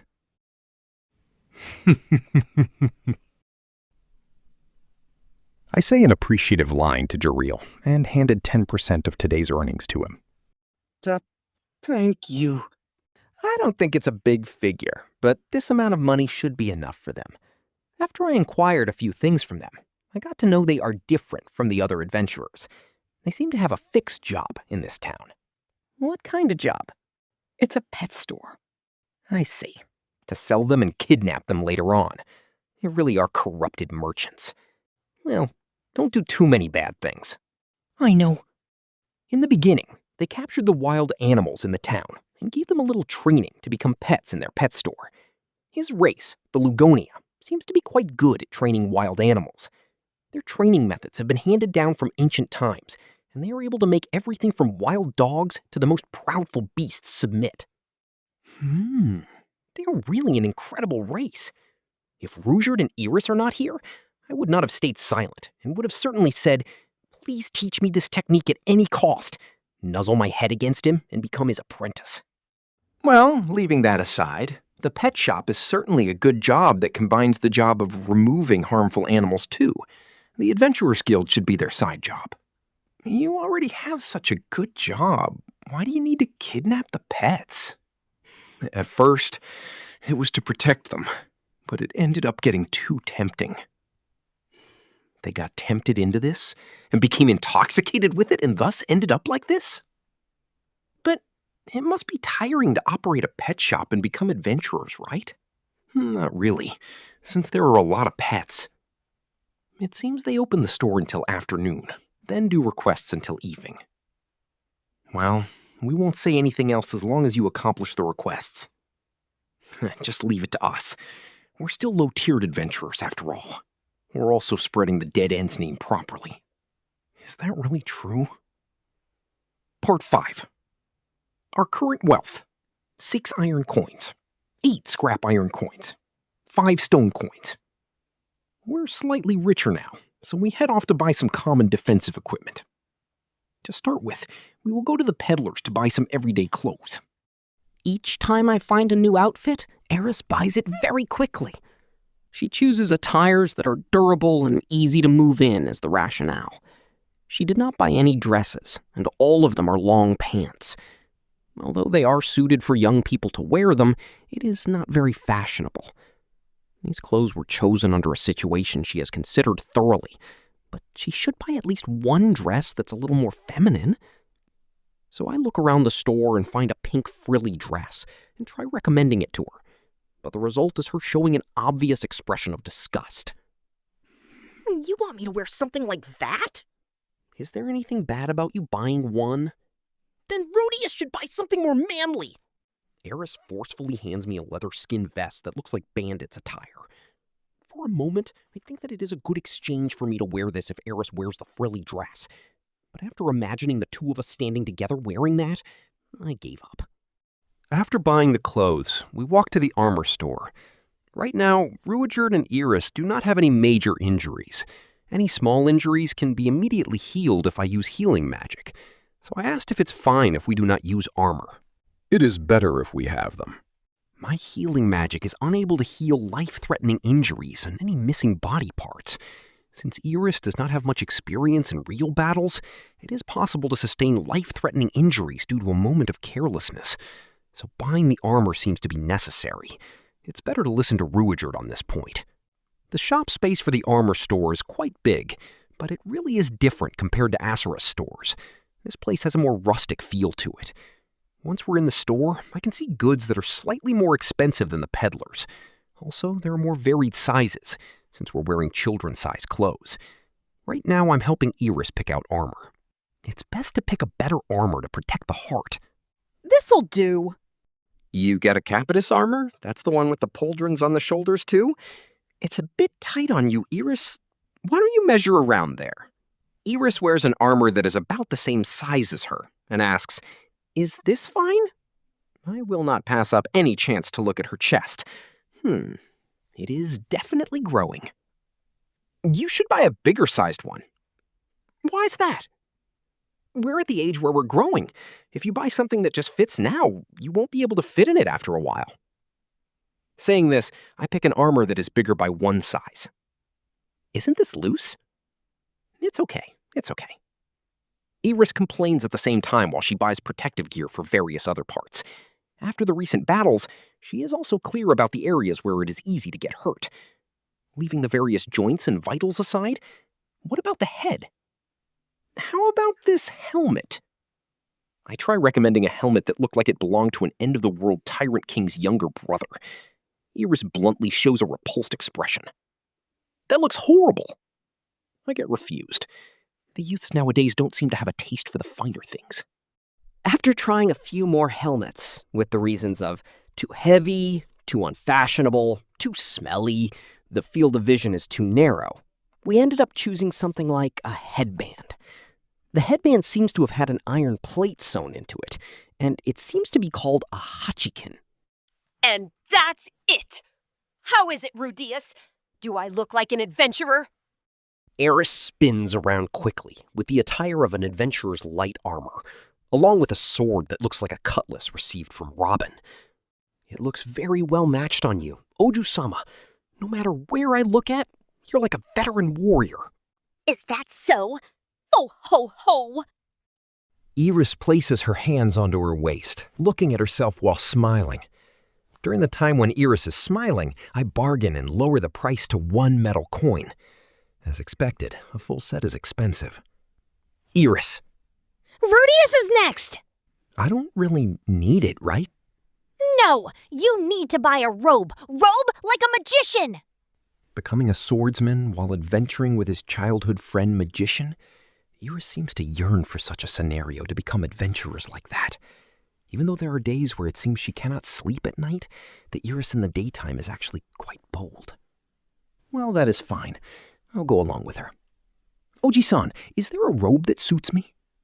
Hearing that, the old man in the armor store silently opens up a closet. These are for the hobbit race. Are there any differences in the colored robes? The robes are made from monster's fur, and they have a little resistance in them. Red is fire, yellow is earth. How about the ash-colored one? That's just ordinary cloth. I see. No wonder the ash-colored is at half price. There are some slight differences in pricing for the other colors, too. It probably has something to do with the difference in the materials. Rudeus is suited for blue. Why is that? If it's close combat, I might get blown away by the explosion shockwave. Perhaps red or green is better. Is it going to be the fox or the raccoon? Lad, what magic do you use? I can use all types of attack magic. Oh, that's impressive. Even though you look so young. Well, even though you need to add a little money. The old man says this while taking out a relatively darker gray robe, almost like a rat's color. This is made from Mackie Rat's hide. Mickey Mouse? It's not mouse, it's rat. My mind has an image of a guy with red short pants and black color on him, and I quickly brush away that image. That's really dangerous.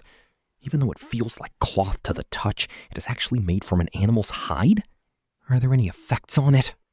Well, it's a little big. Is there anything smaller? This is the smallest. There should be something for children, right? There's nothing like that. Why do I feel like the judo practitioner who tries wearing a normal suit for the first time? Well, since my body's still developing, this size might be fine. The quality's quite good, too, and durable like he said, which might have some slashing resistance. And the rat color is pretty good. The name and the appearance match each other. Well, I'll buy this. You like that? I'll sell it for 8 iron coins. Well, it should be entry-level stuff, right? It only costs 3 iron coins at the entrance. I'm willing to spend 5. 5? You took the deal we made. 5 iron coins. I'll give it. You can keep the box. How can I properly package it? What little things should I put in? I have this geometry paste. If you put a little bit in water and mix it, it's how I make a powder. And the dense flour paste? It's like a solid dough. It can be flattened like that. I tried mixing things. In the end, it turned out like a pond rock, and they told me to stop doing it. My past took me a while. You're just a spoiled child. That's what you say when you can't share. I've purchased the item. I need to check out if it's actually a figurine. I'll figure out what to do. I'll think about avenues for distribution and maybe try endorsing products. I'll figure it all out later. I tried lowering the price and buy it for 6 iron coins. I also bought a different colored headbands for Rudeus and me. If it's necessary, the headband can be used to cover the magic stone on Rudeus's forehead. Why did I buy my own headband? Because I do not like to be out of place with my friends. I let Rudeus observe Veskel at the same time when we went to buy our things. He said, "If you were so worried, you shouldn't party up with them in the first place." You're right, but thanks to them, we have a surplus of money, and our position is at a neutral standpoint. Based on the conclusions, they seem to be doing an earnest job. Even though it's F rank, but they did not show any signs of disliking it, and had placed their full efforts into it. Veskel received a quest to eliminate bugs today. She is from the Zumabas race, and there is poison in her saliva. That saliva has the capability of luring and killing bugs immediately, or paralyzing them to become the Zumabas' food. The person who made the request is an old woman. Rudeus feels that one will be chased out if she's just a little displeased. But Veskel did not have any conflicts with her and quickly exterminated the bugs. Rudeus confirmed it as well, and there were no bugs left in the house. After that, she fills the gaps with a thread-like thing and blocks the areas where the bugs could enter. Thank you very much, Veskel. Those bugs have been bothering me for a long time. There's no need to thank me. If you have any other requests, please leave it to Dead Ends Ruijerd. Clerk woman? Well, pretty much all the work was done by Ruijerd. Maybe I shouldn't have mentioned that. Dead Ends Ruijerd? That's your party name now? Something like that. Veskel converses with the old woman. If the bugs come again, please use these. She finally gave a few vials of her saliva to the old woman and bade farewell. The request was completed. She met up with us in the Adventurers Guild and collected the payment. So from how you described it, they're working hard. Yes. She did her job perfectly, far beyond my imagination. She became acquaintances with the old woman and even did a service job. Compared to me, who blindly imitates others to do things, she had done a better job of impressing others. It seems like they are not completely bad people. So it seems. Well, even though I'm a little suspicious of them too. But they shouldn't have any burdens just bringing up the name Ruijerd. They probably have the mentality of earning money without any worries, and the probability of betraying us is lowered. But the truth that they did bad things cannot be erased. But they are trying hard now, like Ruijerd-san. Even criminals will not continue to do bad things. Just like them, like myself, like Rudeus. I did not specifically warn them about kidnapping pets, but they have already stopped doing that. Well, it has only been 3 days. It's still early for them to forget about the bad memories where they nearly died after their deeds got exposed. Probably the only praiseworthy thing might be now. If there's another chance, it's better to observe them. Rudeus frowns when he hears me saying that. You don't trust the people you work with? Of course not. The only people I trust in this town are you and Eris. Is that so? Rudeus seems to stretch out his hand to put it on my head, but he did not do so. Even though I trust Rudeus, I feel like I have lost his trust. Well, even if it ends up that way, it is fine. My goal is to return to the Ashura Kingdom with Eris and repair the Supered race's reputation. Gaining Rudeus' trust is not my goal. Let's go. We slowly walk back to the inn under the magic illumination stone's light. I think the start of our adventurers' lives is progressing smoothly. Volume 3, Chapter 12, Part 1. After 3 weeks, we reached rank D.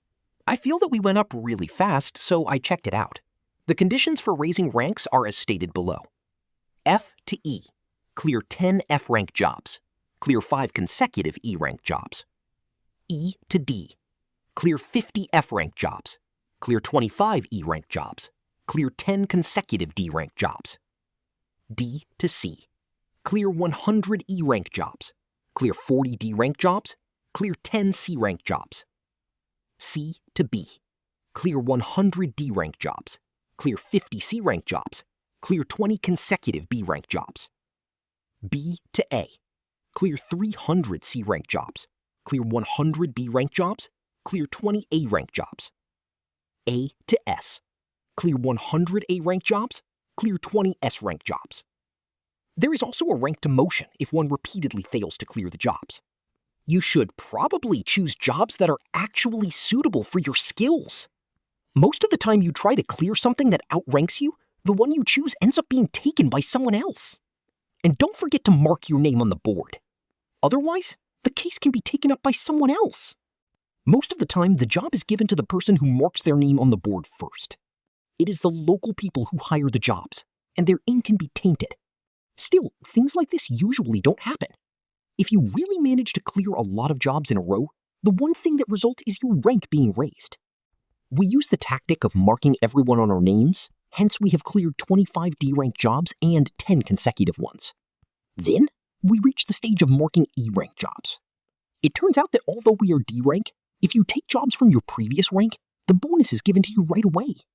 Once we marked the 40 E rank jobs on E, D, and C, we reached 100 E rank jobs. We then directly moved on to earning the rank of C. The last one was to clear 10 C consecutive jobs. We managed to get to rank C right away. After clearing it, we were awarded with the titles of Kosho and Lover of the Earth. And we actually got a few extra titles. What we are at B ranking 4. Failing 5 consecutive jobs of a lower rank will result in a demotion. Failing 10 consecutive jobs of the same rank will result in a demotion. Failing 5 consecutive jobs of a higher rank will not result in a demotion, but you will not be able to receive higher ranked jobs anymore. Because we relied on Veskel and Gerald to do the F and E rank jobs, we easily raised our ranks. Now we are D rank, which also means we can receive C rank jobs. C rank requests are easy enough, so we should be able to easily raise to C ranks. It is about time to stop our partnership with Gerald and Veskel. Even though they won't do any more things like kidnapping, I don't know what sort of bad influences will happen from exchanging our requests. We came to this town for the sake of earning money, and now might be a good opportunity to leave and bid our farewells. But there are things that we can still make use of before rank C. Even though there are no problems from the current situation, it's a little regretful to put down our current status quo. When it concerns money, it's better to have more of it. Our current wealth consists of 1 green ore coin, 7 iron coins, 14 scrap iron coins, and 35 stone coins. If you convert everything to stone coins, we have 1,875 stone coins. 1,875 yen? If I count everything that we have, it's not even 2 Azure big copper coins. No, I should stop thinking about the prices of another continent. Once we reach rank C, we will part with Jaril and Veskel, then leave this town. We should progress in this direction. Part 2. I find a particular request. Job: search and destroy the mysterious monsters. Reward: 5 scrap iron coins, 2 iron coins if they are killed. Job contents: the search and destroy for monsters. Location: South Forest, Forest of Petrification. Time duration: the end of next month. Time limit: as soon as possible. Name of the requester: Roaming Merchant Belliver.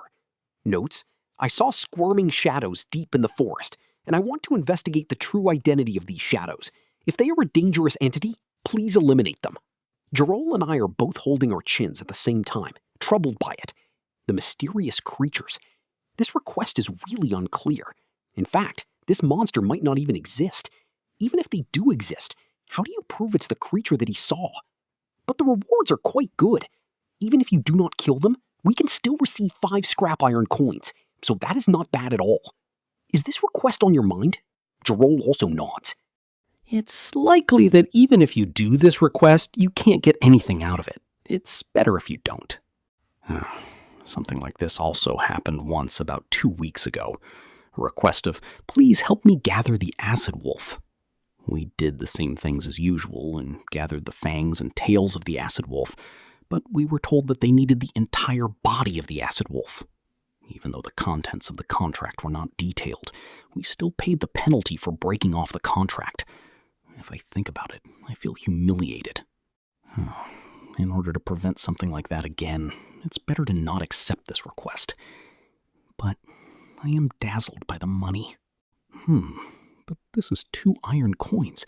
Even if we paid another studying fees, it might still be worth it. Aren't you shy already of being bitten once? In this situation, the penalty is still 5 scrap iron coins, right? Yes, because the brackets there would indicate it's a special reward. Just to add on, because I find it irritating to have Nokapara bothering Rujerd and the other adventurers bothering Eris, I let both of them wait outside. Veskel is not at the guild as well, so there is no one who can stop me. Well, if it's the Forest of Petrification, even if we can't complete this request, we can still get something that can be sold. If it's you guys, you can still break even from breaching the contract. Isn't that good? Jalil said resignedly. All right, then we will work hard on our end. When I go back and think about it, no matter how I think about it, I feel that I had a lapse of judgment. Because I have gotten used to things, I have become complacent. Due to things progressing smoothly, I have underestimated the risks. I have gone too far in pursuing rewards. It could have done better. But contrary to that thought, I merely did things to that extent, I assessed myself that way. Part 3. The Forest of Petrification. It's about a day's journey away from the town Ricarus. The side of the road leading to the forest is filled with sharp bone-like trees growing everywhere, appearing as if the forest has been turned into stone. There are also very dangerous B-rank monsters called Almond Anaconda and Executioner residing in the forest. Even though it's a shortcut to reach the next town through this forest, only urgent roaming merchants will use this route, and they will hire many skilled guards. In this world, the forests are dangerous without exception, but the Magic Continent's forest is exceedingly so. Part 4. At the entrance of the forest, there are 3 parties gathered there. A rank B party, Super Blaze, a rank D party, Trouble Village Hooligans, and a rank D, Dead End. The leaders of the teams meet with each other. It seems to be common sense among adventurers if the parties run into each other at places like the forests. Even though I want to ignore them, it will be troublesome if we run into each other in the forest. In any case, we should show ourselves now.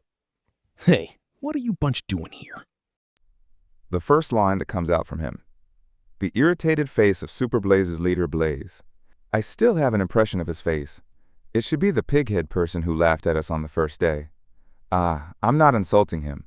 It's because his face is really a pig. He's the same race as the gatekeeper, who looked at Eris with a lascivious expression. What is his race name? Indeed, I classified it as pig-faced race. Orc. They seem to be comprised of many races in their 6-man party. There's a Lamia, a sprite-like person, centaur, etc. To level up to rank C requires the skills of hunting the surrounding monsters. If one reaches rank B, they are veterans with assured skills. We're here to do requests. Trouble Village Hooligans leader, Kurt, says with a sullen expression. He's a charming, handsome youth with 2 horns. We're here to do the same. Dead End's leader nods, just like the party on the right side. Well, that's me. Blaze scoffs with his tongue after listening to the 2 rank D people. Are there people who reserve this? There's something bad about it. Reserve what? Huh. Well, calm down, please teach us beginners. May I know what everyone's request is? I ask. Blaze's request. To kill the white-fanged cobra within the Forest of Petrification. Kurt's request. To collect the mysterious egg in the Forest of Petrification. Rudeus' request. To search for the mysterious monster. Search? Arrah! There's a request like this in the D rank? Of course. I have thought about ways to handle this. This is a C rank request, which is posted after you have left the guild. I see. Your request is really good. A white-fanged cobra in this forest. Since a request has been made, that will mean one has been found. That is to say, the mysterious creature may possibly be the white snake cobra. The mysterious eggs may possibly be the white-fanged cobra's egg. Of course, it's possible all these mysteries are unrelated to the white-fanged cobra. It's too early to conclude it as a double booking. Leaving this aside, why would something like this happen? Who cares? There are times where things like this happen. Well, it can't be helped since they're not using a computer to manage things. And how do we settle this? Nothing to it. The fastest person wins. Blaze says that, and Kurt yells with surprise. What? If you kill the monsters, then what about our request? Huh. You're gathering the eggs? If we see that, we will destroy it. It's very troublesome if the white-fanged cobra breeds. Kurt passes the baton on to me.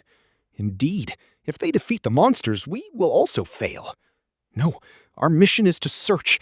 If we report the white-fanged cobra is in the forest, I think the mission will be completed. If this is still not counted, we will hunt for monsters in the forest and pay the penalty for breaking the contract.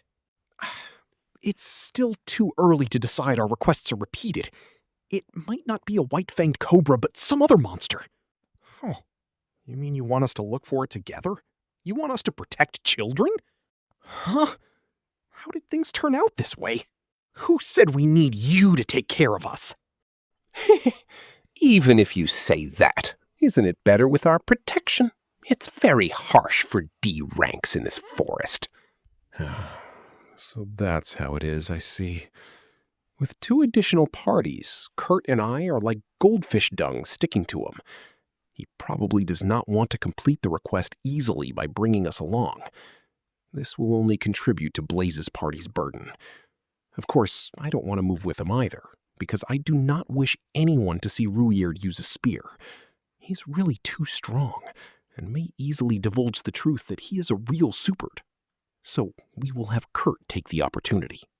Indeed, it will be unpleasant. We don't need any protection. Dead End will work independently. I say that and walk out of the circle formed by the leaders. Part 5. I go back to Rudeus and Iris. Rudeus is looking over the forest, while Iris waits idly at his side. What happened? The contents of the request have been double booked. Double booked? It means our requests have overlapped each other. Then what should we do? Give it to them? How can that be possible? The one who is the fastest is the winner. I see. It's about whose skills are better. Iris is full of spirit. It seems that she's sick of the hunting that does not feel like being an adventurer. Rather than to say it is hunting, it's more like homework. At the same time right now, Blaze and Kurt seem to finish talking. Kurt says a few words to his other 2 allies and they walk into the forest. Super Blaze goes a different way and enters the forest. Hey, what should we do now? We should let Rudeus search for the enemy like how we do it usually, and go into the direction of that mysterious monster. But Rudeus shakes his head as I say that. Wait. What's wrong? I'm worried about the 3 children.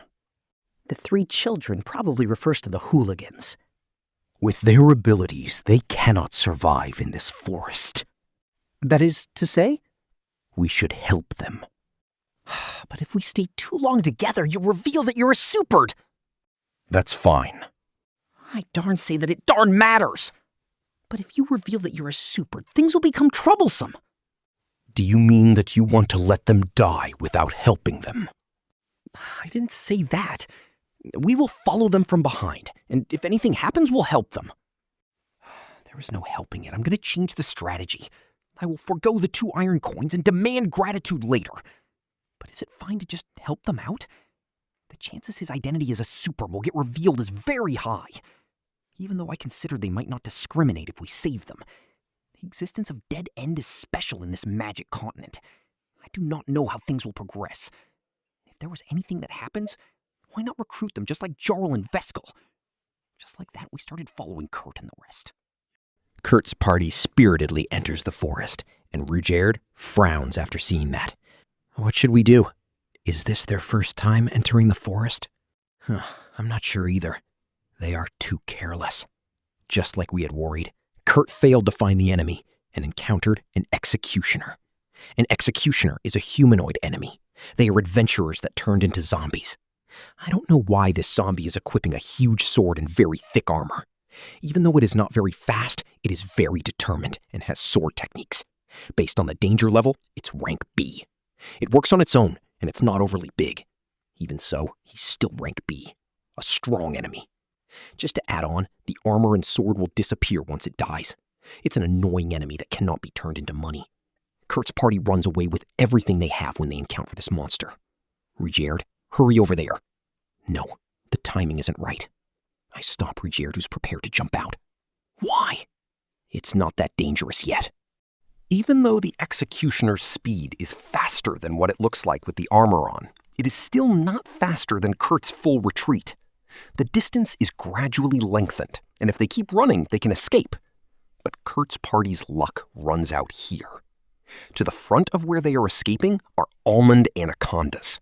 They are monsters that move in a group of 3 to 5, and they have almond tattoo shapes on their bodies, so they are classified as B rank. They are strong foes. They are the representatives of the Forest of Petrification, the top 2 monsters that no one wants to encounter. They are actually surrounded by these 2 types of monsters at the same time. Kurt's party displays expressions of half crying and half smiling. They probably think they can simply just run away if they encountered something. In truth, I feel they can indeed outrun the executioner. How things turned out is their lack of consideration. They can clearly not attempt things that do not suit their abilities. But I can also understand why they want to do things beyond their capabilities. Their thoughts are shallow. Go help them. No, just wait a little longer. I told you. Ruijard's voice is mixed with irritation. I immediately use a stone cannon, and at the same time, Ruijard rushes out. After receiving my magic attack, the executioner is still alive. It's still standing after receiving my stone cannon that can take down a stone tree in a single hit. This bastard is too strong, I think of that. But once I look closely, his right hand has been blown off. I miss the target. It picks up the sword with its left hand and runs towards here. Even though it feels slow when looking at it from afar, if it runs here at that speed, I feel that it is a speed that cannot be judged from its heavy appearance. I calmly set up a soft marsh in front of its feet. It steps one leg into it and falls downwards. I then summon a huge boulder on top of it and smashes it forcefully. At the same time, Ruijard and the rest killed the almond anacondas. Part 6. That's a really big help. Kurt trembles with a paled face, but he earnestly thanks us. You're really strong. The executioner is turned into a cushion for the boulder, and the almond anaconda's head is cut off beautifully. Well, this is an easy victory.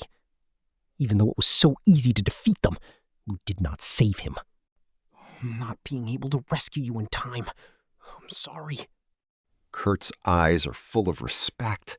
My chest feels really hurt, and I avert my eyes away. The eyes that turned away face the youth whose body got cut into half. A face with a bird's beak, and I think his name is Gablin. If I did not think of unnecessary stuff, he probably would not have died. As I contemplate to myself, Ruijard grabs the front of my shirt, juts his chin out to point at the body, and says, "This is your fault," without any reservation, to gouge at my heart. Yes. The 3 of them could have been saved immediately. I know it. I did not want things to turn out that way too. I feel cheerless. I really did not want to have this result. I'm reflecting. I'm regretting. Why are you reproaching me even though I'm trying to repent? I'm trying my hardest too. I'm trying to get the best results from the best timing. Why are you trying to put the blame on me? Because someone died! I unintentionally raise my voice, and Ruijard's retort comes back perfectly at me. I am unable to refute. It certainly feels like he was killed by me. Eris is still quiet till now. She probably has her own thoughts as she is staring ahead at Gablin's body. She probably has nothing to say to me. That's because I have indeed failed. Under the circumstance where it concerns lives, I only place my priority on my gains and failed to rescue someone in time. In the end, the one who comes to stop us is Kurt. Hey, don't fight amongst yourselves. In the end, the one who comes to stop us is Kurt. Ruijard did not pay attention to him, but Kurt did not stop. Even though it has nothing to do with me, I know that you were fighting over whether to abandon us or help us when you saw us fighting, right? No. Rather to say that we fought amongst each other, I arbitrarily made the judgment to abandon you on my own. You're truly very strong, and the circumstances were dire for us, but you didn't have the obligation to help us? What do you mean by obligation? Helping children is an adult's responsibility. We're not children, we're adventurers. Rudeus has made the right judgment as the leader. Ruijard stops talking. However, I did not feel that my judgment is right. But your comrade is dead. Anyone who sees it understands that. Indeed, the 3 of us had hoped to continue doing this all the way. But we also have the resolution to accept death. An adventurer, regardless of being young or old, will have this resolution. My chest is burning in pain. I do not have that resolution. In my eyes, the job as an adventurer is merely a method of earning money. I'm very grateful that you helped us. But the things about our members are our own problems. No, it's our responsibility that we did not think clearly on how difficult the request is. Kurt's words are full of naivety. One can see it as the youth's sense of justice. or one can view it as a brat who hasn't been polished by society. But one can see the desperation in his efforts. It's something that I clearly lack recently. In my eyes, there are only the money in my hands and our ranks in the guild. I treat the request like a game, and thus I did not put effort into it. You've come over there. You're Kurt. I'm sorry for treating you like a kid. You're a warrior who has come of age. And Rudeus, I'm sorry. Please don't apologize. It's the truth that I made a mistake. No, it's not a mistake. You were protecting their pride as warriors. I had thoughtlessly wanted to go in and rescue them immediately. No. I've not thought about this point at all. It's the same thing when we encountered the group of the two small villains. Ryujerd comes to an understanding on his own. I have not understood it yet. I need to reflect on this matter without fail. My bad points are going to be immediately revealed, and in order to prevent this from happening again for the next time, I have to consolidate everything. That should be what I am thinking. But I'm so lucky that Ryujerd comes to a mistaken understanding of his own. Since the conclusion of everything is okay, is it not fine? I have this shallow thought arising in spite of myself. I'm starting to hate myself a little. Part 7. Kurt says he will carry the body back to town, and we guard him till we reach the forest's entrance. Even though I think Rudeus wanted to say, "Let me send you back to town," he did not say it. That is probably because he has recognized Kurt's party as warriors. Even though we might not be able to return to town because we lost someone, we are prepared to die.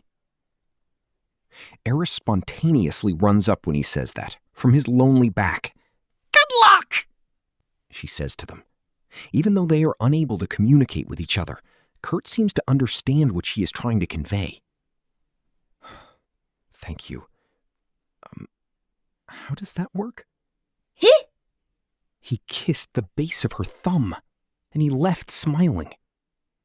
Eris is stunned. I don't know what to do either.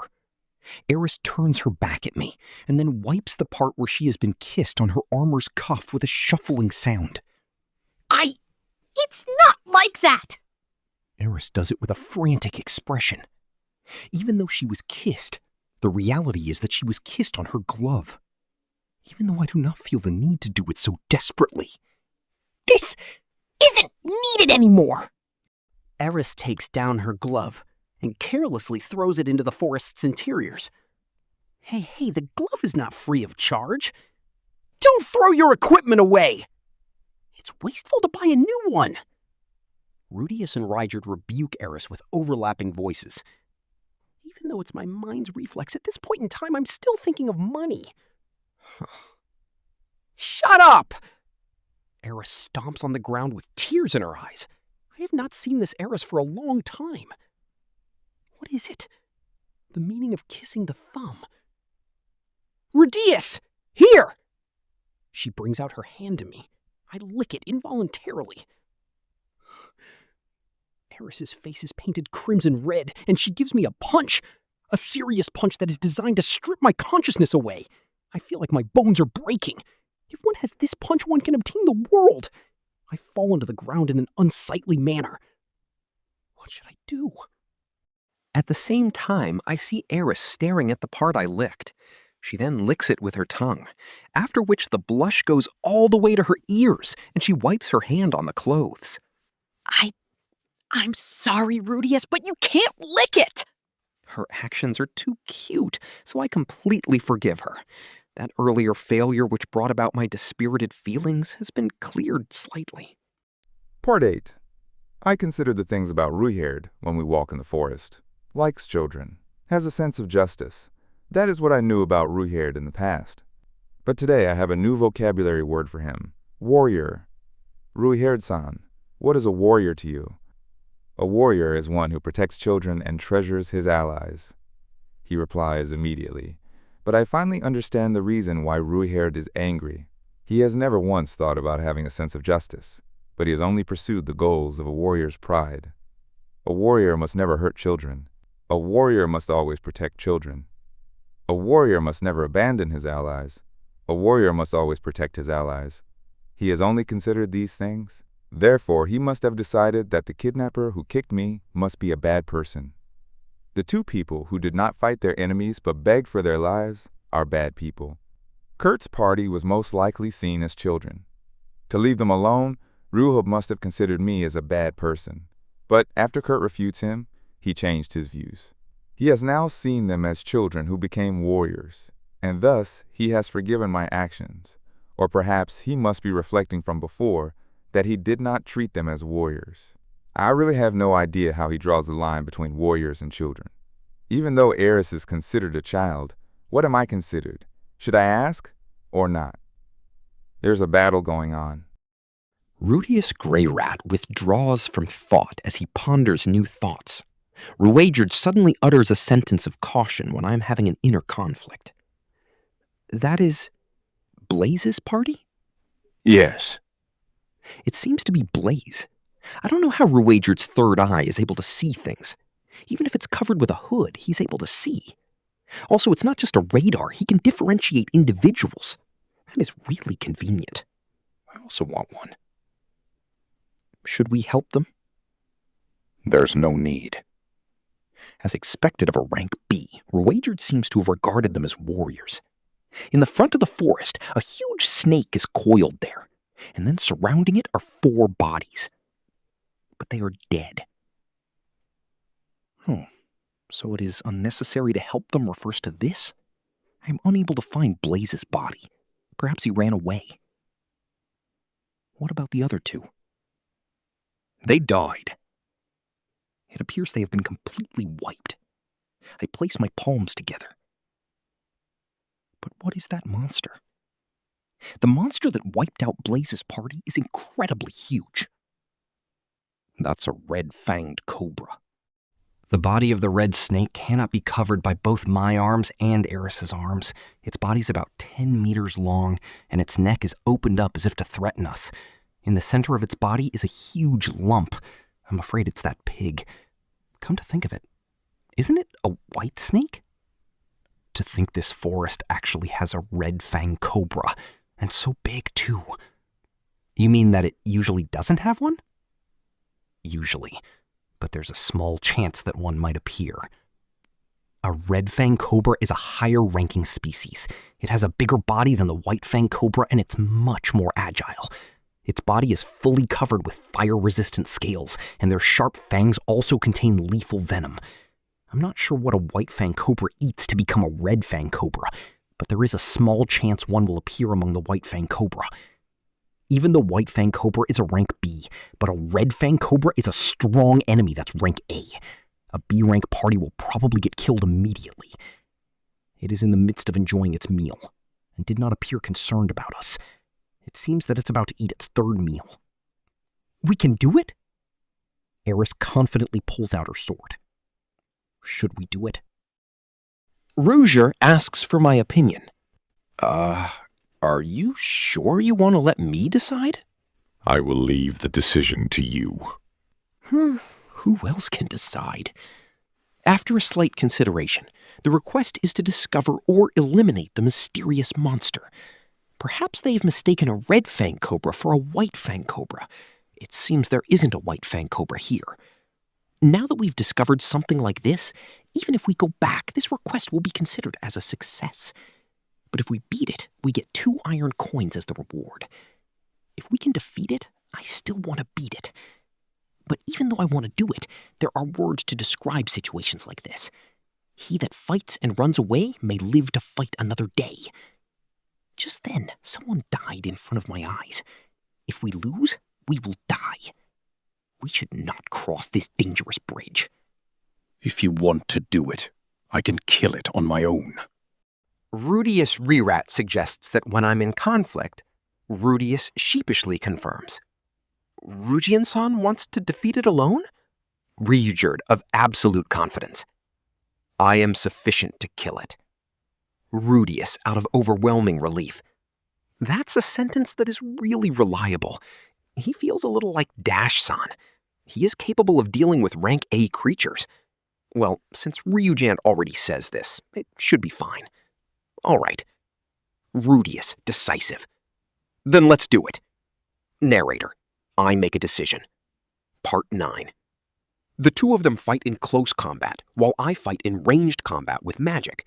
It's the usual combination, so I use the stone cannon like normal.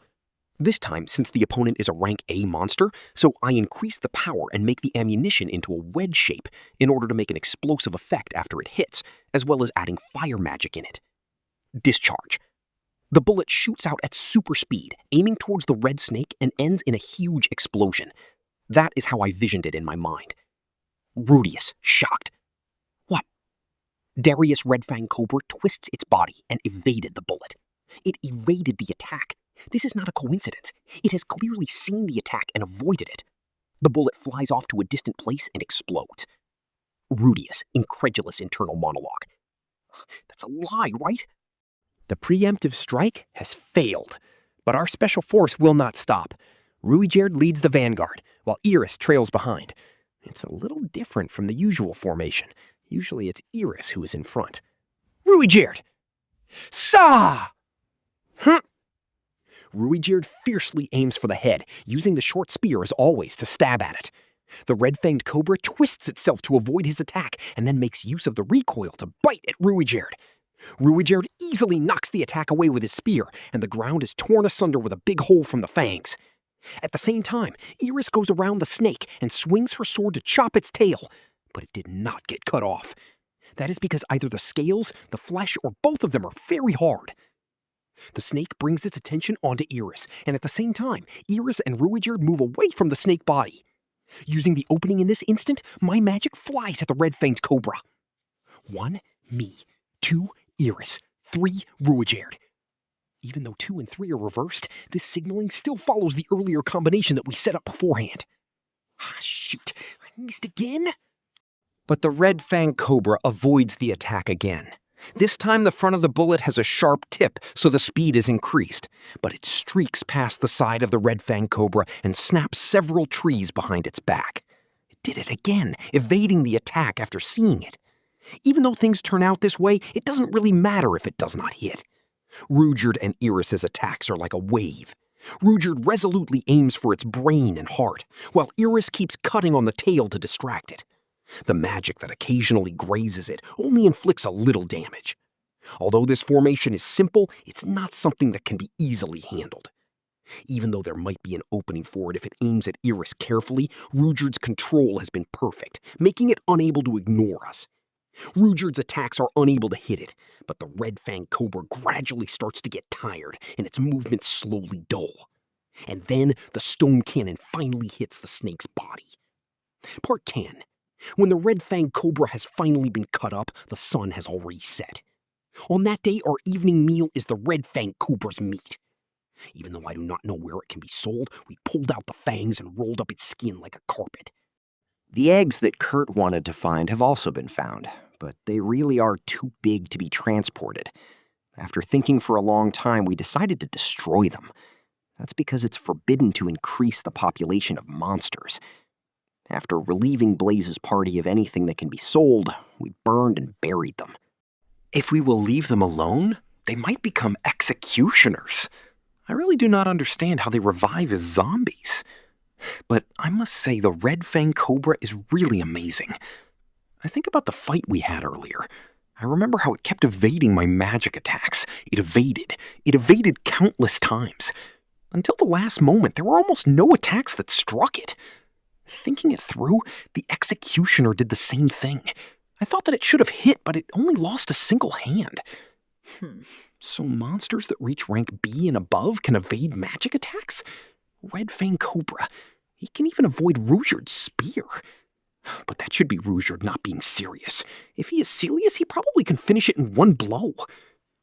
It didn't avoid Eris's sword because the threat was too low, so it didn't need to evade it. But this world's creatures are all crazy monsters. Even a human can avoid magic attacks, so monsters can also evade them. It could be possible that S-rank monsters might not even be hurt from the stone cannon. That's awfully frightening. It's best that I do not approach such dangerous places. With that, We accomplished the request, and then this request became our final request in this town. Volume 3, Chapter 13. After we slayed the Red Fang Cobra, we returned to the guild. As usual, we met up with Jiril outside the guild. We exchange our cards, then pass the Red Fang Cobra's fangs and skin over to him and collaborate our stories. Because there are too many items this time, we enter the guild with Jiril and everyone else. As expected, Nokopara comes over to us. This person really does reside in the guild all the time, and he will always come over. Whoa, you hunted something interesting, didn't you? Hey, isn't this the Red Fang Cobra's scales? Huh? I make an eye signal to Jiril and let him talk about what we had discussed earlier. Indeed. We were lucky, as we met it when it was weak. Huh. Just you few only. He smiles as if he saw something interesting. Nokopara condescendingly looks at Jiril. What's wrong? This feels different from the norm. All the Super Blaze's members died. They were the ones who injured it. What? Blaze? Died? Yes. Well, it can't be helped if they met the Red Fang Cobra. But no matter how weak it is, the two of you cannot possibly kill a Red Fang Cobra. About it being weak, it was actually close to death. No, it won't be wrong to say it's already dead. Even if it is still breathing, it is no different from it being dead. Gerald hurriedly runs off after talking at a high speed. Nokopara's face is full of disbelief and changes his target to us. You went to search for pets today again? Rudeus Greyrat. Yes, Jiril-sensei's technique for searching pets is too good, and we earned a few coins today. Oh. I want to leave as soon as possible. I feel that there is something wrong. However, Nokopara brings his arm around my shoulders with a broad smile and whispers, "Then how did you search for the pet outside the town?" I subconsciously stop my movements for a moment, but I think I managed to keep a poker face. This development is within my expectation. He just saw us going out of the town. We just went outside by coincidence. Oh, what did you do outside? The conversation is heading off in a terrible direction. Nokopara grabs Jiril's shoulders. Is the Red Fang Cobra in the city too? I see. He saw Jiril moving about in the city, which is to say the cat has been let out of the bag. This is really such an incredible incident, don't you say? Progressing to this stage is within expectations. There are several methods to escape from this situation. In example, we can sell out Gerald and solve this problem. We can state that we were forcefully given this request and we were having a huge headache over this. But I am unable to use this solution. If I do, I might get stabbed by Rifujin because this is not what a warrior should do. Hey, you should stop pretending if I already state things to this point. What do you mean by pretending? What exactly did we do? Huh? Hume Hunters helped us with our request, and we helped Hume Hunters with their request. That's it. I continue to act ignorant and turn the conversation to a serious direction. I had to check the rules again, and I shouldn't be wrong about this. Are you being serious? What happens if idiots follow what you just did? Then what will happen? If you are able to use money to buy requests, then there's no meaning to the Adventurers Guild. We did not do a money exchange. This line of forced argument isn't going to work. But certainly, classifying the requests and doing transactions on it? I see. This guy's clever. Rudeus, why are you taking notice of this? We're not bothering you, right? Nokopara. Oh, be careful of what you're talking about. The only roads you have now are two. Oi, Jiril, listen up. He grabs the front of my shirt and lifts me up. Behind me, Rifujin's and Eris's faces are wrought with anger. In any case, Hold it in. The conversation is not over yet.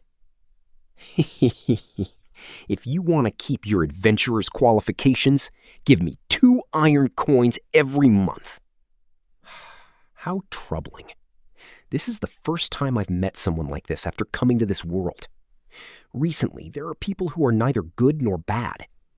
It is easy to handle people who are bad, because there is no need for further considerations. But this Nokopera, no wonder he's always in the guild. He is constantly watching out for people who do illegal things. You lot must have earned a lot of money, right? You can spend it freely, right? May I ask a few questions? Ah! This is indeed classified as buying and selling requests, right? Yes. If you're discovered, you will be fined and lose your qualifications to be adventurers. You don't want that, right? I don't. Calm down. There's no need to panic yet. I have also considered this situation. No problem. There's no problem yet. No matter what, I have no money. Can Jareel and I report our requests? No problem. But don't think of escaping, yeah? Certainly, my lord. This fellow is stupid after all. I walk to the encounter as I think about it. Hey, what should we do? What should we do? Calm down. Please relax. I handle the panicking Jarl and beckon Veskel to come over. After we finish collecting the rewards, we will disband plot hunters and bring Jarl and Veskel into Dead End. As I turn back to look, Ruijert's anger status bar is at max, while Nokopara is standing right in front of him. Even though we broke the rules, this underhanded method of threatening us seems to be forbidden for a warrior. Oi! Give today's money to me! After walking back, Nokopara wraps his arm around my shoulders with a broad grin, and just as Jarl is about to hand the 2 iron coins with a strained smile, I grab that hand. Before that, I have a question. What is it? Ask quickly! I'm busy! I breathe deeply in my heart and pray everything is successful. Do you have evidence of us doing illegal things? Nokopara smacks his lips with anger, and the sound echoes throughout the building. Part 2. Dead End's finished request was selected from the guild's logbook. The staff at the guild did not ask for the reason. Looks something like this is not Nokopara's first time. We head back to the person's place who originally made the request. I suggest you not kill me in the alleys, all right? Nokopara says that while looking at Ruijerd and Jalil. Ruijerd is releasing copious amount of killing intent. Is he unafraid of him? Or perhaps he is already used to that kind of killing intent. If I die, my partners will report to the guild, and I'm different from you C rankers. I'm one who can rise up to B rank. That last line is an obvious bluff. Nokopara also does not believe he is capable of winning against 5 people alone. No matter how much he tries to corner us, he also does not wish to die. Even so, his thinking is too shallow. If it is me, I would at least bring in 1 guard. We're here. The first house. It is a dwelling that I have not seen before. After knocking on the door, a seemingly obstinate-looking old Obasan walks out from the house. She has an eagle-like nose, and she wears a black robe. There seems to be a sweet smell emitting from the interiors of the house, and most likely she's making a narrow candy. She shows a suspicious expression upon looking at Nokopara, but displays a smile when she sees Veskel. Ara, isn't this Veskel? Why did you bring so many people here? Ah, are these the members of Dead End's Ruijerd? Ruijerd looks at us in shock. He sees the Obasan's glances are looking towards Veskel. Nokopara, you bastards! Bring out your adventurer's identifications! Obasan, you have been deceived. These aren't the people of Dead End. Obasan shoots Nokopara an eye and scoffs through her nose. How did they deceive us? Veskel has killed all the bugs in my home, as expected of one from the Zumeba race. After that, I have not seen a single bug Looks like this Obasan is a home that Veskel had serviced. Come to think of it, Ruijerd has mentioned this when he was spying on them. As long as you do things thoroughly. I don't mind if you're the real dead end. Nokopara is not the only one who is surprised. The real deal himself also shows a surprised expression. But I am not going to live for much longer.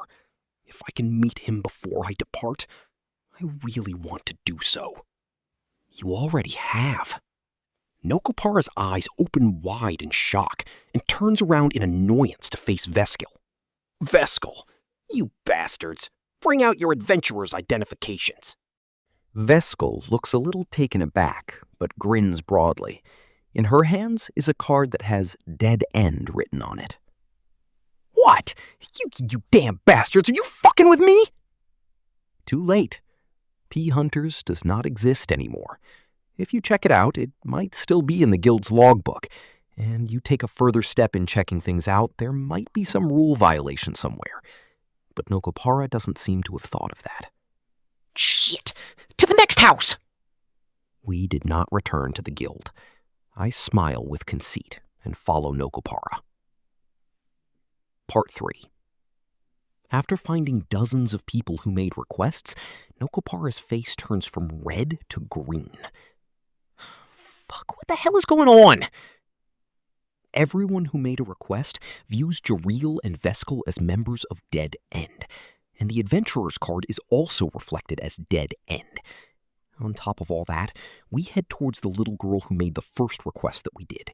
She hugs Ruijerd's leg with delight and has a happy reunion with him. Nokopara-san, I'm sorry. If you don't have any proof, I can't give you money. Fuck. Now the tables have been turned, and we can report him for interfering with our requests or something. I subconsciously laugh in an evil manner. At the time when I am laughing, we reach the place of the final person. That is to say, the Wolf's Paw Pavilion. Jareel and Veskel seem to have worked there before, and it might be difficult to cover up if someone recognized us. Well, just like before, there should be a way to handle things. These are the final people. The two people are coming out of the Wolf's Paw Pavilion. I freeze instantly when I see this sight. Shit! My mind is blaring siren alarms up. This is an emergency. This is an airstrike. The enemy planes have invaded us. An unexpected situation. This has distinctly shown off where my thoughts are lacking and how badly my mind adapts. Oh, Rudeus, you're back. Thanks for your hard work. I say, what's wrong? You brought so many people. Kurt welcomes us with an exhausted expression. Nokopara has probably discovered my anxiety, or perhaps he has planned this from the start. Ha! Hey, the people who saved you are Dead End, right? Damn it. The current Dead End is rank D, while P. Hunter's accepted request is rank B. This means that we cannot accept this, and if one investigates it, everything will fall apart. Damn it, this is trouble. Kurt looks at Ruijerd and me, while I shake my head hard to stop him. Brag about it, that you don't need help. You retreated from a bad place all by yourself, right? I think of that in my mind. At least I am praying that Kurt will brag and say, I don't know about that. No one helped us, and refute him. Kurt looks at me and nods forcefully. Of course. I have never seen someone so strong. Oh, my dearest mother of... This person is so honest. Kurt describes how strong we are, stating we buried the executioner and almond anaconda, and edits the plot with voiceover and visual colored explanations. Rudeus-san is so amazing.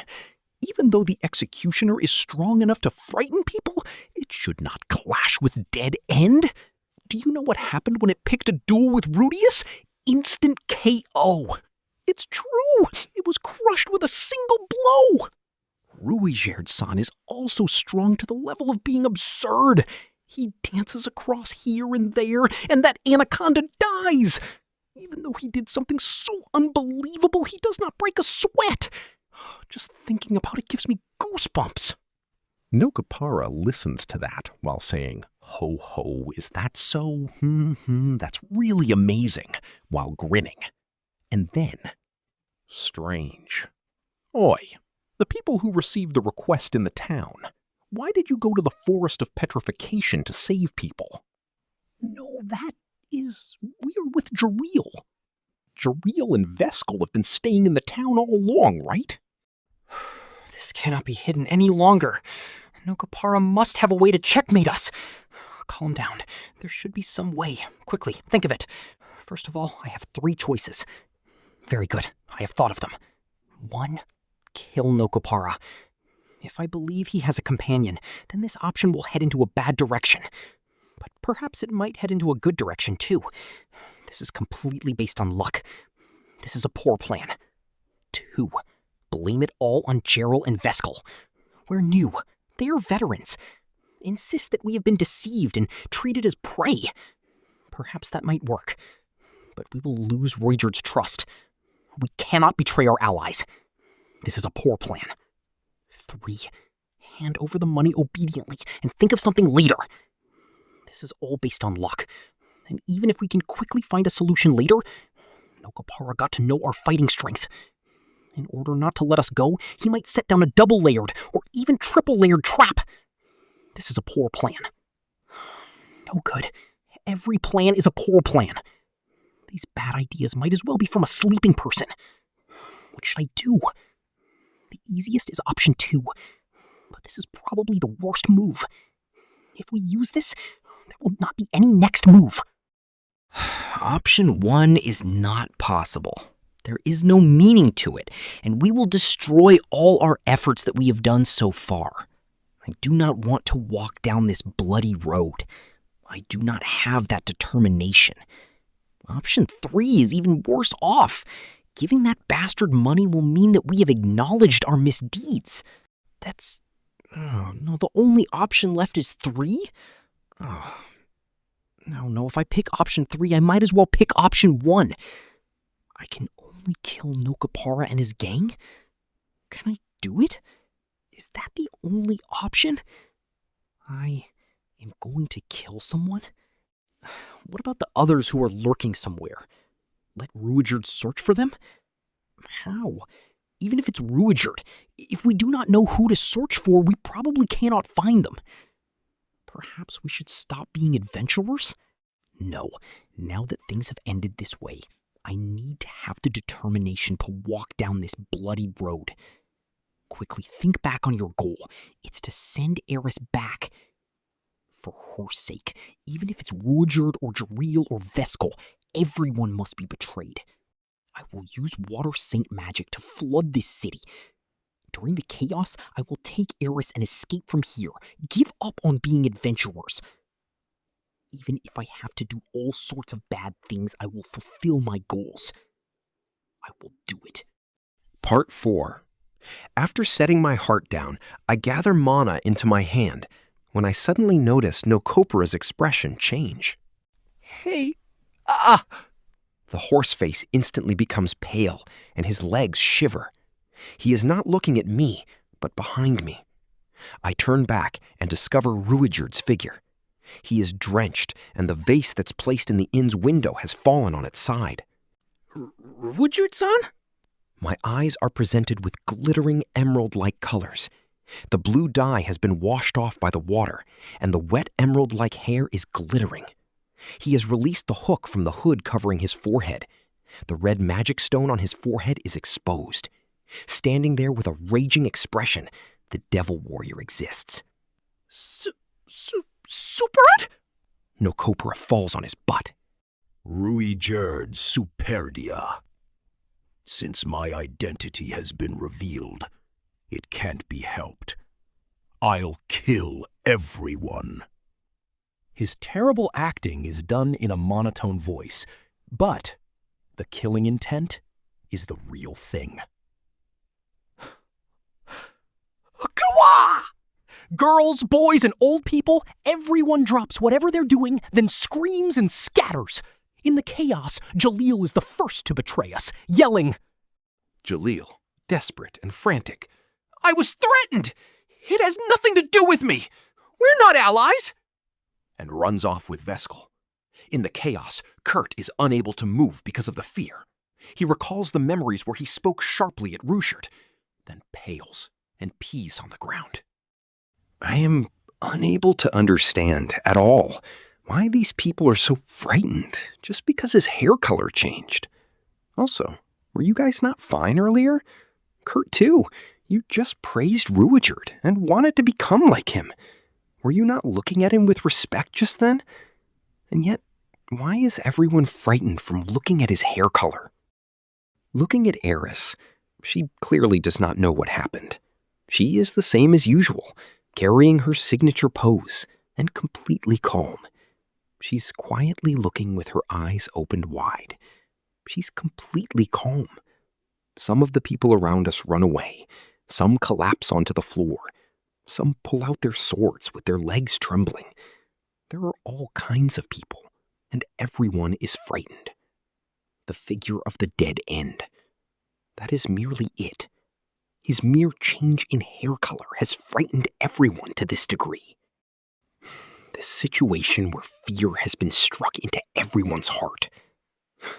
I feel like laughing. What have I been doing up to this point? Just looking at his hair ended with things becoming like this. What is the use of my own efforts? My thinking is just stupid. Just because Eris is fine with it, the Migurd's race is also fine with it, and thus everyone will be fine with it? Futile.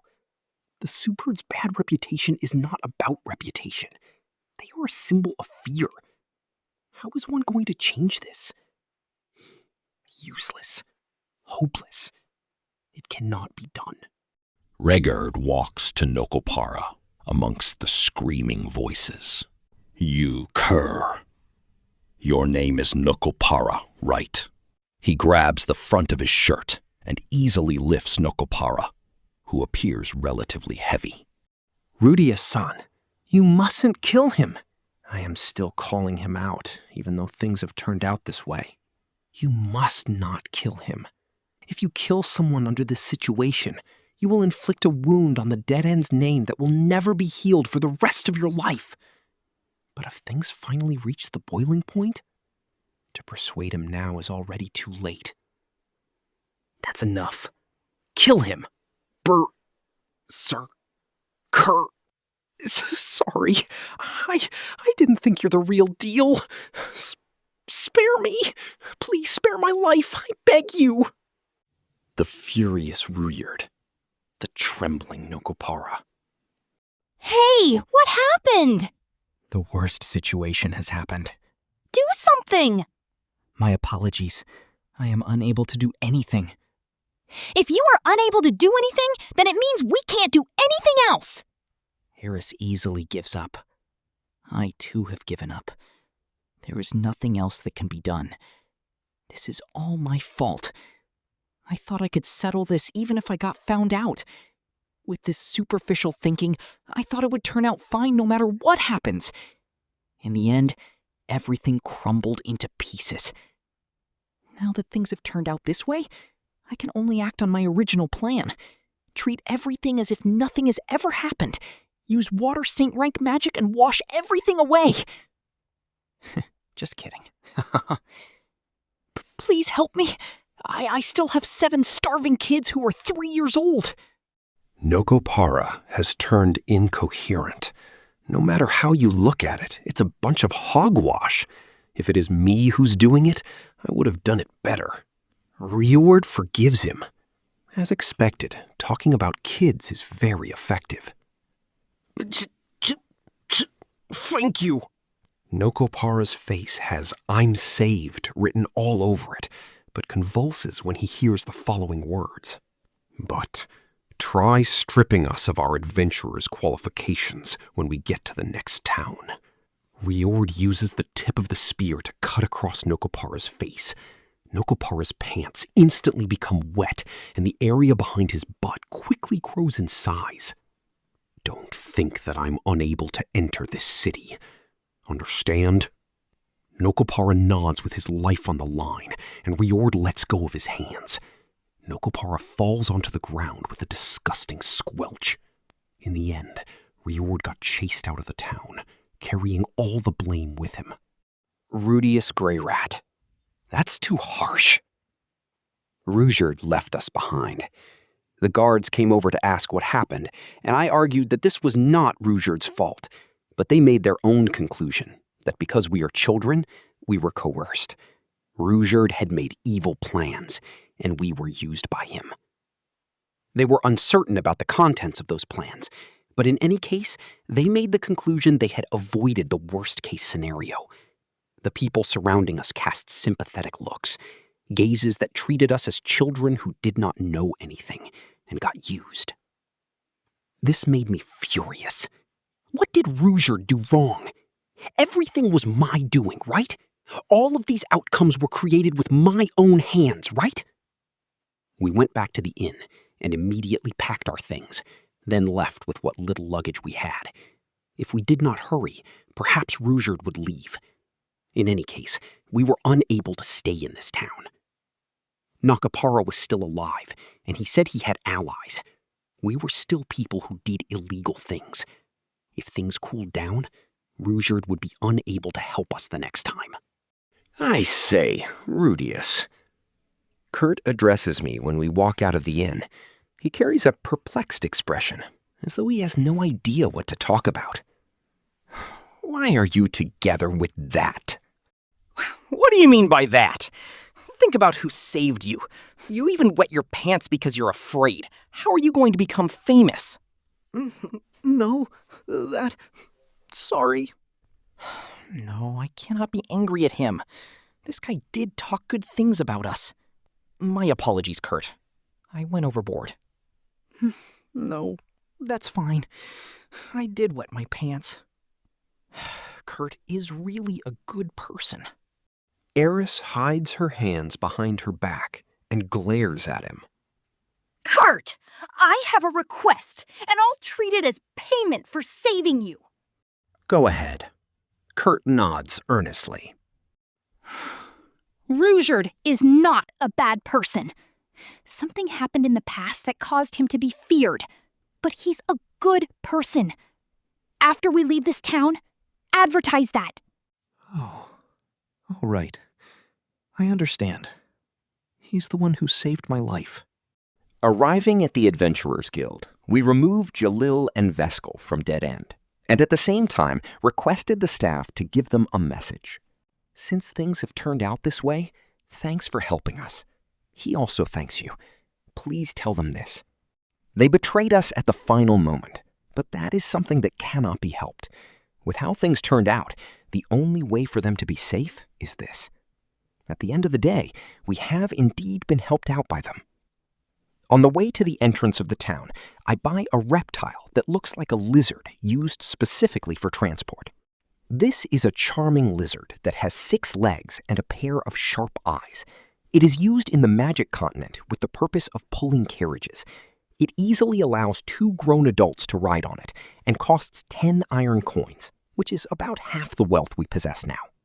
But we had already decided to buy it before leaving town. We had heard before the difference of using it and not using it when moving around the Magic Continent. After hearing from the owner on how to control it, we pack our luggage onto it and ride it out of town. There are many soldiers gathered at the entrance. Perhaps they are planning to venture outside the walls to eliminate Rudeus. Amongst them are the familiar lizard-faced and pig-faced guards. Their faces are pale and at the same time show signs of excitement. After greeting them, we received the warning Dead End had just exited town, and we needed to be careful. After that, they said Dead End is the devil and is planning something in town. They clearly have not seen Rudeus, but declared him as evil with the ambiguous talk about him. That man has walked freely in this town for 2 months, and nothing happened. The guards' faces are written with... Huh? I glare at the 2 of them, scoff, and walk out of town. My heart feels like it has been stabbed. Part 7. We need to meet up with Rudeus again. He should be nearby. No, he is definitely nearby. If his pride as a warrior is real, he should not abandon us. No, he should not abandon Eris. Here will be good enough. We walk a distance far enough till we are unable to see the town, and I release a firework magic into the sky. The sound roars through the air, the heat scattering in waves, and the light shines everywhere. After a while, Rudeus still has not appeared. Eris, please call for Rudeus. Eris calls out for Rudeus with her loud voice. After a while, the pack coyotes appear. The frustrated me vents my frustration on them. The surrounding boulders disintegrate into dust and become a pretty flat land. The pack coyotes turn into scraps of meat, and they will probably turn into zombies. Who cares? Those people are in the town after all. Rudeus. Look, it's Rudeus. After the battle, we see Rudeus' figure. He shows an uncomfortable expression. Please do not show that kind of face. Why didn't you appear when we called you? Are you planning to leave us without a word? But what comes out from my lips is an accusatory tone, even though I have not planned to do that. Sorry. His first word is an apology, and I feel there is no place for me to retreat to. No matter how I think about it, everything is my fault. I had conceitedly coerced Jariel and Veskel into becoming our allies, and believed that I was able to progress with a simple method. In the end, when our misdeeds were revealed, I still believed that we were able to somehow get out of it. We were driven into a corner, and at the very end of it all, Rudeus covered things up for me. If Rudeus did not take the blame, we might still continue to be bound in that town doing requests. Why are you apologizing? The one who should apologize is me. I am unable to endure any longer. No, you have done everything that you should do. But plans are always accompanied with failures. You spend effort day and night on thinking things through. I know of this. Rudeus smiles and places his hand on my head. Well, I don't know what you're thinking about. Until now, I have always thought that you're thinking about planning something bad, so there are many times I am unable to control myself. Rudeus glances at Eris, nods, and continues. You have something to protect, which you would do so desperately.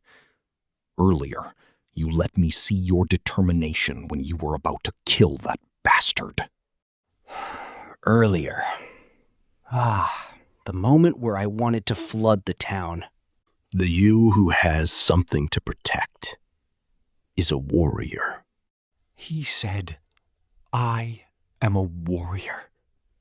My tears are about to spill from me when I heard that. I am not so splendid. I am shamelessly planning on how to earn money, single-mindedly thinking about gains and losses, and even considered abandoning Rudeus. To abandon a reliable ally at the final moment? Rudeus-san, I am. My sincere words. My own words. I cast off the armor of Kago, and to use my own words? But I have no idea what to say. Enough. You do not need to mind me. Don't worry. Even if I can't restore my reputation, I will protect you. Trust me. No, please give me your trust. I trust you. I believe you. It's fine even if I don't do it. I see. Restoring Rudeus' reputation is indeed difficult. Currently, if there are two goals, our actions will become unclear and illogical. Recently, I have been stressed a lot, and there are things that I did not consider. They are plans that I could have thought about, but the resulting conclusion is today's failure. Therefore, there is no need for me to do this. But this is something that I cannot agree upon. I have witnessed that scene. If they were not so afraid, it would have been a scene where they picked up stones and hurled them at us. But I am unable to say something like, "Oh, is that so? Then please wait outside the next town." No, I must clear Ruijerd-san's infamy. Instead of this, I should renew my determination. At least let me repay this debt of gratitude. You're really obstinate. Do you really have this little faith in me? I believe you. That is why I'm repaying you. Concerning me, I had been bullied in the past. I had suffered the pain of being stuck with a hateful tag, leaving me alone in a world where I had nobody else for decades.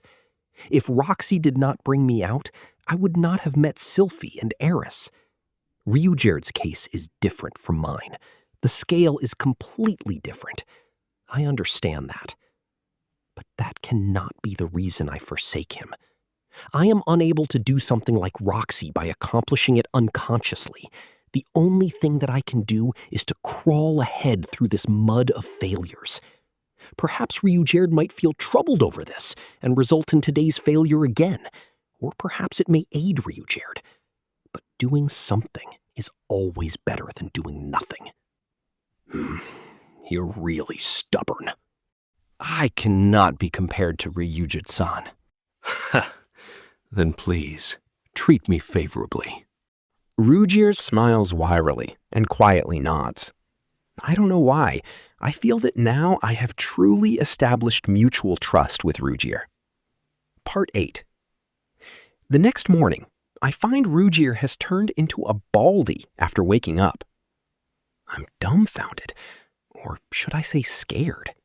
Coupled with the scars on his face, it makes him look like a yakuza.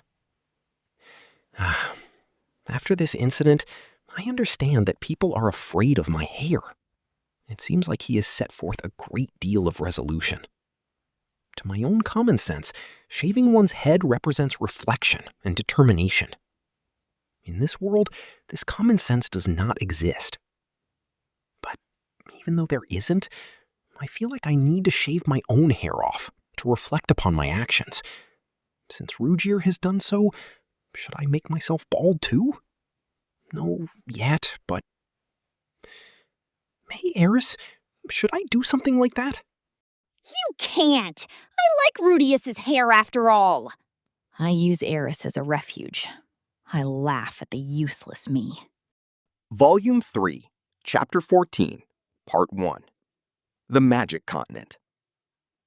If it was me in my previous life, I would have thought that it was shorthand for Demon World, where the Demon King rules, small villages where demons live, a small shrine of a forgotten tribe, where powerful demons with confidence are everywhere. That is the Demon World I know.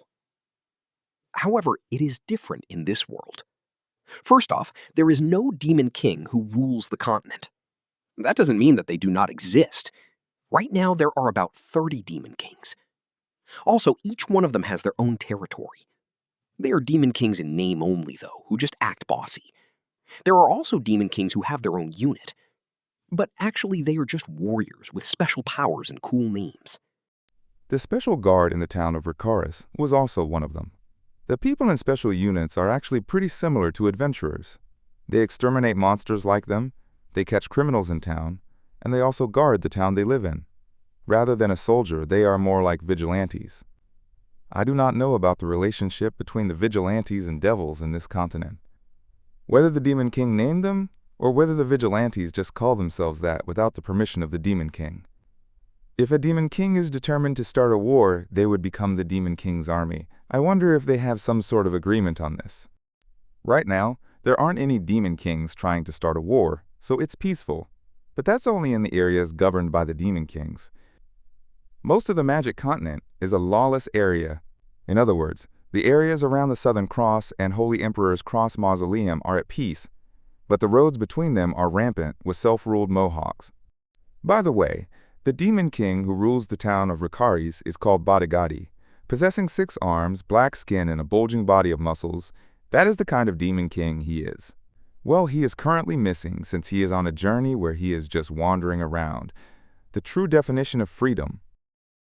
Part 2. The magic continent is infested with powerful monsters.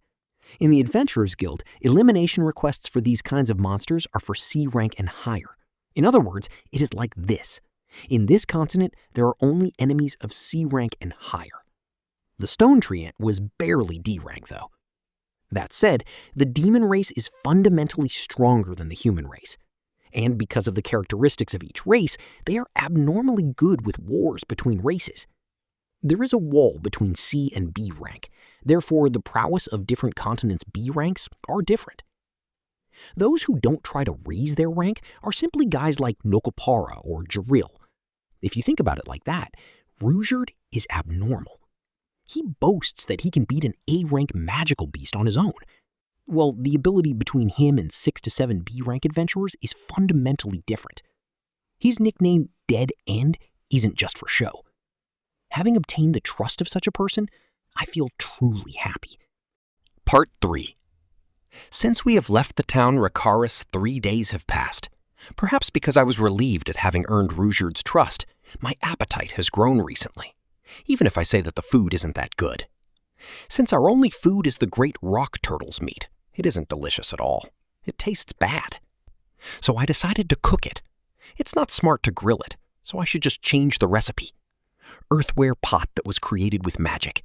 Delicious water produced by a Greyrat's magic. Steam-powered stove that was created with magic. Using these 3, I decided to cook the meat. Water is precious, but I can infinitely create more. Actually, I wanted to use the stove to cook the meat, but I decided to stop after it exploded. Although it takes time, the water bill and gas bill is free after you learn enough magic. I should just take my time and shower it with my affection to cook it carefully. The cookware made from earth magic was easily disposable. How handy! I should also try smoking some meat. A chip of the stone treant? It didn't seem tasty at all. Anyway, the meat of the great rock turtle tasted better after that. Tough meat always tastes bad, but the soft meat also tasted bad. Yeah, it tastes bad. Even after it was boiled, the scent didn't change. Well, it's not like I could suddenly make it tasty. It's a funny story. It was more delicious that time I ate it at the Meagred's village. Just what does it miss? And then I remembered. The plants and vegetables the Meagred tribe was growing. What I thought when I saw it at first was that the crops were dying. However, it wasn't like that. That was probably a kind of herb. It was their knowledge of herbs that removed the smell and made the meat tastier. I had been completely fooled by Roxy's words. It's bitter and tastes bad. That's a vegetable, but it's not something you eat just like that. Honestly, my Shisho is such an airhead. I'm troubled about her. When we arrive at the next town, I should buy a stock of herbs. Also, if there were different spices, I'd like to test some things out. But will it be worth the effort? Basically, in the magic continent, spices are expensive. Perhaps because the land isn't that fertile, the vegetables even more so. Because they are used for the spices, they're expensive. For a word from something like a little ginseng would be bartered for 5 kilograms of meat. Great rock turtle is really cheap. It can be said it's common food here. That turtle, who has a body bigger than a 5-ton truck, can feed a household for a few days, even if it's only one of them. Even I must say that it couldn't possibly feed every single household inside a town, though. Sometimes eating pack coyotes, sometimes eating bugs who live in treants. Even Eris had refused to eat the bugs when she saw them. Even I don't want to eat something like bugs. The food culture in this continent doesn't fit me. I can still eat the meat of the great rock turtle if it's cooked. Among the low level of food culture here, well, it would be classified as delicious, though. Saying it's tasty if you just cook it, I was barely able to nod to these words from Rudeus. Even so, I still need spices. Most two don't find it necessary. However, for me, it's necessary. In other words, I arbitrarily chose to buy it. However, being arbitrary isn't good, because we're a team. Let's put the talk about spices away for now. I should find the right time to consult the right person about this. Part 4. Everybody gather up! Eris, who was trying to use a lump of cloth as a pillow. Rudeus, who was searching for enemies with his eyes closed. I called for them to group up. I would like to hold meetings from now on. Eris scratched her head in question. Meetings? Yes. If we're going to keep on traveling like this, I think that some problems will occur. If a problem were to arise, then at that time, I think the three of us should discuss what we should do about it. This should be done so we can prevent fights occurring because of different opinions. Eris made a puzzled face. As I thought, she probably doesn't like participating in something specific like this. Better yet, I could just discuss everything with just Rudeus, but to leave someone out isn't good. She isn't some dead weight who slows us down, so I have to let her join in the discussions like this. It's that right? What Rudeus and the others did once a month? What about once a month? Oh, she's talking about the staff meeting. Come to think of it, I did do something like that. Yes, it's the adventurer's version of that. Each Rusha suddenly closed her mouth and began sitting in front of me like a stone. When I thought she was making a serious face, she had a big grin across her face. I wonder why.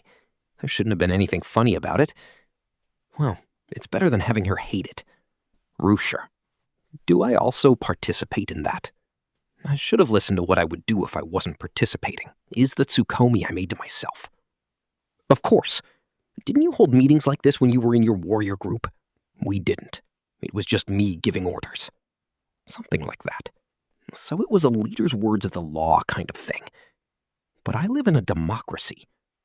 Starting today, we discuss it with the three of us and make decisions with the three of us. Understood. Rushard nodded obediently and sat down. Beside the campfire, the three of us sat in a circle. All right, now we'll start the first dead-end strategy meeting. Applause. Clap, clap, clap, clap. The three of us began applauding. Why do we do something like applauding? That's the kind of thing you have to do. Even though you didn't do it that time with Ghislaine, well, not that I minded. Because it's our memorable first meeting, we have to applaud like this. I didn't do that at the staff meeting. But now we're adventurers, we have to make it a little more exciting like this. Well, last time, I failed big time. No, that wasn't your fault, but... Shut up! Rudyard-san, when you make a remark, wait until the person talking is done. After that, please raise your hand. Hysterically with triangular glasses, that's how I would have said it. I understand. Good. Ruijard looked as if he didn't understand any of it. Well, I just went on with what I wanted to say. Let's think about the reasons we failed. Failing to gather information, only thinking about making money, failing to get 2 birds in 1 stone, etc. Well, we have to be careful of them all respectively. As a precaution, I would like us to follow the next 3 points. Reporting, communication, and consultation. These are the most important. Consultation. I see. This is of great importance. With this, even if there's an enemy in front of us, we'll be able to send him flying. Yes, consultation. Before you do something, you should consult the others. What do we do specifically? If you ever have something that bothers you, please tell each other about it. In reality, I don't know how society has people consulting others. Well, let's leave the difficult stuff aside for now. We should do whatever we can. I shall also ask you two for consultation. The one who was asked for consultation, please think about what has been said, even if you don't agree. If you do it like that, you might find a great plan the others may not have thought about. Well, I think I decided things without consulting Richard about it first, even though I said I trust him. In the depths of my heart, it may have been different. And contact. If you notice something in the area, please say something immediately. Please tell one another things like that. Eris just kept nodding yes with a difficult face. I wonder if she understands. Finally, reporting. Progress may be important. However, if a plan fails or succeeds, please tell me its result. Well, it's because I'm still the leader. Let's have some awareness about that. Any questions for now? I don't have any. Go on. Rudyard shook his head, while Eris raised her hand. Yes, Eris. The three of us will consult, but in the end, Rudeus will decide, right? In the end, it'll probably end up like that. Then why isn't it fine if Rudeus decides everything? There's a limit to how much I can think about. Like I'd be able to think of something Rudeus couldn't think of. I'm thankful you're saying that, but let me say it clearly. Even I want some peace of mind. I want you guys to say it's all right, or you'll be fine, something like that. Even if you can't think of anything, something Eris might say may give me a hint. I wonder. Eris had a face that looked like she didn't understand. Well, in the beginning it can't be helped, since it's important to use your head. For the time being, there is something I want to decide on for the future. At this moment, even though we couldn't make enough preparations, our journey began. It'll be a journey from one place to another, but we don't have another choice apart from doing our best. First is the destination. Of course, the final destination will be the Asura Kingdom, in the west of the central continent. This is okay, right? The two of them nod. However, it isn't possible to cross over to the central continent from the magic continent, because there is no route. In this world, the sea tribe dominates the sea. Except for the planned route, it's not possible to travel through it. Ruja-san, how can we cross over to the Milis continent? In the southernmost town of the magic continent, Windport, there's a boat that leaves from there. Therefore, if you want to go to the central continent, you need to take the following route. Southern tip of the magic continent to center of the Milis continent. From the center of the Milis continent to the southeast end of the Milis continent. From the southeast end of the Milis continent to the western part of central continent. This is the route we need to take. However, there is also a route from the opposite direction. It's a route that goes from the northwestern part of the magic continent to the heavens continent. This way we'll be able to go to the central continent without going through the Milis continent. If you just want to go to the central continent, then this is logically a few months shorter. However, it's not as easy as it sounds. The heaven continent is a continent at the top of a mountain range of cliffs. Without wings, there are no means to get up. I also think it isn't possible to reach it by climbing.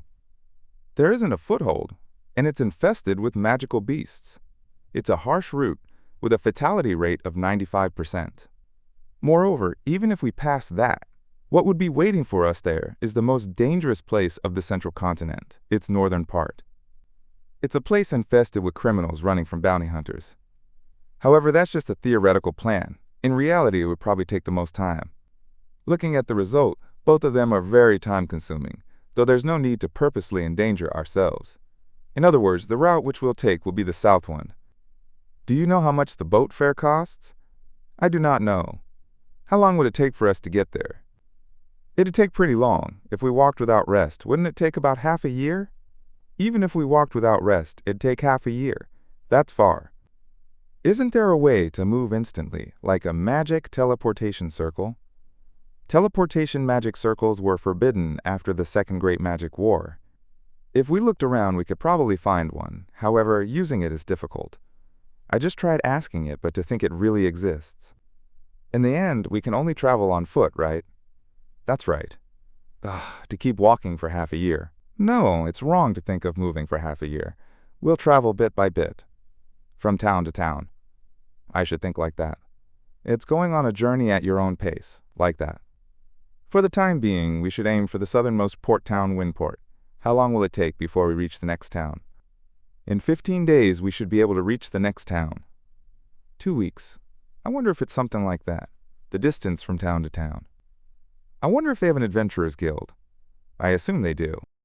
Rudeus tells me, different tribes came together in a town in the old days, and the place where they exchanged information and more, a town should be there. Something like that. Not just a plaza, but a town. I feel quite optimistic. If there's a town, that means payment methods should exist there. Let's say I were teaching Eris. She'd be really strong in combat, but not so smart in school. Looking at the street furs, it's clear that they resist atmospheric changes. Even Western wood, if subject to climate, is subject to change. Natural vegetation is always affected by climate, so these things didn't change over time, which means they must be wards of some kind. That would work well for cars, or whatever. Looking at the ores, these have some kind of words too. Usually, any stone thrown at me would sink, but these things are much lighter, probably for ore purposes. I think about the plaza. The floor is made of tile. Even though the plaza is open to the elements, it's always clean. I wonder if I could alter some of the monolith, or even wards. If I could figure out how to do that, I could make some awesome things. Later, I walked around in person. On the way to the door, I noticed that the temple walls were quite thick. Then I got to the gate. The gate is open, and inside is a small wall. This place is definitely a temple, just like the one in Palta, one of Rugia's ancestors.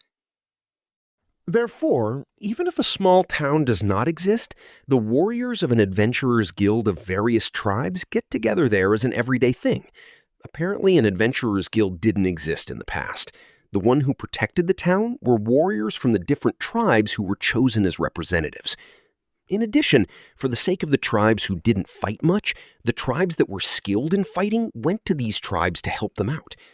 The relationship between the supered tribe and the migrant tribe was also like that. In order to strengthen the relationship between these tribes, there were also those from different tribes who married each other. No wonder the Magic Continent has so many different tribes. There were mixed tribes with different kinds, too. Wait, we're not talking about the main point anymore. Okay, now I think we should move through towns with adventurers' guilds in them. We'll stay there for about 1 or 2 weeks. As long as our adventurer's qualification hasn't been revoked, we can keep receiving requests, while also selling the Dead End name. Basically nothing bad. And when our travel expenses are covered, we'll leave the town. That's the kind of flow we should go with. Does anyone have any questions, maybe? Rouget raises his hand. You don't have to sell my name. For that reason, I also cut my hair. The me now is no longer of the supered tribe. Well, selling your name is just an extra while doing requests. Just an extra. I discovered that from working with Vescal and Jalil. There isn't any need to do anything special. Just trying your hardest completes the job. If it goes well, we'll say Rouget of Dead End. If it doesn't go well, I'll just say my own name. I'll be troubled if they heard the name Dead End and begin to panic. However, that will be a secret from Rouget. Huh. Deciding something like this on my own right after deciding we'd consult each other? It'll be fine. Okay, now that we've decided that, any other questions? Here! Yes, Eris-kun? This situation takes me back. It's like being in class again. Are we gonna check the prices of things like you did long ago? You mean market research? Come to think of it, I did not bother with this in the town of Rakaris. That town was a place where we really got ripped off. Even the lizard used for traveling could have probably been found somewhere in the wild. Let's do that, because knowing the price of things is the first step to handle money better. Does anyone have an idea about how we're going to do this? There don't seem to be any ideas. I guess it'll be like this for the time being. Problems will probably appear on our journey from now on. At that time, it'll be great if we can calmly discuss things without fighting. Well then, I look forward to working together with you guys from now on. While saying that, I bowed my head to the other two. Thus, our journey began. Part 5. Inside the town, there's nobody who was able to recognize that Ruigerd was from the supered tribe. I wonder if it might have been because he's even shaved his eyebrows. It seems the Magic Continent doesn't have a culture of firmly affixing a hairstyle. It might have been important to recognize the different tribes, but I guess it isn't. The gatekeeper greeted us politely and lets us pass through the gate. Ruigerd's appearance was like a monk, or rather, no matter how you look at it, he looks like a mafia or yakuza. Probably because there are other dangerous-looking guys in town. Greetings, town! Like I thought, it really does feel different being dressed like an adventurer. I'm truly happy that we're wearing these clothes now. Before this, I was wearing nobleman clothing. It was truly suspicious. Even Ruigerd was happy, since it was the first time he was happily greeted like this. When I told the guild our party name was Dead End, they just asked, "Is that really okay?" When I told them that we were the real thing, so it's all right, they began to laugh. This method seems to be effective as ever. Accepted easily at unknown places. It makes me want to bow down to the value of the dead-end name. When we got to the inn, we began our war council. The one who brought up the topic was Eris. Rudeus, I want you to stop sniffing my panties while you're doing the laundry. I was told that with a straight face. I was banned from touching Eris's panties from then on. However, if it becomes like that, the only one who can do the laundry is Rujard. How can I let a lowly con bastard who always tries to pat a child's head wash the panties of the cute Eris? Thus, I taught Eris how to do the laundry. From today onward, the laundry was under Eris's supervision. But she secretly sniffed the scent of my underwear. But under no circumstances did I want her to stop. Isn't that the magnanimity of a man? Information gathering was not so difficult. By using the Adventurers Guild, we got to gather a lot of information. Pretending to be a child, I just listened to other adventurers. It was seriously too easy. Thinking because a child was with them, I had them tell me everything I wanted to know. Getting carried away, I tried asking a female adventurer her 3 sizes. Eris mounted me after hearing that. In this world, the concept of tapping out didn't exist. I thought I'd die. While traveling from town to town, we steadily headed southward. Part 6. In the middle of our journey, there were those who came to challenge Rujard to a duel. For I am Rodriguez, the 3rd disciple of North God-style Coleman's personal disciple, Peacock Blade Auber. Rudeus reflected internally. At first I thought they were bounty hunters. I thought some random person put a reward on Rujard's head.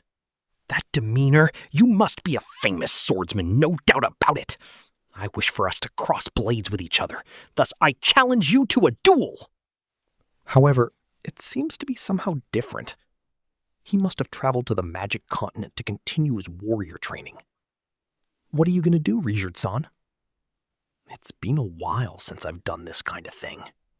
Ruard explains that there seems to be a lot of people with the warrior job in the magic continent. Monsters are strong in the magic continent, and the adventurers who eliminate them are also strong. It seems like most of these fellows think it's a great place to advance their training. Most of them probably think they can get stronger this way. Ruard. I could just accept it, but what should I do? Rudeus, I could tell you what I want, but what do you want to do? I am a warrior. If someone challenges me, I'll accept it. As it turned out, if you're going to accept it, say so from the beginning. We decided to agree on some rules. 1. Not killing each other or severely injuring each other. 2. This side names himself after the duel ends. 3. Whether you win or lose, no tough feelings. And Ruard won. With movements that reflected the opponent who went in at full power, he won. Well, it didn't feel as if he held back. However, with low-risk movements, he won while completely sealing his opponent's movements. It's my complete loss. To think there was still someone this strong. That means the world's really wide. And what's your name? It's Rujard Superdia. I'm also called Dead End. What do you mean? That dead end? In the magic continent, I have heard rumors of a fearsome male from the super tribe walking around. After the fight ended, he was shocked. Surprisingly, those of the human race don't know much about the characteristics of the super tribe. That the super tribe uses spears, or that they have a red gem on their foreheads. There seem to be many of them that don't know of it. For the human race, the only characteristic they have to look out for is the super's emerald green hair. Emerald green hair. Even after 400 years have passed, that was the only reason for their persecution. Bullying him only because his hair color is green? That's something that goes beyond my reasoning. However, he doesn't seem to have any hair. I shaved my hair off. It seems like it'd be better if I don't ask the reason for it. The observant observer notes that the opponent is clearly strong. In the face of a symbol of fear like the Supered tribe, who were known for their heinous actions, It's such an opponent where being afraid of him is totally natural. But still, between warriors, apparently there is something that connects them. For people that use their strength in order to survive, someone like Rudeus should be a symbol of respect and admiration. Oh, no way. I got to have a match with a historical legend? I'm gonna brag about it in my hometown. Most of the opponents were happy about it. It's like when you meet someone for the first time on the street, they look like they'd be unfriendly, but surprisingly, he's a nice guy you could talk to. It was a joy like that. That's why starting with this guy, Rudeus continued to be challenged. And the farther we got south, the more challengers came forth. Within the warriors that challenged him, there was a guy who knew his history. 400 years ago, the time when Rudeus was in the Supered Tribe's warrior group, there was someone who had the same name as him. When we said that it was the same person, he was very surprised. About that person, Rudeus filled a whole night of stories of that person's past. Gramps Rudeus' story was long, but it seems like a story like this without any exaggeration was exciting for a warrior. In particular, the siege against 1,000 men. It was a long battle, but they were able to deal a serious blow to Laplas. As unmanly as it was, I shed some tears after hearing this warrior's story. If I turned this story into a book, it might be able to change people's view on the Super Tribe. True story. Battle on the Magic Continent without justice, first chapter. Or something like, the truth about the Super Tribe no one knows. I wonder if I can print them with some earth magic. In addition, I can write in the languages of 4 different continents. However, I could get caught for breaking the law of the continent. I'll leave it as a thought for now. See ya, thanks, I learned a lot. The warrior observed us for a while. He looked wise, and even his hair was silver. Maybe earth magic. Don't disappoint me. I'll never block you again. These warriors all left happily in the end. There wasn't even one guy who ran for his life, even once. That's also thanks to Rudeus shaving his head. Actually, wouldn't it be all right if every one of the Supered Tribe became skinheads? Onward to the south, and even further to the south. Thus our journey continued. Of course, it wasn't just a smooth journey. There were problems that happened many times. Also, Eris, who came to understand the language, became seriously pissed off and started fighting. There were also some cases where Rudeus' identity as someone of the Super Tribe was found out. In addition to that, there was a time I tried to peek at Eris bathing. However, Rudeus grabbed me by my neck and pulled me away. Similar problems happened many times over. First time around, I became worried over every little problem. I thought I had to make sure it didn't happen again. But if you think about it, whenever Eris started a fight, she never drew her sword. Also, whenever Rudeus was found out, it didn't turn into a mayhem like the first time. And we were very friendly towards the guards, saying, "Sorry, but since there are also a lot of scary guys in the Super Tribe, we need to be cautious." Something like that. In the end, I couldn't peek at Eris taking a bath even once. All of these were small problems. They never developed into bigger problems. That's why I stopped caring after a while. Eris, he's violent. Rudeus, he's from the Super Tribe. And I'm a pervert. He was something decided from birth. Now I believe it more than ever. It isn't something that can be changed. Well, I'm doing whatever I can.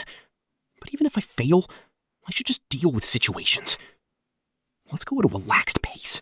A relaxed pace. Partway through, I began to think like that. But I certainly won't treat failure lightly. However, we should loosen our shoulders. I just became able to put the things I wanted to try into practice. A year has passed since we started traveling. And before we noticed, we had already become A-rank adventurers. And thus, we arrived at the southern end of the Magic Continent. We reached the port town, Windport. Thank you so much for listening. Creating these audiobooks takes a lot of time and effort, so if you enjoyed this journey, please consider subscribing to support the channel. Only a small percentage of our listeners are subscribed, and your support makes a huge difference. If you want to hear more light novels, let me know in the comments below. See you in the next chapter.